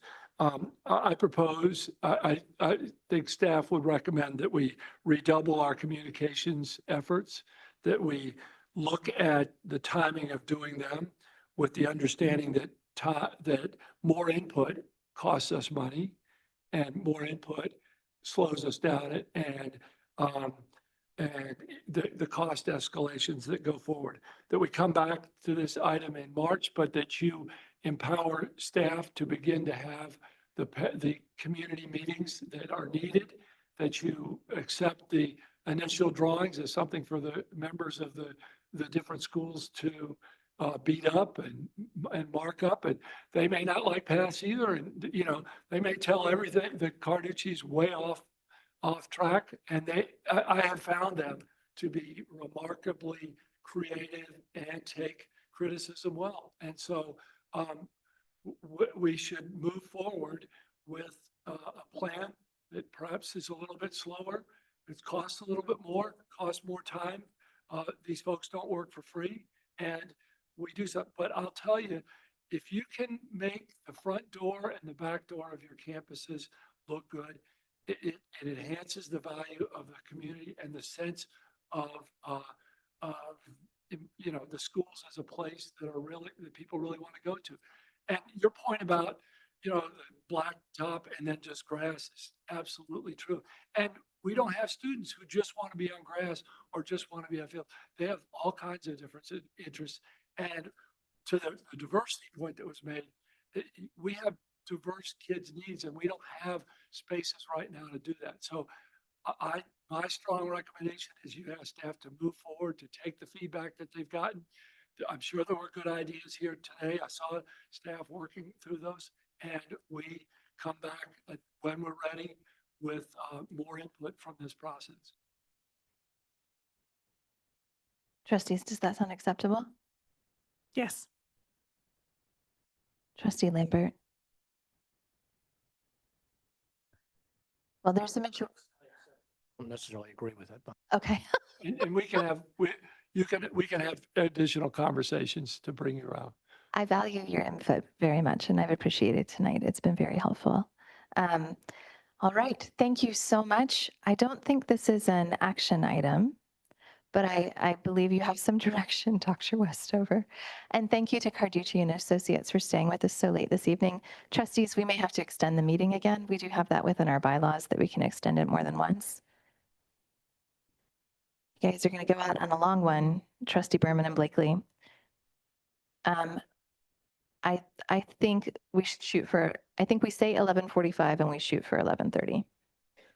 Works for me. All right, so that's the motion. Is there a second? Second. All those in favor? Aye, on a motion made by Trustee Lambert and seconded by Trustee Berman. The meeting is extended till 11:45. Some of these things I think will be pretty quick. So our next item is item D. This is documents for staff housing, the rental selection criteria management plan application, terms and conditions of lease. We had a study session on this earlier this week. Dr. Westover. No formal presentation for this tonight, trustees, since we did have the study session on Monday. Trustees, are there any questions before we go to public comment? If you're a member of the public and you'd like to comment on this item, you can raise your hand in Zoom, press star 9 on your phone, or approach the podium and submit yellow speaker card. I will remind that we did spend hours on this topic, and so the public shouldn't think that we're just sort of rubber stamping this item here. I do not have any online public comment. We have one in-person comment. We'll put a 3-minute timer up.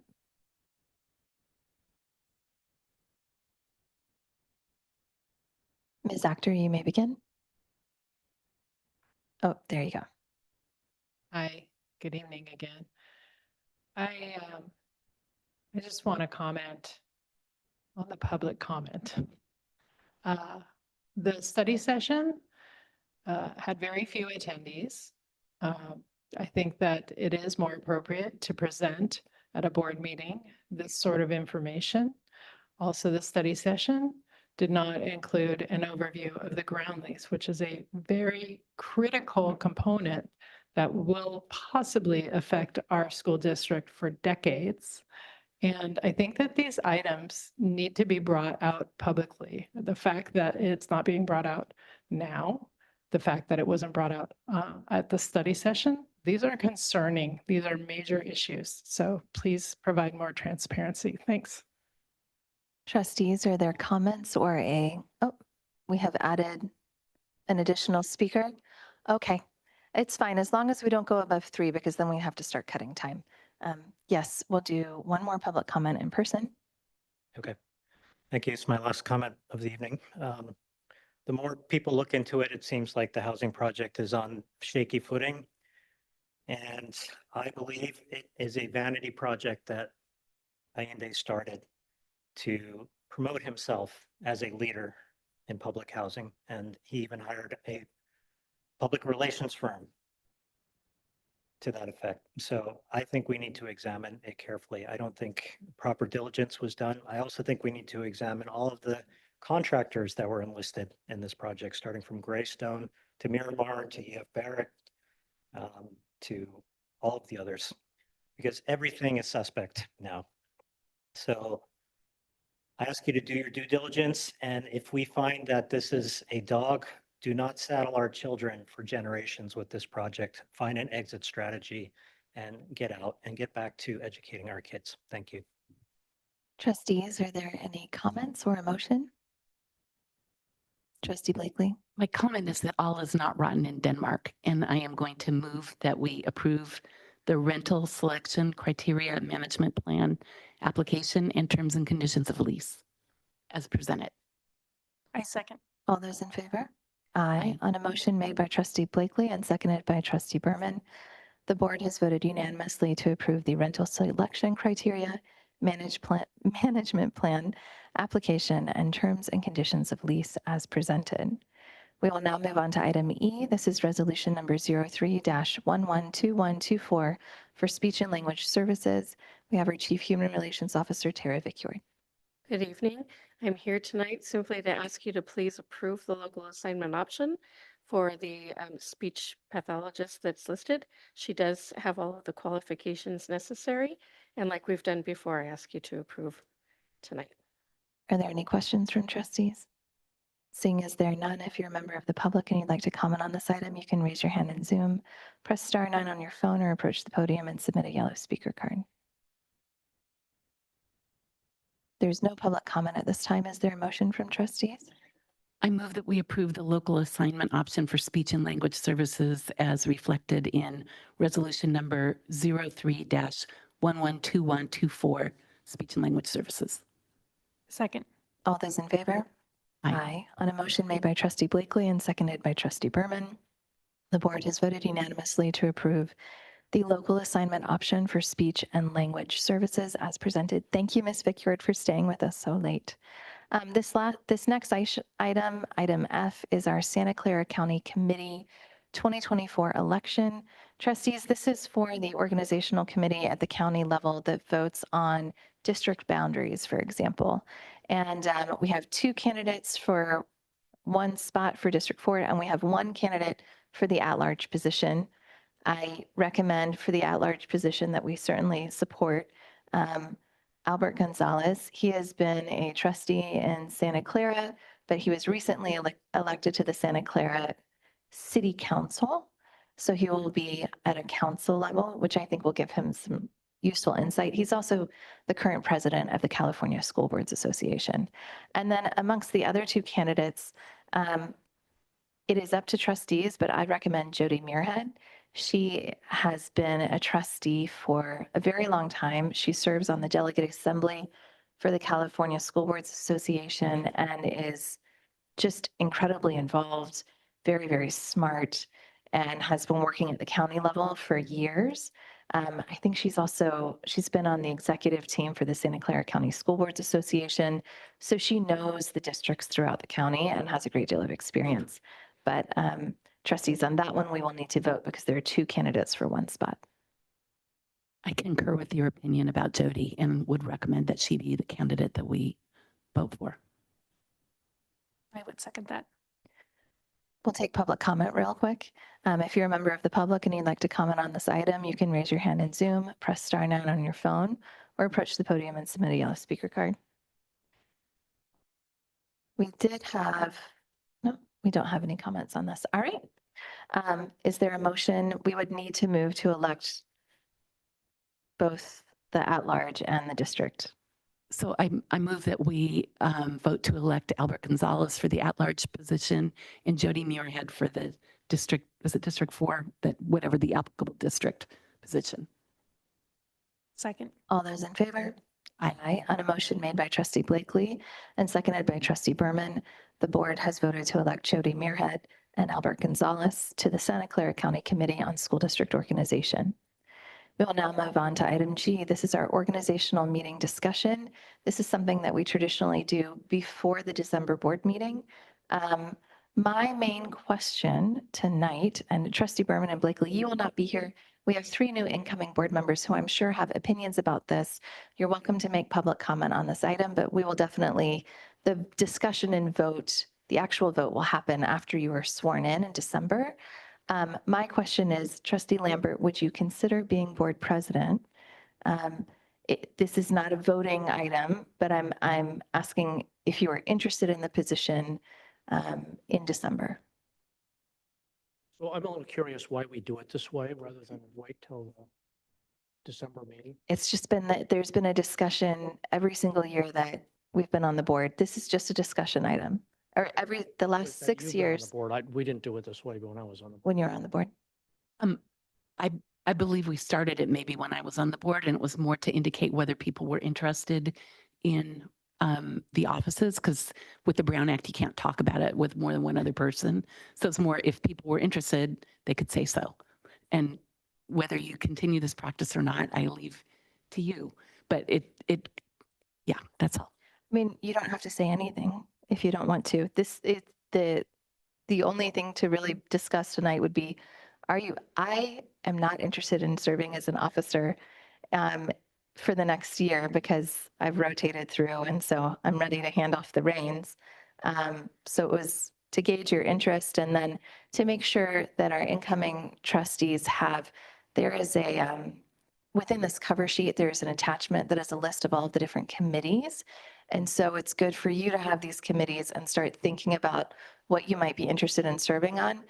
Usually we have a schedule that's included, but we can make sure that that's sent out to everyone that tells you when those committees meet, because that information is really helpful too. It may be something you can attend, it may not.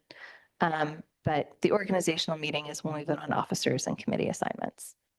For the most part, those committees are you're the board, just like you're there attending. You're an not appointee. a member of the committee. Yeah, you're not a voting member, and it depends on the committee. Trustee Lambert. Okay. 2 comments. First of all, I am interested in being president of the board. Secondly, I have no idea why we're doing it this meeting and not with the board talk. Oh, you're the board president. Don't just throw up your hands. No, I followed the precedent of the last 6 I'll leave it years, which has happened every time. It's just a discussion item. It's not a vote. The same thing was done when you came onto the board. But if we don't want to continue it in the future, we don't have to. There's no, it's fine. The only reason this is here is because we've done it in the past. So, but thank you. I think it's so that, like you mentioned earlier, right? If someone's interested in a certain position, right, in a certain opportunity, that then they're able to sort of present, this is something I'm interested in, and then there's time before the meeting where you actually have to vote on what's happening. Is that correct? But again, if at the next board meeting, people decide they'd like to change the way it's done, that is up to the board. I think that's absolutely fine. I have no issue with that. If you are a member of the public and you'd like to comment on this item, you can raise your hand in Zoom, press *9 on your phone, or approach the podium and submit a yellow speaker card. We do have one public speaker, which is former trustee Steve Nelson.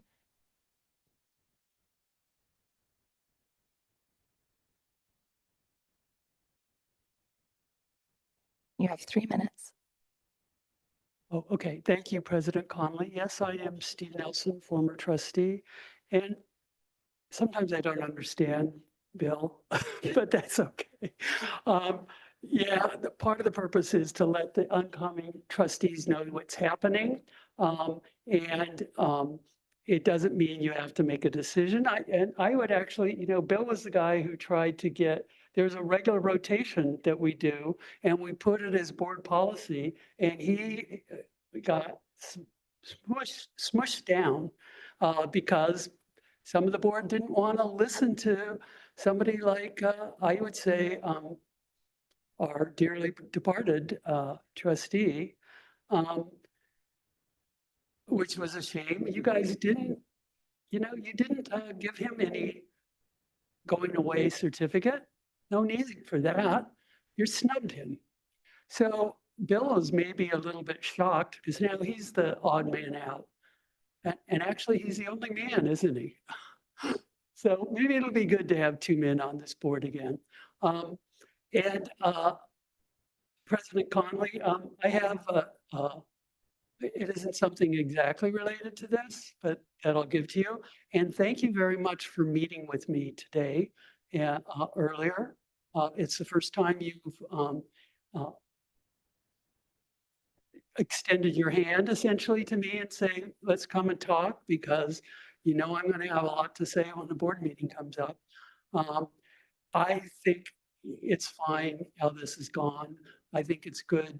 If there's something that you want to be on a committee, you could say it now, and it may let those guys know that maybe they shouldn't think about it because there's a more experienced person who wants to try it.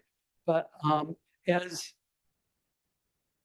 I didn't do this cardboard, Laura Blakely, you told me, or one of your cohorts told me that, Mr. Olson, that this is the way to get community input, right? So I didn't make this, but this is a great sign. I've changed it because these are my things. It's Devin Conley, you must resign, is what somebody did. And there's other signs that are like this. You mustn't necessarily resign, but you may resign. I think lots of people in this community would appreciate it if you would listen to them asking to you resign. I listened to Laura Blakely when she said maybe it'd be better if you didn't run again. Laura Blakely asked me to resign, and I said, I'm sure all your people who wanted somebody else to be on this board have come and asked me to resign. Thank you. We have 2 more speakers. We're going to cut off the speaker line now. You may begin when you're ready. Brevity is a soul of wit, so I'll be short. I'm wondering why we have board members who are surprised by this discussion. It reeks of bad governance. I think this has been a continual problem. And I don't understand why we don't go back to the normal rotation. Thank you. And our next speaker may begin when you're ready. Hi, thank you. This is Nyong Liu. I'm looking at this and I have a question. I see that Trustee Laura Berman and Laura Blakely is listed for the Staff Housing Committee on 23 and 24. I just wanted a confirmations that this is until, I guess, December 19th.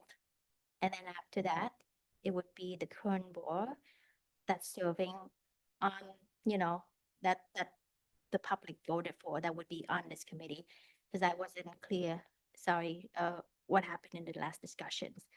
And also I would like it to go back in the normal rotations, like it was done in the past and how it's being done in city council. Thank you. Trustees, if there are no further comments, we'll move on to our next. Can I add- Oh, yes.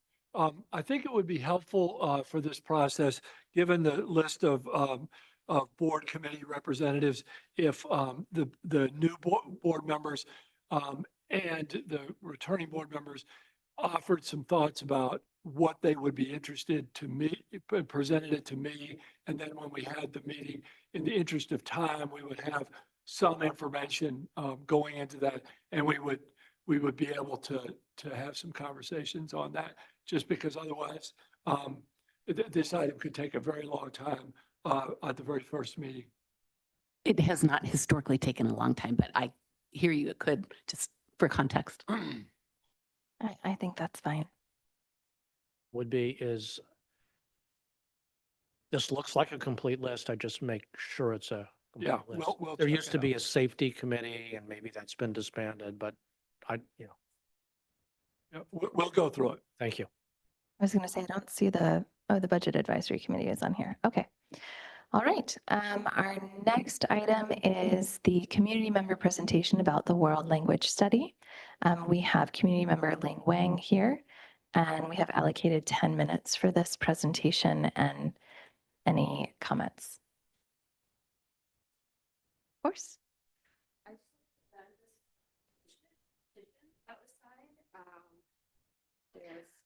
Do you want to explain what it is on the microphone so the public can hear what you're explaining?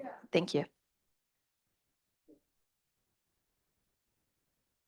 Okay, thank you for sticking around this late. I know I'm about to fall asleep, so I hope my mind can get sharp like it was at 6 p.m. So we had Kristen, she wasn't able to be here because this got kind of late. So, and I got together, met at Principal Coffee, got together and talked about expanding world language programs in Mountain View Westman School District. And then we put out a petition to our parent networks to for folks to express interest. And we've mostly done it, online email. So this is, not even, the list is not even with like actively in person soliciting petition, right? And so it shows the person's name I redacted. I just left the last initial, redacted the full last name, and as well as the emails just to keep people's privacy. But it has broad representations across neighborhoods in Mountain View as well as both middle schools. Okay, so are you guys able to present the presentation that We'll I pull it sent up for you. out, and then I can just kind of hopefully quickly go through it.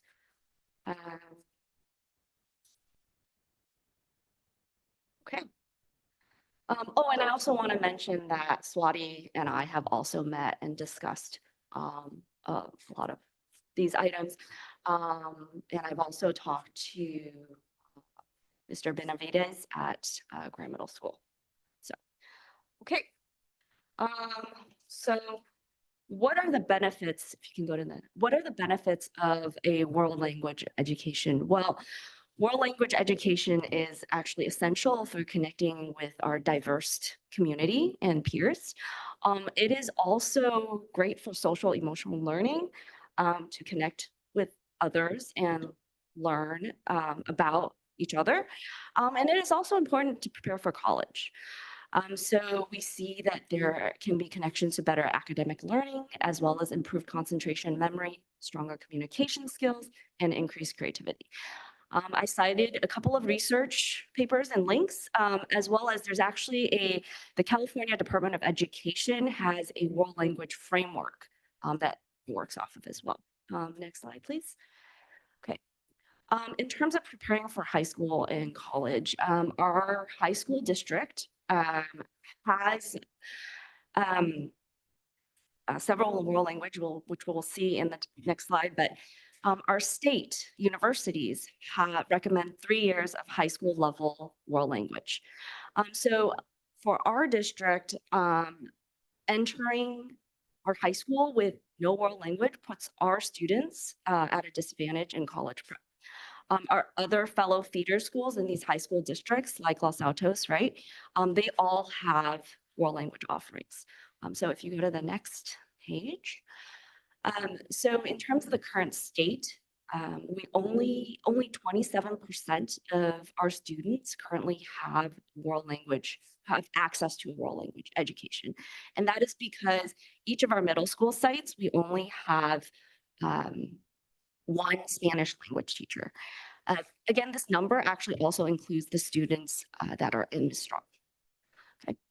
So our goal here is to have equitable access to world language education in Mountain View Wisman, align with MVLA as well as other MVLA feeder schools like Los Altos School District to ensure that our students are prepared for high school and able to meet college requirements.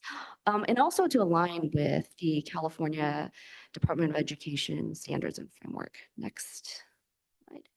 Okay.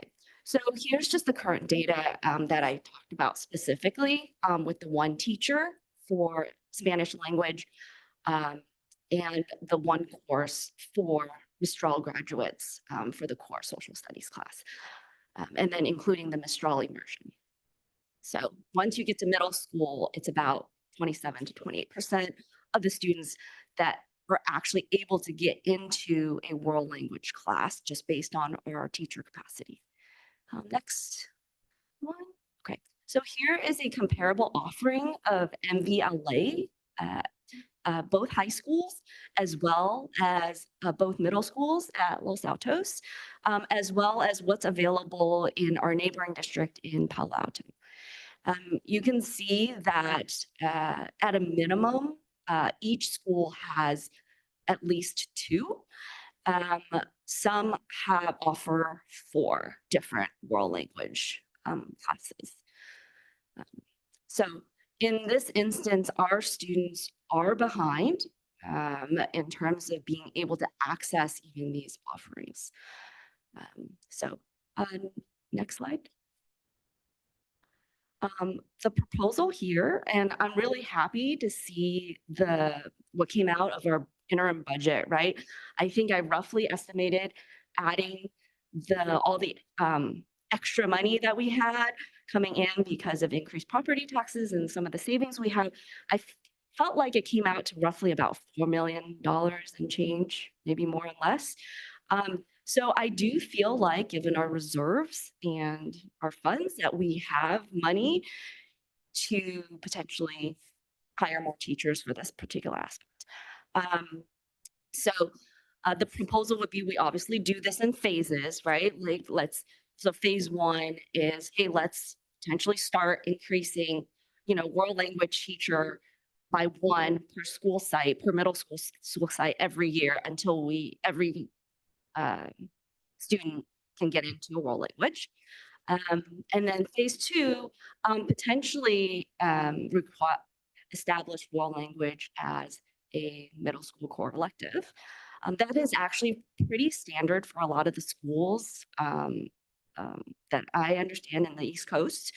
I think it's maybe a little bit different in different parts of the country, but based on my experience, that's what it has been. And then I think as a bonus, right, as phase 3, potentially expand world language education at every elementary school site. I mean, one of the things that, for example, Mistral right now is the kind of can get in there by lottery. But I think there are definitely parents and families in every neighborhood that would like access to that. I know a lot of parents with resources do send their kids to additional language school after school. So that's, and then I would just want to add that I've actually talked to a credentialed teacher today who's saying that they're willing to actually do a after school language club at our middle schools, at least for this year to start. And I've also learned that there is a credentialed teacher that is available to teach world language class who just got credentialed, right? So, so I can even refer. And just to tie this in with all of the wonderful stuff that we're doing with regards to electives, you know, language is more than just academic like everything else. We can tie it to a lot of other cultural elements. You know, language is culture actually. And there's arts that can be tied to language. There is food that can be tied to language. And there's a lot of cultural exchange that builds and bonds community through this process. So thank you for your time. Thank you. Dr. Skelly? Yeah, thank you for the presentation. Staff has obviously met with you and talked through this. We have tried to hire an additional Spanish teacher. I believe this year we had somebody and they left us 3 days before, so kids did not end up getting their electives. Our staffing needs to increase in Spanish, and we're dedicated. We're committed to doing that for next year. So I think our plan is to come back to you in March or April with how we're staffing after hearing what kids want to take. There are good points made in the presentation. Thank you. We have 2 minutes left on this item. Trustee Lambert? You had questions? Yeah, Ms. Long? Questions?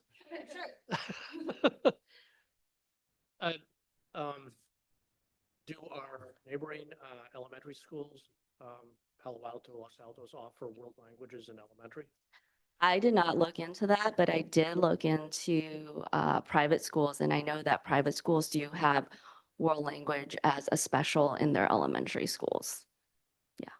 Trustee Blakely? Just a quick question. I know several years back, there was one year we couldn't find a Spanish teacher at Crittenden and one at Graham kind of back to back. And my understanding had been that it's historically been difficult to find people with the proper credential. And like to offer it in elementary school, you probably need to have a Spanish language or French, whatever special credential. So part of the challenge has been the lack of qualified teachers in our community.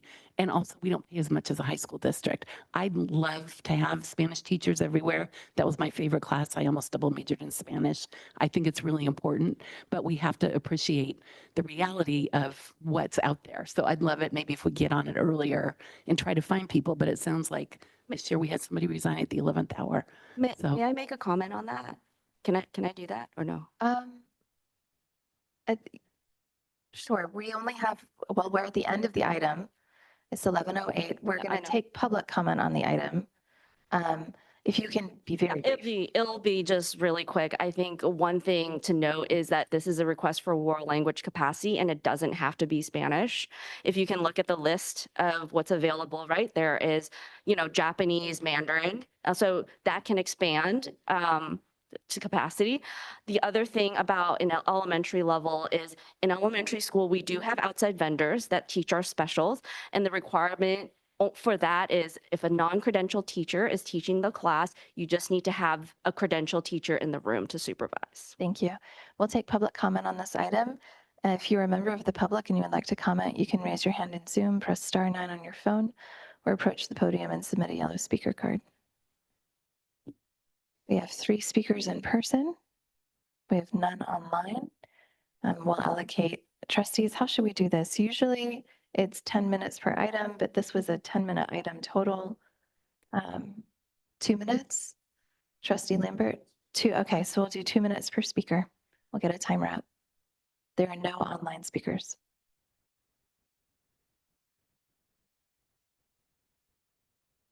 You may begin. Thank you.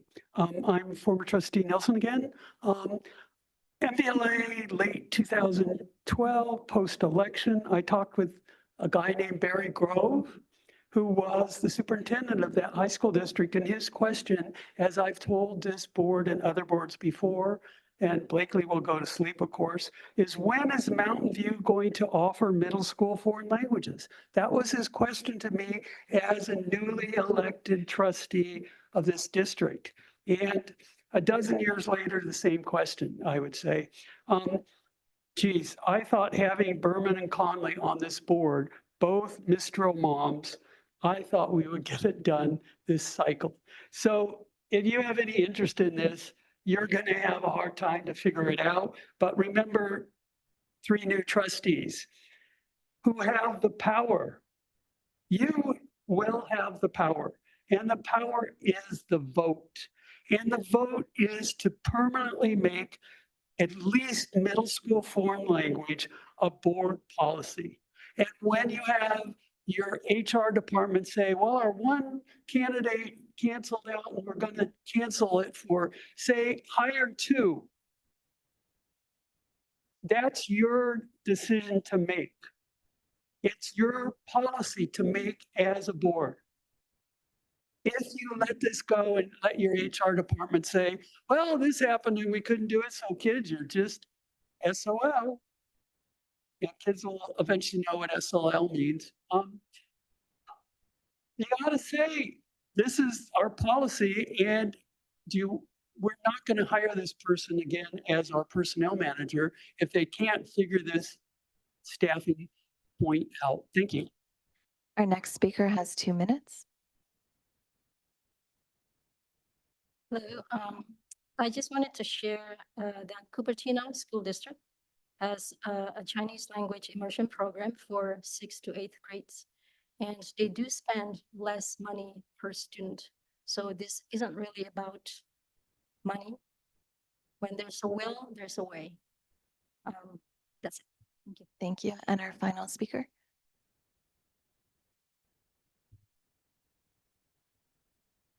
Hi, thank you, Ling, for presenting this, and thank you, the board and Superintendent Skelly for allowing me to do so.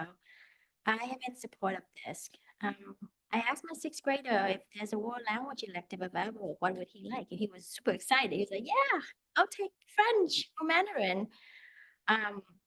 Working at a French bank in New York City, I see so many of my French colleagues navigating multiple languages so fluidly. And I was very envious, especially after learning that they have been learning this starting in elementary school. My kids have been taking a second language outside of school hours, and just seeing how their brains work, how it just automatically switches from language to language is so fascinating. So it's like, I mean, I like the plan of, eventually allowing this to start in 2nd or 3rd grade, even first or kinder. It's a game changer. Children's development, and I would like all children to have this opportunity. Los Altos, Bruce Charters does offer Mandarin for kids, and I know like Palo Alto have Mandarin immersions. And Palo Alto has a lot more languages choices available.